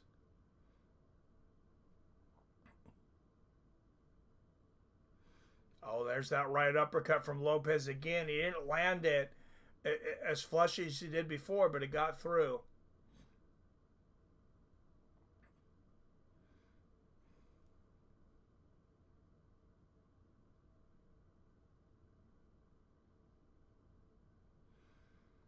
Good left hand there from Volk.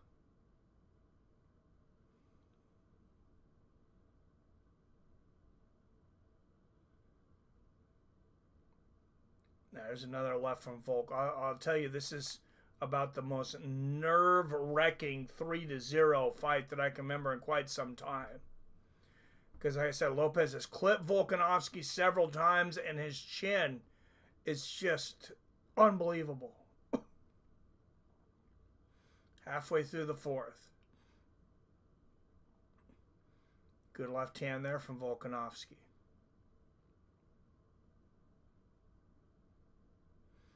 Oh, what a left and a big overhand right for Volkanovski. Oh, Volk got poked in the eye. And there's a right hook for Diego. Volkanovski going for a desperation takedown. There's a right uppercut. And Mark Goddard, I thought he was stopping it for a moment. Volk saying he got poked in the eye. Oh my goodness, there's a right hook from Volk. And there's a 1-2 from Volk. I'm not sure Volk can see right now. And another big combination from Lopez. Volkanovski in big trouble right here. 140 left in the fourth. And he ducks under a big bomb there from Lopez. Lands a push kick to the body. There's a left hand from Volk. He's just trying to slow the tempo down again. Big round here for Lopez. 120 left in the fourth.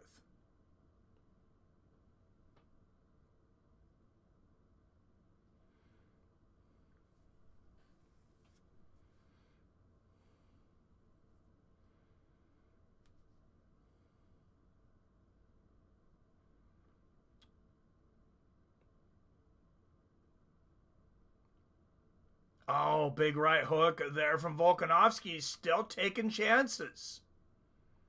And there's a good left from Volkanovski. And I got to say, I just feel like they're ill-advised with him being clipped several times and Lopez seemingly indestructible. Like Volk hasn't hurt him. He's in him with his best stuff. 30 seconds left in the fourth. Oh, there's a big right hook from Volkanovski. And the straight left. Oh, there's another good left hand from Volkanovski. Oh, what an overhand right from Alexander Volkanovski. And Diego Lopez. I mean, it's like he's not human. And both guys land big shots here to end the fourth. I think Volkanovski came back and won that, despite being in trouble there for a moment. Oh, and that was not an eye poke. It was a knuckle. It was actually a jab in the eye from Lopez. So good job by Mark Goddard to not stop the fight. And there, that right uppercut right on the chin from Lopez. But Volkanovski came back. I still think he got it. 40-35, Alexander Volkanovski through 4.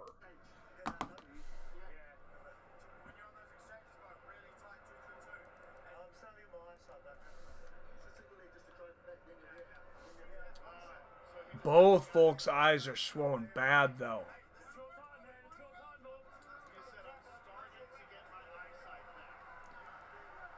Wow, folks, I'm starting to get my eyesight back. Yeah, he took a knuckle in the eye, but that was completely legal. You can punch someone in the eye with your knuckle. What's up, Alexander Rickich? Hey, I'm doing good, man. How are you? My dog Rex says hello to you. I'll say hello to Rex. And good left hook from Volkanovski to start the fifth. Lopez moving forward aggressively to start the fifth. There's a good right hook from Volk. Lopez has got to go for broke here. He's probably lost every round. Couple of good left hands there from Volkanovski, despite hurting Volkanovski several times.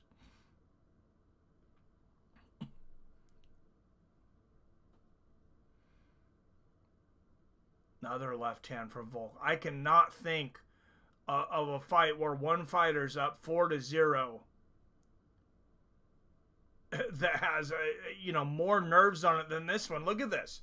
Volkanovski's still only a minus 195 favorite. Lopez plus 150 underdog. Oh, good body kick there from Volk.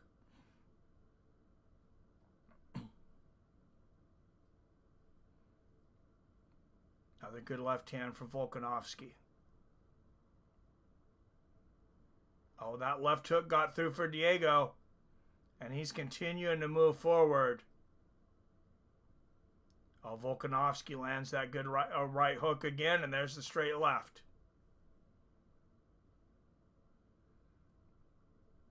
I'm starting to believe that Lopez likes to get punched hard. There's a good straight right and a left hook for Lopez.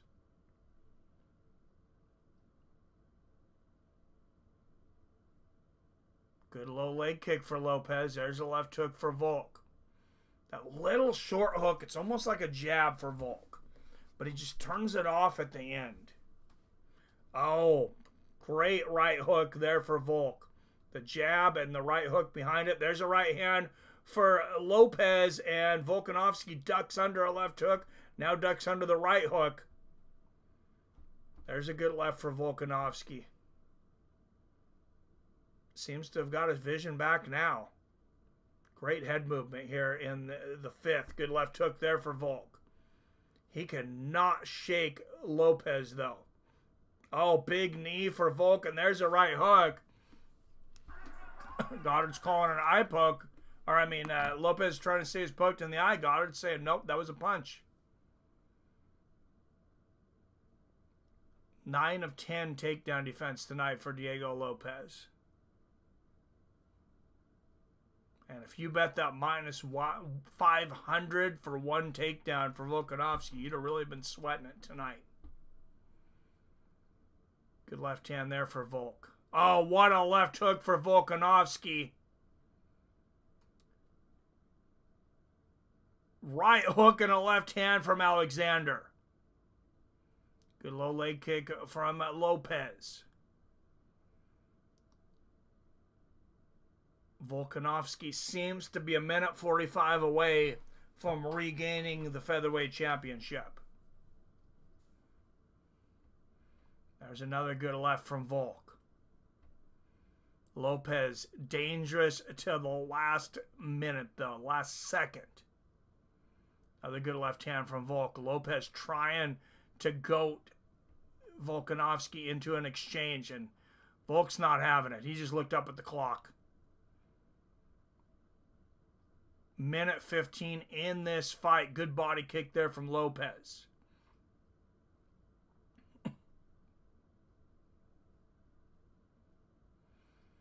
Volkanovski has played the matador for much of this fight, and he has played it chillingly well. Good left hook there for Volkanovski. What a combination of the body from Lopez. There's a straight left for Volk. 48 seconds left in the fight. And Lopez coming forward with the fury of a bull himself. And there's a good left hand from Volk. There's the right hand. And Lopez lands a combination. 30 seconds left. Lopez screaming in Volkanovski's face to exchange with him. And Volkanovski pushes him into the cage, looks up at the clock one more time. He says, I'm no moron. I know what you're trying to do here. And I ain't Max Holloway. 10 seconds left. And Lopez pointing to the center of the cage, and Volk just says, what the fuck are you smoking, boy? Oh, good right hook there, and they exchange at the bell. Wow, great fight. Possibly 5 rounds for Volkanovski, though.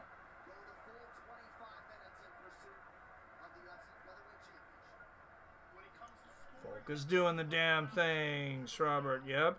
Diego, put your hand down. You'll be lucky if you won 1 round, right? Great fight. And new again, Volk. 49-45 Volk. What a fight.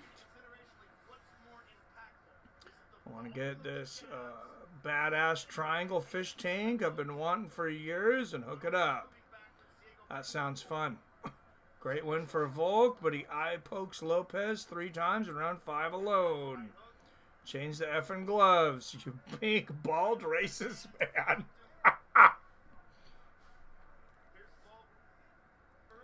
Believe me, if worthy shrooms were easy, I'd be on it. Get plenty of access to shit shrooms, but they're nothing like I'm wanting. 49-45, I agree with Billy. Hell yeah, Volk is back. Sounds like all the exciting stuff Diego's been doing.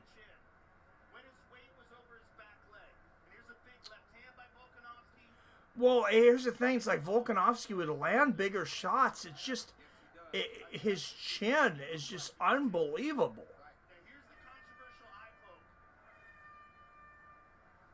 I mean, Volk never hurt him.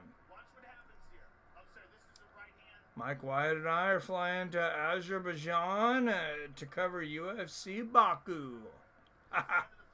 All right, have fun with that.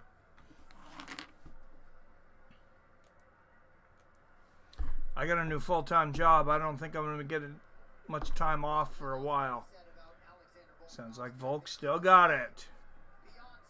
Yeah, 36 years old. He seems to still have a year or two left in him. Might keep in mind, Volk has never really hurt anyone. Pillow fist to the max. That's true, but I mean, he just hit him flush so many times.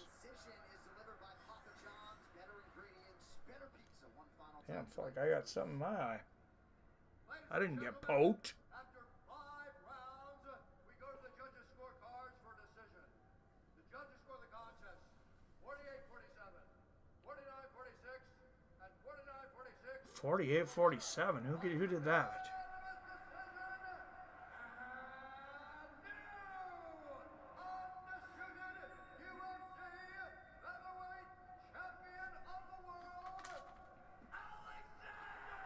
Oh man, I was still holding, still clutching my pearls to the last moment, but I'm glad to get two wins here at the end.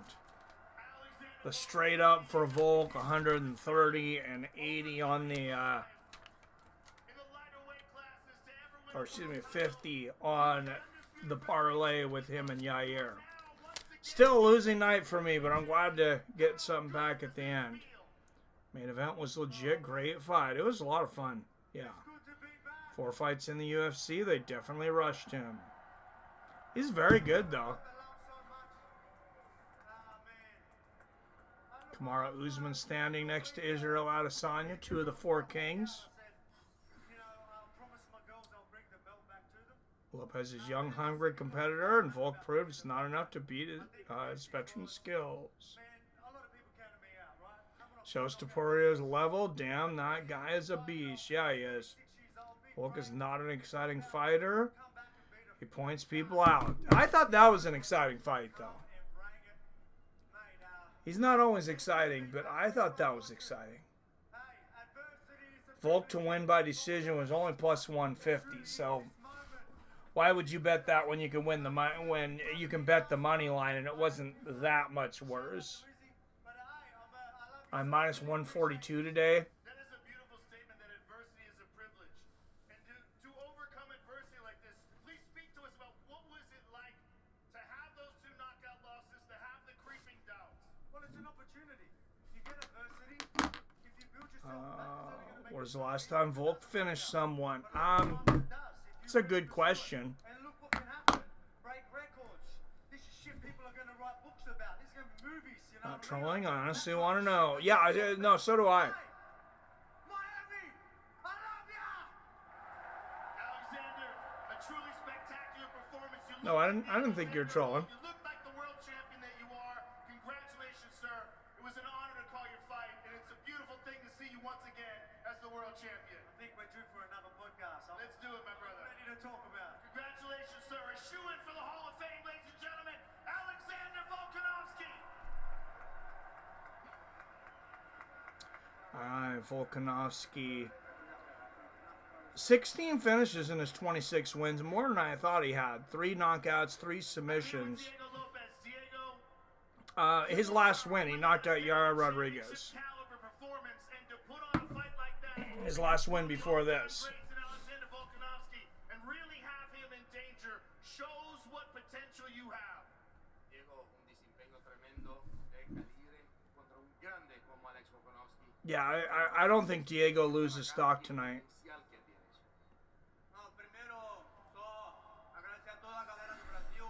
Guy's an animal.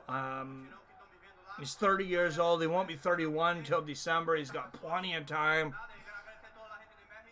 I can definitely see him as a future champion. Leo is a generous guy, apparently. Volk finished Ortega, didn't he? I think so. Kid says, I'm not sure, Billy. But yeah, he knocked out Yair in his last win. So, and now Yair's calling him out again. I don't think it's gonna be any better for him. Thank you so much. Listen, it was an honor to share the octagon with a guy like Alexander Volkanovski. But I do have 1 point for Yair. Wyatt, you were just mentioning Yair's calling him out. Was it you? Somebody was calling that he just called somebody out. He lost 2 in a row before this. Volkan also lost 2 in a row before this. And he still gets the title shot.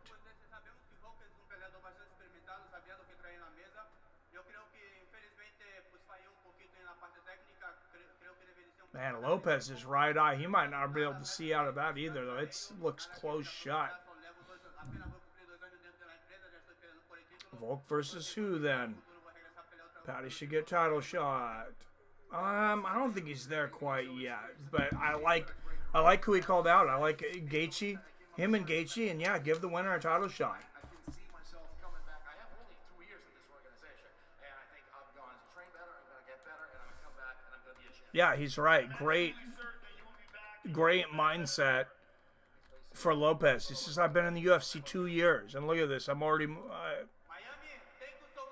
close to winning a championship. All right, anybody want to call in? 425-791-8730. We haven't heard from Mr. Hughes in a while. I think Billy Hughes needs to call in. Let's start a chant. Billy, Billy, Billy.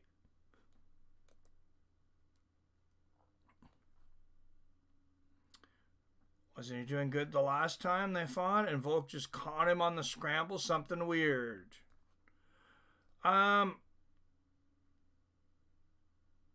Yair beats Volk this time. So maybe. Yair doesn't get a shot. He loses his next fight. Watch. He always gets close and fails.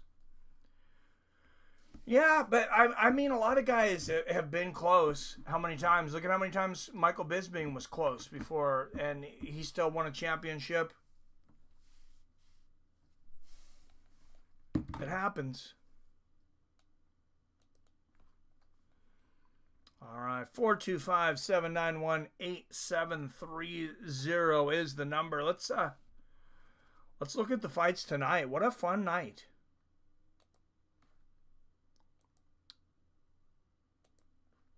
We'll go to the UFC website and we'll go through the fights. And I want you guys to tell me, I want to know who you think should get the bonuses tonight. Volkanovski versus Lopez. To me, that's a gimme for fight of the night. But they haven't done fight in the night for like 2 or 3 events in a row. They've just given more finish bonuses. So Pico fight is probably off. Ivliov versus Volk. Pico get injured already? And have Pico versus Yair, main event, Mexico card instead. Oh, I see what you're saying. Yeah, maybe. Nora Cornhole, not to be confused with Cornhole, submits Haley Kowan in the second round. Haley just looks too cute to be a good fighter. For me, that confirms Volk is the featherweight GOAT. I mean, I don't know who else it could be, man.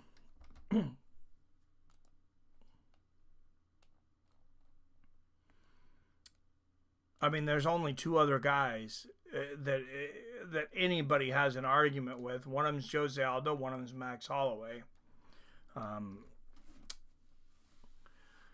Max beat Jose, twice convincingly, and Volk beat Max 3 times, twice convincingly.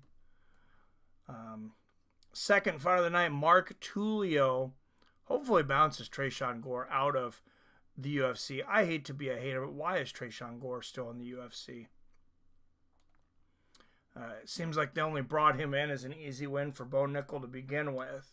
Second round knockout. Sumadirje wins a split decision over Mitch Raposo. Glad I didn't waste my time watching that fight. Mikhail Olechik First round knockout over Cedric Dumas. Not a bad fight to bet either. Look at that. Only minus 180. Not a huge favorite for Lexi today. Norma is Rob Schneider's long lost retarded looking sister. Oh my goodness. Pico versus Volk after he pimps Evliov's King James. Oh, Pico's not beating Evliov in my opinion. For me, Max was still in the convo, but that seals it, although obviously third. What's up with AJ McKee? Would love to see him UFC, not PFL. I believe they said they were going to hold him for a year, that he's still on contract. They're refusing to fight him, but they're going to hold him for a year.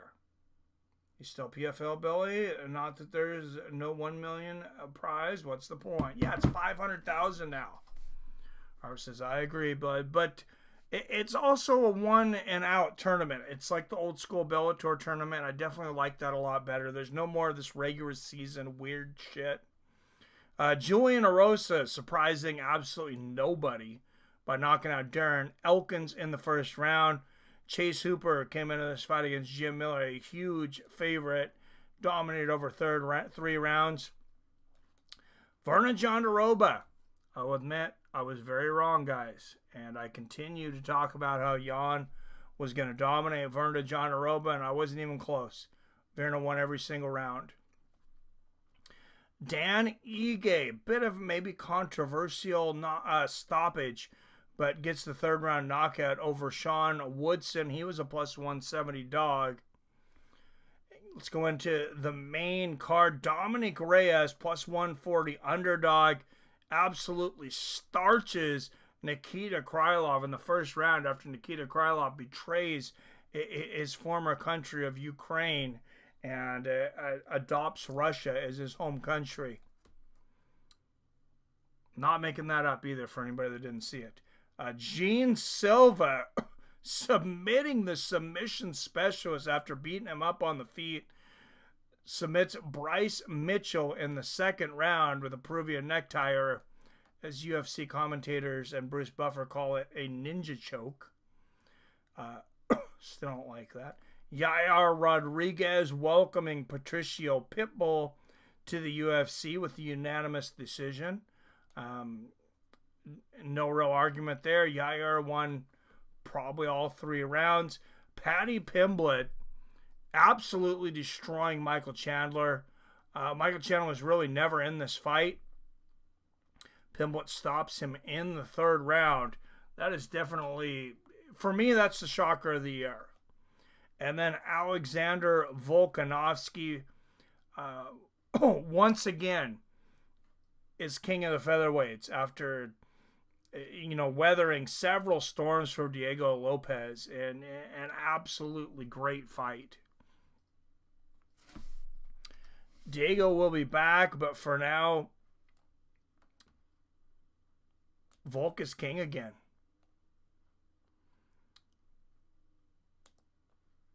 So you guys let me know, if nobody has yet, let me know in the comments who you guys think the bonuses should go to. I feel like Paddy's got to get one. Volk's got to get one. Ryan Bader versus John Jones, UFC 318. Book it, Dano. No more point bullshit. Quick and shit in PFL. No more. That was stupid. Yes, it was. Yeah, Pico and Evliov are scheduled to fight. Paddy beat Mike's money out of Chandler like Mario beat coins out of bricks. Yes, he did. Tried telling people Volk was too smart for Lopez. I just stepped in cat puke and dropped my phone. Yep, good night. Oh, Jesus. Sorry about that, fella. Have a good night, brother. Thanks for the donation, for being here as always. Paddy pulled a Debo from the movie Friday on Mike's money tonight. Guess the question is then, if Yair isn't in the picture, who is? Oh, it definitely might be Yair and Volk next. Obviously it's not Pitbull. Yair just beat him tonight. Paddy got no choice but to prove worthiness against someone in top 5 now. Yeah.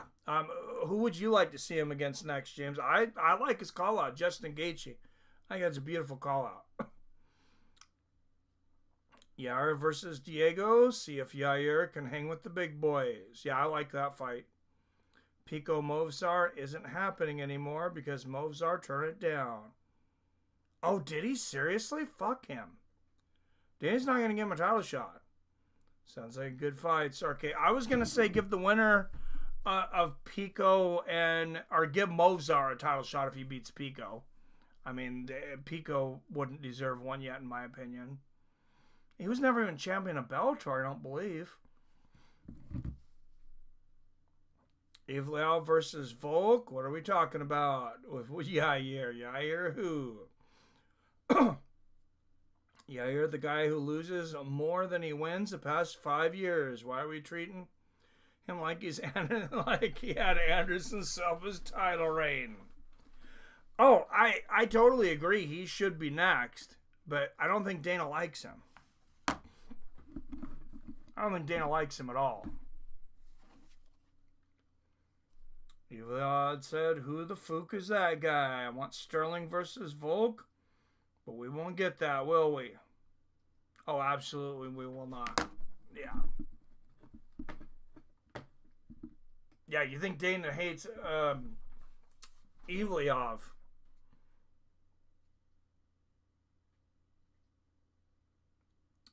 Ivleal versus Pico was never happening. It was just a rumor. It's been confirmed. It isn't happening.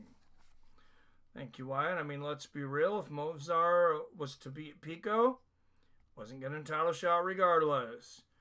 I mean, I got to agree with Wyatt here. I mean, he should definitely get a title shot now.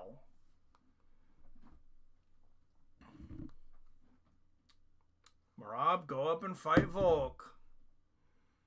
Oh, the steroid master, huh? The EPO master?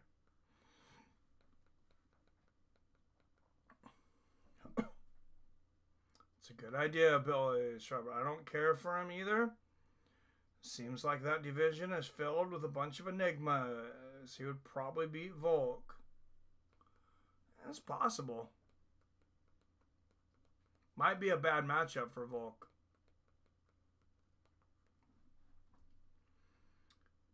Rob stated this week he doesn't want to go up if Volk wins because he thinks Volk's better than him everywhere except cardio. Really?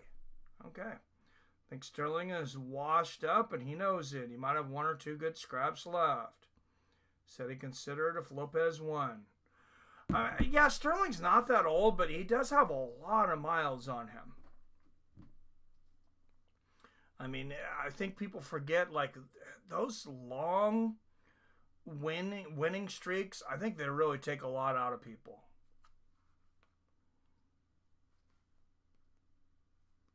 I mean, you look at what it took out of Tony. I know, of course, Tony had the freak injury as well, but seems to have taken something out of Sterling. Let's see, we dig up Bruce Lee and I'm 5 Volk. Hey, that is sacrilegious. How dare you?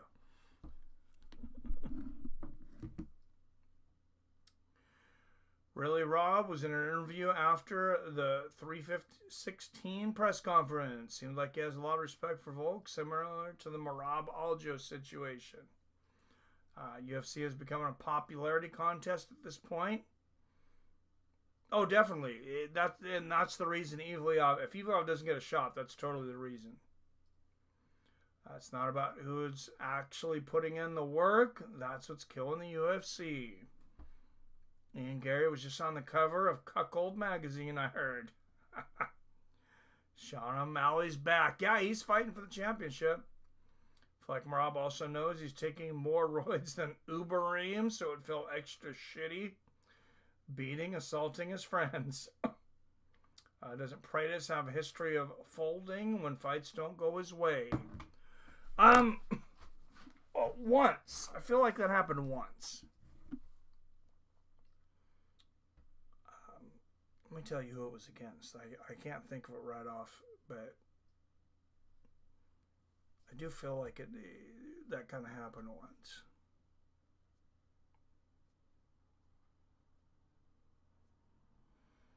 Oh, he's undefeated in the UFC.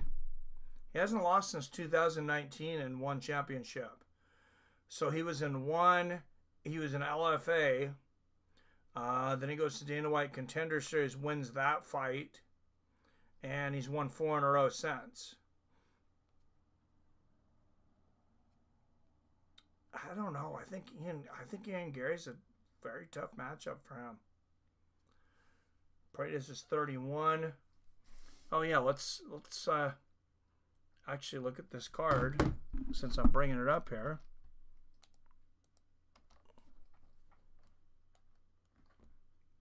I know it's a fight night card, so not expecting anything too spectacular. Prelims don't really look like they're worth watching. Here we go, main card. Ikram Aliskerov, Andre Muniz. That should be a good fight. Randy Brown, Nicholas Dalby. There's another one. Michelle Bahia, always entertaining. Taking on the always not entertaining Abus Magomedov. Giga Chikadze, David Onama. I mean, Giga is just an absolute maniac. David Onama slowly building his reputation in that division. That could be a firefight. Anthony Smith in his retirement fight against Zhang Ming Yang. And then Ian Machado Gary versus Carlos Paredes. Main event. I know Ian lost not that long ago, but he's only got 1 loss on his record. I feel like the winner of that could be getting very close to a title shot as well.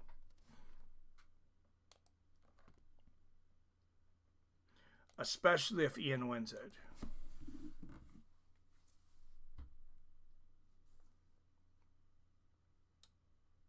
Just look, O'Malley getting a title. In what world does he deserve it? Check my head. Yeah, he hasn't fought since he lost. Doesn't really make sense. We talk about Reyes turning back the clock after being screwed by the UFC. I'm so on board for a title run for Reyes. Yeah, how can you not root for that guy? I agree. My boy Moores and need his brain out of his skull. Yup. Anybody but O'Sally's. King James. Arcade Marlin. That knee from Moraes gave Aljo the PTSD that ended up winning the belt via trauma flashback knee versus Jan. Dang, Paddy Pimblett and Colby Covington got into backstage. Giga back after 3 years. Has it been that long? I was thinking it had been a while since we'd seen him fight. All right, here comes Dana. Bonus announcements. All right, gang. The attendance tonight was 18,287. Nobody cares about the attendance. 11.5 million. Or the gate. UFC now holds number 1, 2, and 3 highest gate record of all time at the Nobody casino. cares. Fight of the night was the main event. Vulcan Lopez. All right, Vulcan Lopez, fight of the night. Went to Paddy Pimblett and Silva. They all won $50,000. All right, Paddy Pimblett, Jean Silva. Yeah, I can't argue with any of those. First of all, we'll start with Totally agree with the performance of the night. Guys. But Volkanovski, you know, Somebody broke Giga last time out. Paddy and Cole. Paddy and Colby Covington getting an alternate. Oh, Jesus. Yeah, Colby's too big to be doing that. Almost 2 a.m. I've been up since 7. I'm headed to bed. All right, have a good one, Robert. See you, man. Is Colby Covington fan? I think Angela Hill would beat him at this stage. Yeah, fascinating thing. Later, drunk. Telling me during the fight that Lopez was 5 inches taller, but only had a 1-inch reach advantage or something like that. Yep. Because I was surprised that Diego. That's what the stats said. Throwing more jabs and trying to stay on the outside and use his reach advantage a lot more. But you know, it was a good fight. Both guys, you know, dug deep, battled. Obviously, look, whoever wins wins. But for Yeah, can't be disappointed with that card if you're Dana White. Active he was when he first held the belt. For you personally, is it just cool that you know? I mean, solid from the first fight to the last. Yeah, I mean, we don't have that many problems with guys. At least on the main card. No doubt about it that Volkanovski Volkanovski was one of the best ever. I mean, guys like him and Pereira, and they're always ready to fight and always willing to step in. Cater smash gig, I think. I'm trying to remember. Yeah, pretty much every but question. Chandler actually thinks he'll get a fight with Connor now. How laughable. He needs to retire. Chandler done, or is Paddy just that good? Both. Jay Super versus Chandler. Dude, Mild ass is out. Peace. All right, James. See you next time, man. It would seem likely that next fight out. Thanks for the envelope. I'll keep my eyes out. That would be the one that put him into title contention. Tonight was a pretty big name opponent too. But yeah, he's in that spot now where he's going to be fighting top guys. Yeah. Well, let's ask you one more question outside of tonight. It seems like the GFL is maybe dead on arrival. Of course it is. You guys seen the GFL, right? Canceled their first two. Oh, Jesus! YouTube with the ads right in the middle of a fucking interview. That sometimes these promotions are not able to give fighters a place to go. Yeah, GFL was never going to launch, in my opinion. Does it concern you that the business? Now he lost. Connor might take that fight. I don't think Connor's ever fighting the UFC I again. don't know enough about the GFL to really speak on it. He might fight, but no one does. But this is, it's a lot harder than it looks. It's a lot harder than it looks. I don't know what else. Chandler's the next Tony Ferguson. Unfortunately, if he keeps fighting, he might be. Say they're changing the game. Horrible performance tonight. Pay the fighters more of that. We saw it with Triller. We now see it with GFL. It seems to happen fairly regularly. Do you just not even pay any attention to it at this point? None. That's why I don't know a lot about it. Literally none. I don't look at. Nice man. I was looking forward to seeing Frank Mir fight with his nerve damage on. Too bad, right? Connor has one fight left versus Stevens at BKFC. I guess there's a video of Paddy and... I hope so. That's a fight I would like to see. I just heard that on the way in here. You don't know what that was all about? It happens all the time back here, though. Pretty great performance from Yair Rodrigues. Some people online think maybe Pitbull just kind of froze under the UFC lights, especially in that first round. I don't really think he threw anything. So what did you make of that fight as a whole? Yeah, I thought it was a good fight. And there's no doubt about it. I mean, you guys have heard me talk about it for years. The jitters, no matter where you've been or what you've done, you think you're going to come here and it's going to be the same, and it's not. I'm not sure if that happened to him tonight. You'd have to ask him, but I thought it was a good fight. Well, he's not going to admit it, I think. Connor must be way bigger than Stevens now. Well, Stevens fought at 145. Connor was fighting at welterweight last time he fought, so yeah, he should be quite a bit bigger. His performance against Bryce Mitchell. Yeah, I expected a lot from that fight. I'll tell you what I'll say about Bryce Mitchell. You know what happened, and he's a grown man. He stood his ground, came out and faced the media several times, came in here and fought, and I'm sure a lot of moments he's had leading up to this fight, including tonight in the cage, he felt like his back was against the wall, and he stood up like a man and he fought and did his thing. Jean Silva was back here, and he asked me to ask you this. I think Connor will sell one big BKFC pay-per-view for a giant payday. I think so. Well, I mean, if the UFC doesn't sue him to keep him from fighting. Wait a minute. So he wants to marry his partner in a church, and he offered to make you. I'm the best man if I pay for it.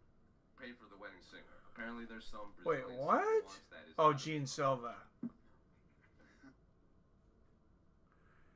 He once dated to pay for the wedding singer. Woodson, and then the, oh my God. That's too funny. I didn't see that one. I saw the put in Jason Goes to Hell, unrated. My room was madness tonight. So they gave him free reign over the country. Oh, Jesus. You pay for your groceries and spinning wheel kicks to the face. Jean Silva is gay? I don't think so. Did they say he was marrying a man? Did she tell you this ahead of time before? No, at the press conference when I pointed to her, she said yes. Obviously, Aaron Pico, big signing. You've been talking about him for a long time. What are your plans with him? Because he thought he was going to fight Movzar. I guess he's not fighting Movzar, and he's still. All right, let's hear who what are your plans Dana has Pico fighting. I mean, the last couple of years, We brought in some new guys, Pitbull tonight. He's marrying his partner. And I know that the guys I guess are really so. excited about him. They've been really excited to get So he'd be the first out gay fighter in the UFC, right? We'll probably figure that out on Tuesday. Nobody else has been out. I mean, male fighter. Of course, the women have I been. believe the ESPN negotiation window ends Tuesday, right? Right. So That's just curious, interesting. As we go into that, and you're like surveying the options and everything.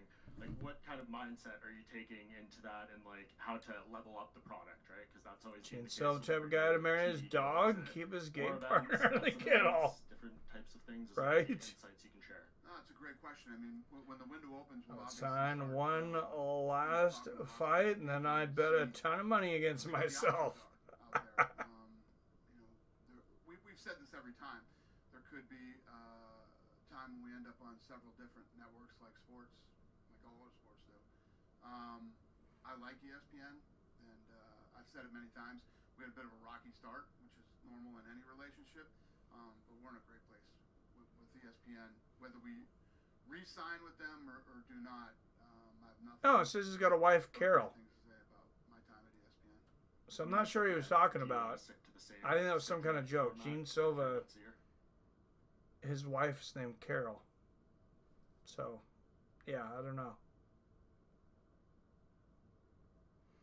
2025 boys. Many people refer to their girlfriends as partner nowadays.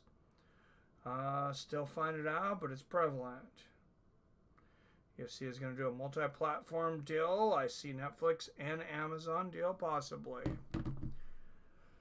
Yeah, I don't know if those guys are going to want to work together or not. What ESPN or wherever else we go is looking for.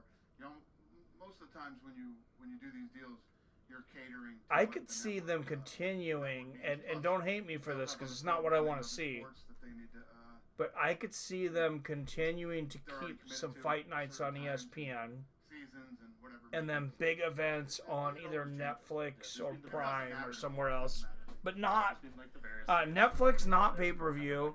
Prime, they would be pay-per-view. You guys are looking for is $1 billion a year. Is that something you can confirm? Gotta be Netflix, I bet. I think Mike was right. And Yeah, I last think 2 that's where they years, end up. But during this week, the international hire fight John headliner, Cena as Nikita new head of Krylov. UFC. Are you guys close to? Yeah. I think a lot of people are excited. They to see fire Hot Dana. Shots Live in the Nah, they ain't tournament, firing so it seems Dana. to be looked at. That would be fun. If they didn't fire him after he slapped his wife, they didn't fire him. Thank you. Thank you. Dana right here. Yep. Michael Chandler's now 1-5 in his last 6, but he's Oh, always been Jesus. fighting in a fan favorite. He What do you needs to think of his retire. performance tonight and where- And he's always in the fight. I mean, he's always in the fight. You know, Dana will put his balls in Jeff Bezos' mouth. people like we were just talking about. People have been doubting Paddy Pimblett every single fight he fights. And he's For enough money, you might. But Chandler Other way around, Billy.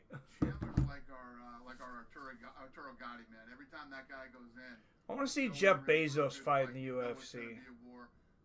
Because I just want to see Jeff Bezos die. And whatever it takes. Talking about his performance, he's not even ranked right now. It's a sucker for the money, and Bezos got the money. This is a very stacked division. Can you Well, remember? Silva will be he'll be That's ranked true. after tonight. Definitely. Oh, yeah, Jean Silva. It's possibly ever been. Yeah, I just feel like it all. How could he not be ranked? Yeah. Earlier this week, there was a news story that broke about the Ali Act potentially being amended by UFC TKO with a memo being sent in. Speculation ran wild as to what that could be. Can you talk to that a little bit? I'd rather not. Thanks for asking. Last Oh. question, do we have a date or a All time he act in the UFC, possibly. Yeah. That would be interesting. That should definitely be good for the fighters if it actually happened. I haven't even come up with a name yet. I got Elon. He has retard strength. Oh, Bezos versus Musk? Yeah, let's do that. Not Bezos. I feel like Elon has the coordination of a 10-minute-old giraffe. Just to follow up on that, right? Yeah, I kind of agree there. There's a lot of speculation. Do you foresee pay-per-view sticking around, or are you open to the? Oh, here we go. I've never heard him ask this in a long time.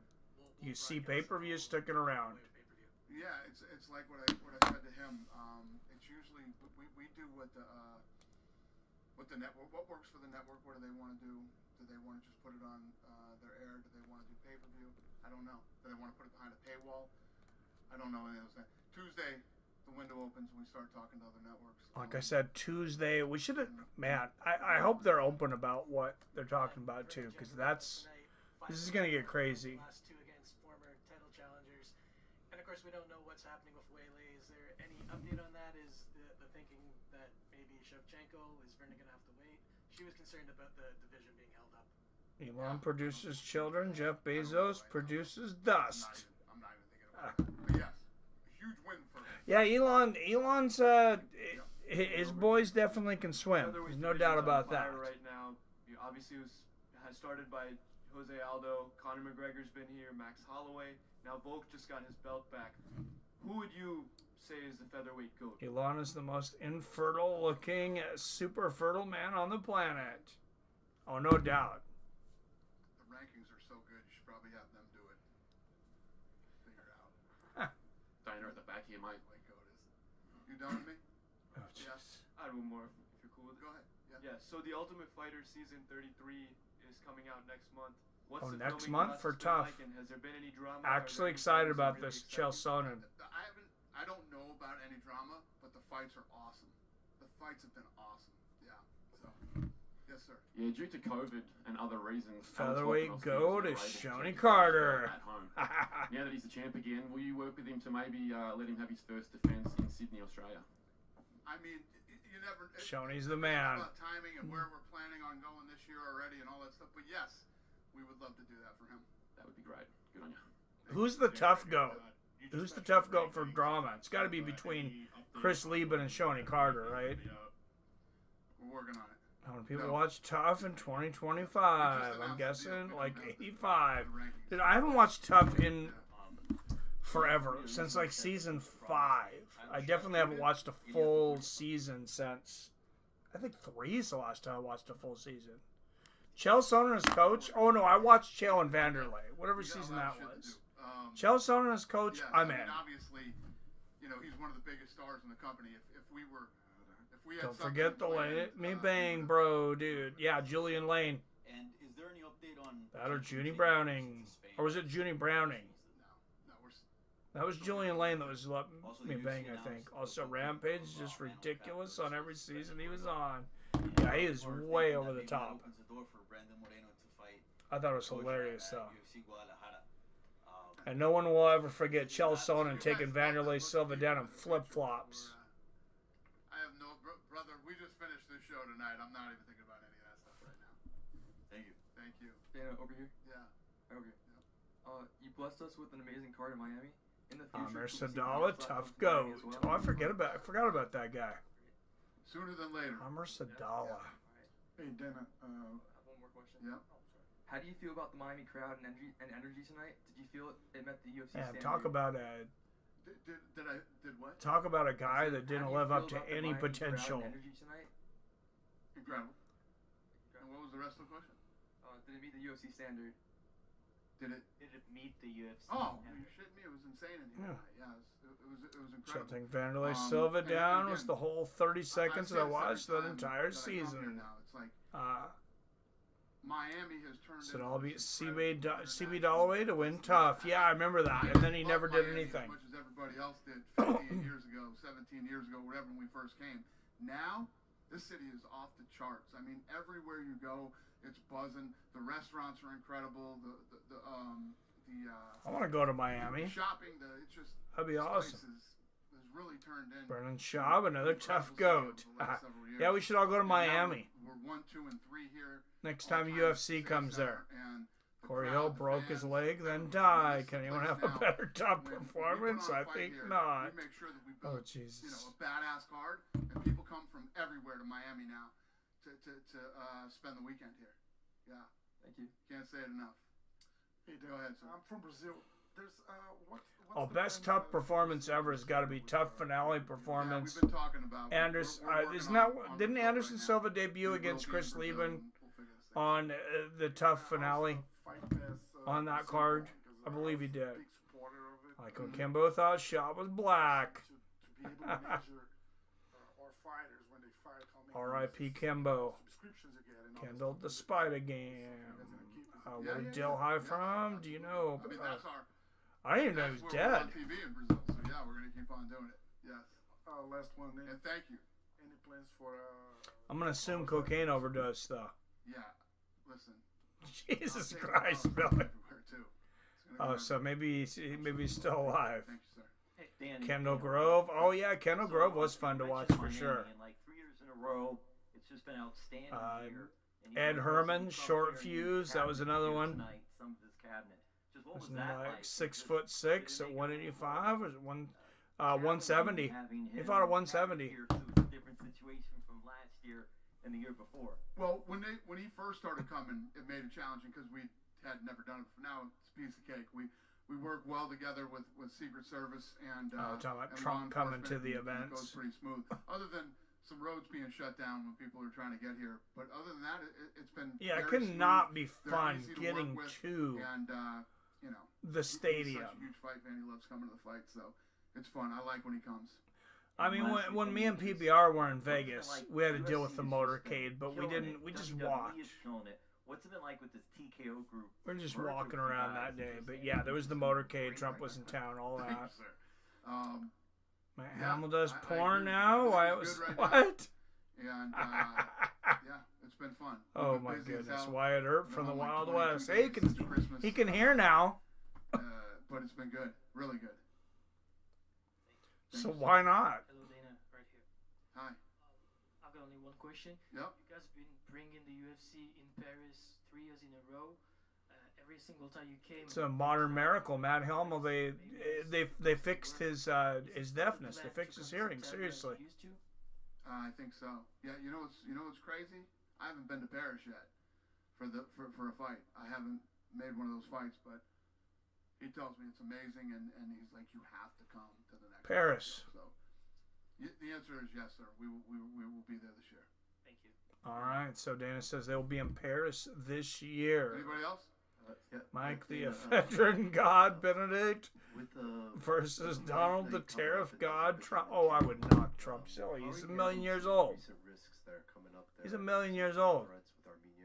I mean, he would literally die. I would punch him and he would die. You know, Like the obviously, black if there chick was named anything Paris ones. incredibly dangerous, we wouldn't do it. But If that had to be rebooked. Jesus, how old do you think I am, Wyatt? I'm not even thinking about Trying to put me against 80-year-old men. Boston. We're gonna be going to Boston. Not trying to get a murder rap here. Yeah, hopefully we can get to Boston this year too. I'll be there for the playoffs. Also Boston, Any other UFC questions? Boston. Done? I meant you versus Good night, your everybody. Trump Thank you. impression. You beat yourself up on stream right now. Yeah. Should we have more people for that? Let's call Wake Up Jason again. No, I don't think he would. I don't think he'd appreciate that. He works full time now too, so I think that would. I think he'd be a little more upset about it than the first time. Banged a girl who lived in Paris, Ontario once. She was taller than me. Aren't you 6 feet tall, Wyatt? That's a tall woman.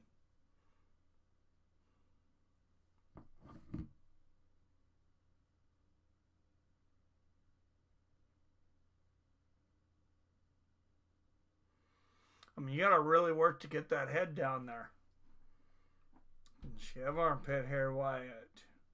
All women have armpit hair. They just, most of them shave it off.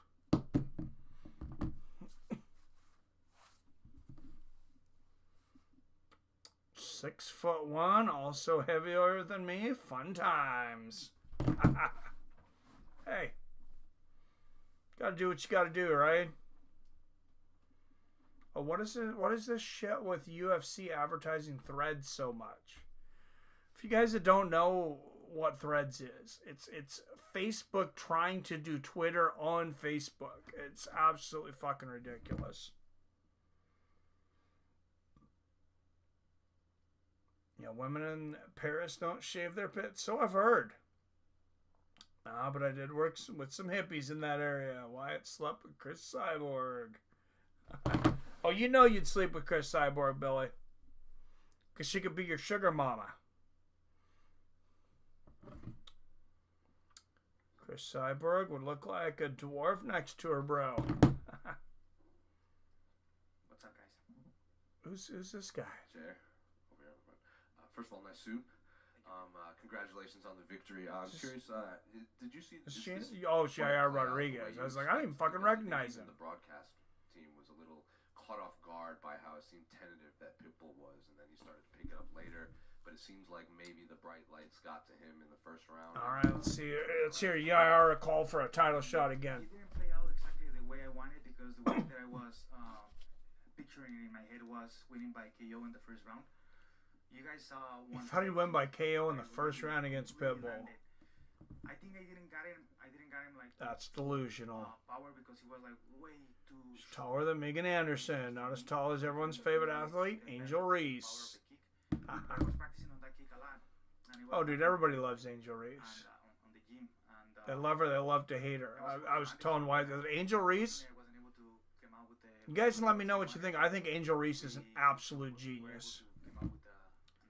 Angel Reese looks like ex-UFC heavyweight Kevin the Shaman Jordan. You don't think Angel Reese is hot? I think she's kind of hot. Was this the game plan to just rely? Also, like I said, I think she's a genius. She's not gonna steal fans from the sweetheart Caitlin Clark. But what do white conservative men hate more than someone that they perceive as an entitled black person? Nothing. I mean, if anything's going to get guys to watch the WNBA, it's Angel Reese. Mike also said he was attracted to Charles Barkley, so there's that. Ha ha. She's hot, but she's so unlikable that she's not hot. Yeah, I feel like she's trying to do the Floyd Mayweather over there in basketball.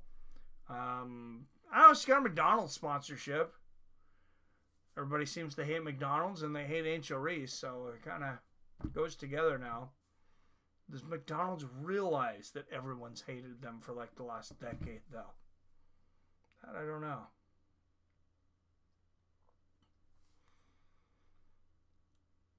They're like, hey, we got a bunch of shitty food that nobody likes.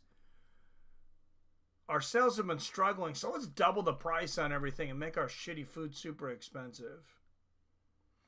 I hate Angel Reese. I'm nowhere close to even watching a 30-second WNBA highlight reel. Dude, Canada has blonde for days. I say we go visit Wyatt. Our strategy must be failing. Yeah, but would you watch someone because you hated them, though? I don't think that's your style. I don't think you're someone that clicks on a lot of rage bait. I mean, I think they're looking for the male boomers. They're looking for the Fox News crowd. Fuck yeah, I would. John Jones. Yeah, that's true. I'd rather watch MMA Guru than WNBA, and I won't watch MMA Guru. Who would? John Jones. Watch every John Jones fight ever. Yeah, I think pretty much we all will, eh?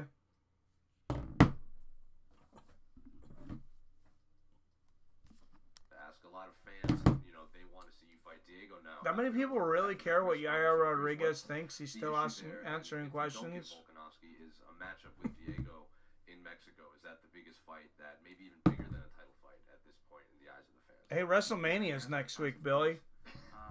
But if you ask me if you're in my position right now, it's a 2-day, right? For now, and the only thing that I'm looking for right now is fighting for that belt. What happened? I think. Where's WrestleMania Saturday and Sunday? Might have to cover it Sunday. Need a big boxing fight? Any coming up? Cinco de Mayo in a few weeks. Yesterday event of John Jones at WrestleMania. I'll watch. Is it a serious beef that has to be resolved at some? Yeah, there's gotta be some boxing matches coming up, right? It's summertime. I think Ryan Garcia has a comeback fight scheduled.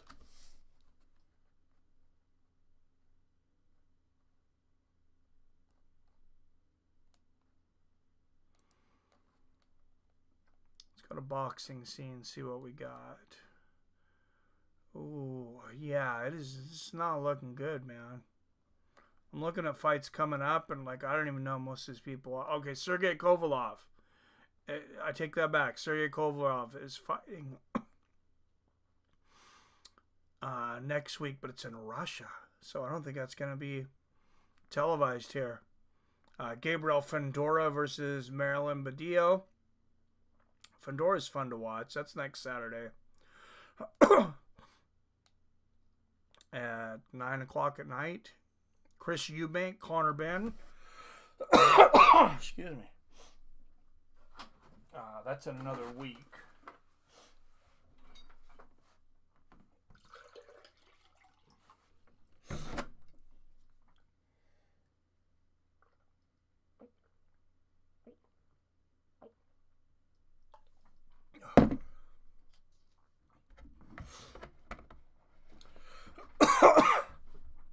Sorry, yeah. Itchy throat.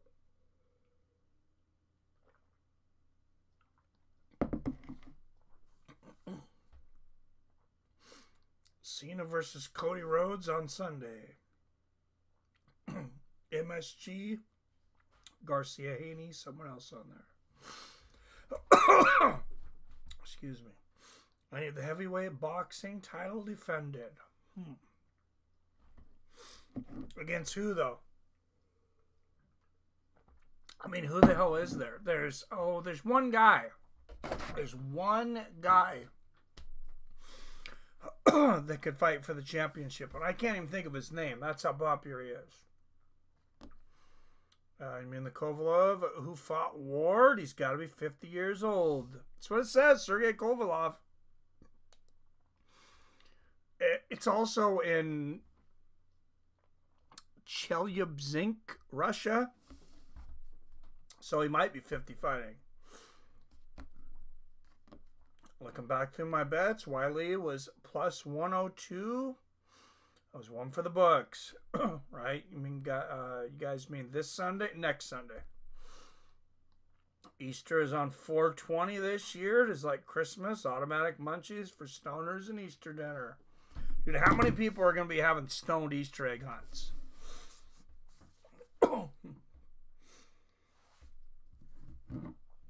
This Easter is not for children.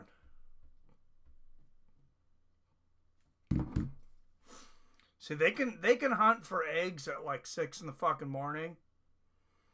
And then we can hunt for eggs at night, high, in the dark. With paintball guns.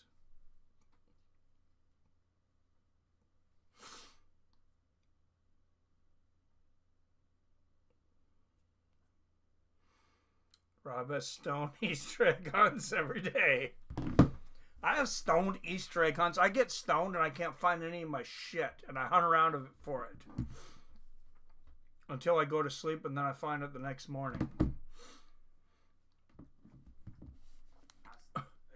years. How the hell is Yair Rodrigues still talking? This guy's not that interesting. The best way possible. Dude, I'm glad you bought a nice suit. Good for you. Apparently nobody else stuck around. Yeah, you're an alumni. Salvia Easter eggs, where you get to spend 6 months at the actual Easter bunny in another reality. Oh, that sounds like fun. I'm telling you, Yair is super unlikable, and he's boring too. All right, fellas, I'm out. Enjoy the night with Wyatt. Enjoy that tall woman. Everything can get solved in the best way. All right, see you, Billy. And I should get out. It is past 11 o'clock here. I'm getting pretty tired. All right. As always, I love you. I respect you. And I'll see your fine asses very soon.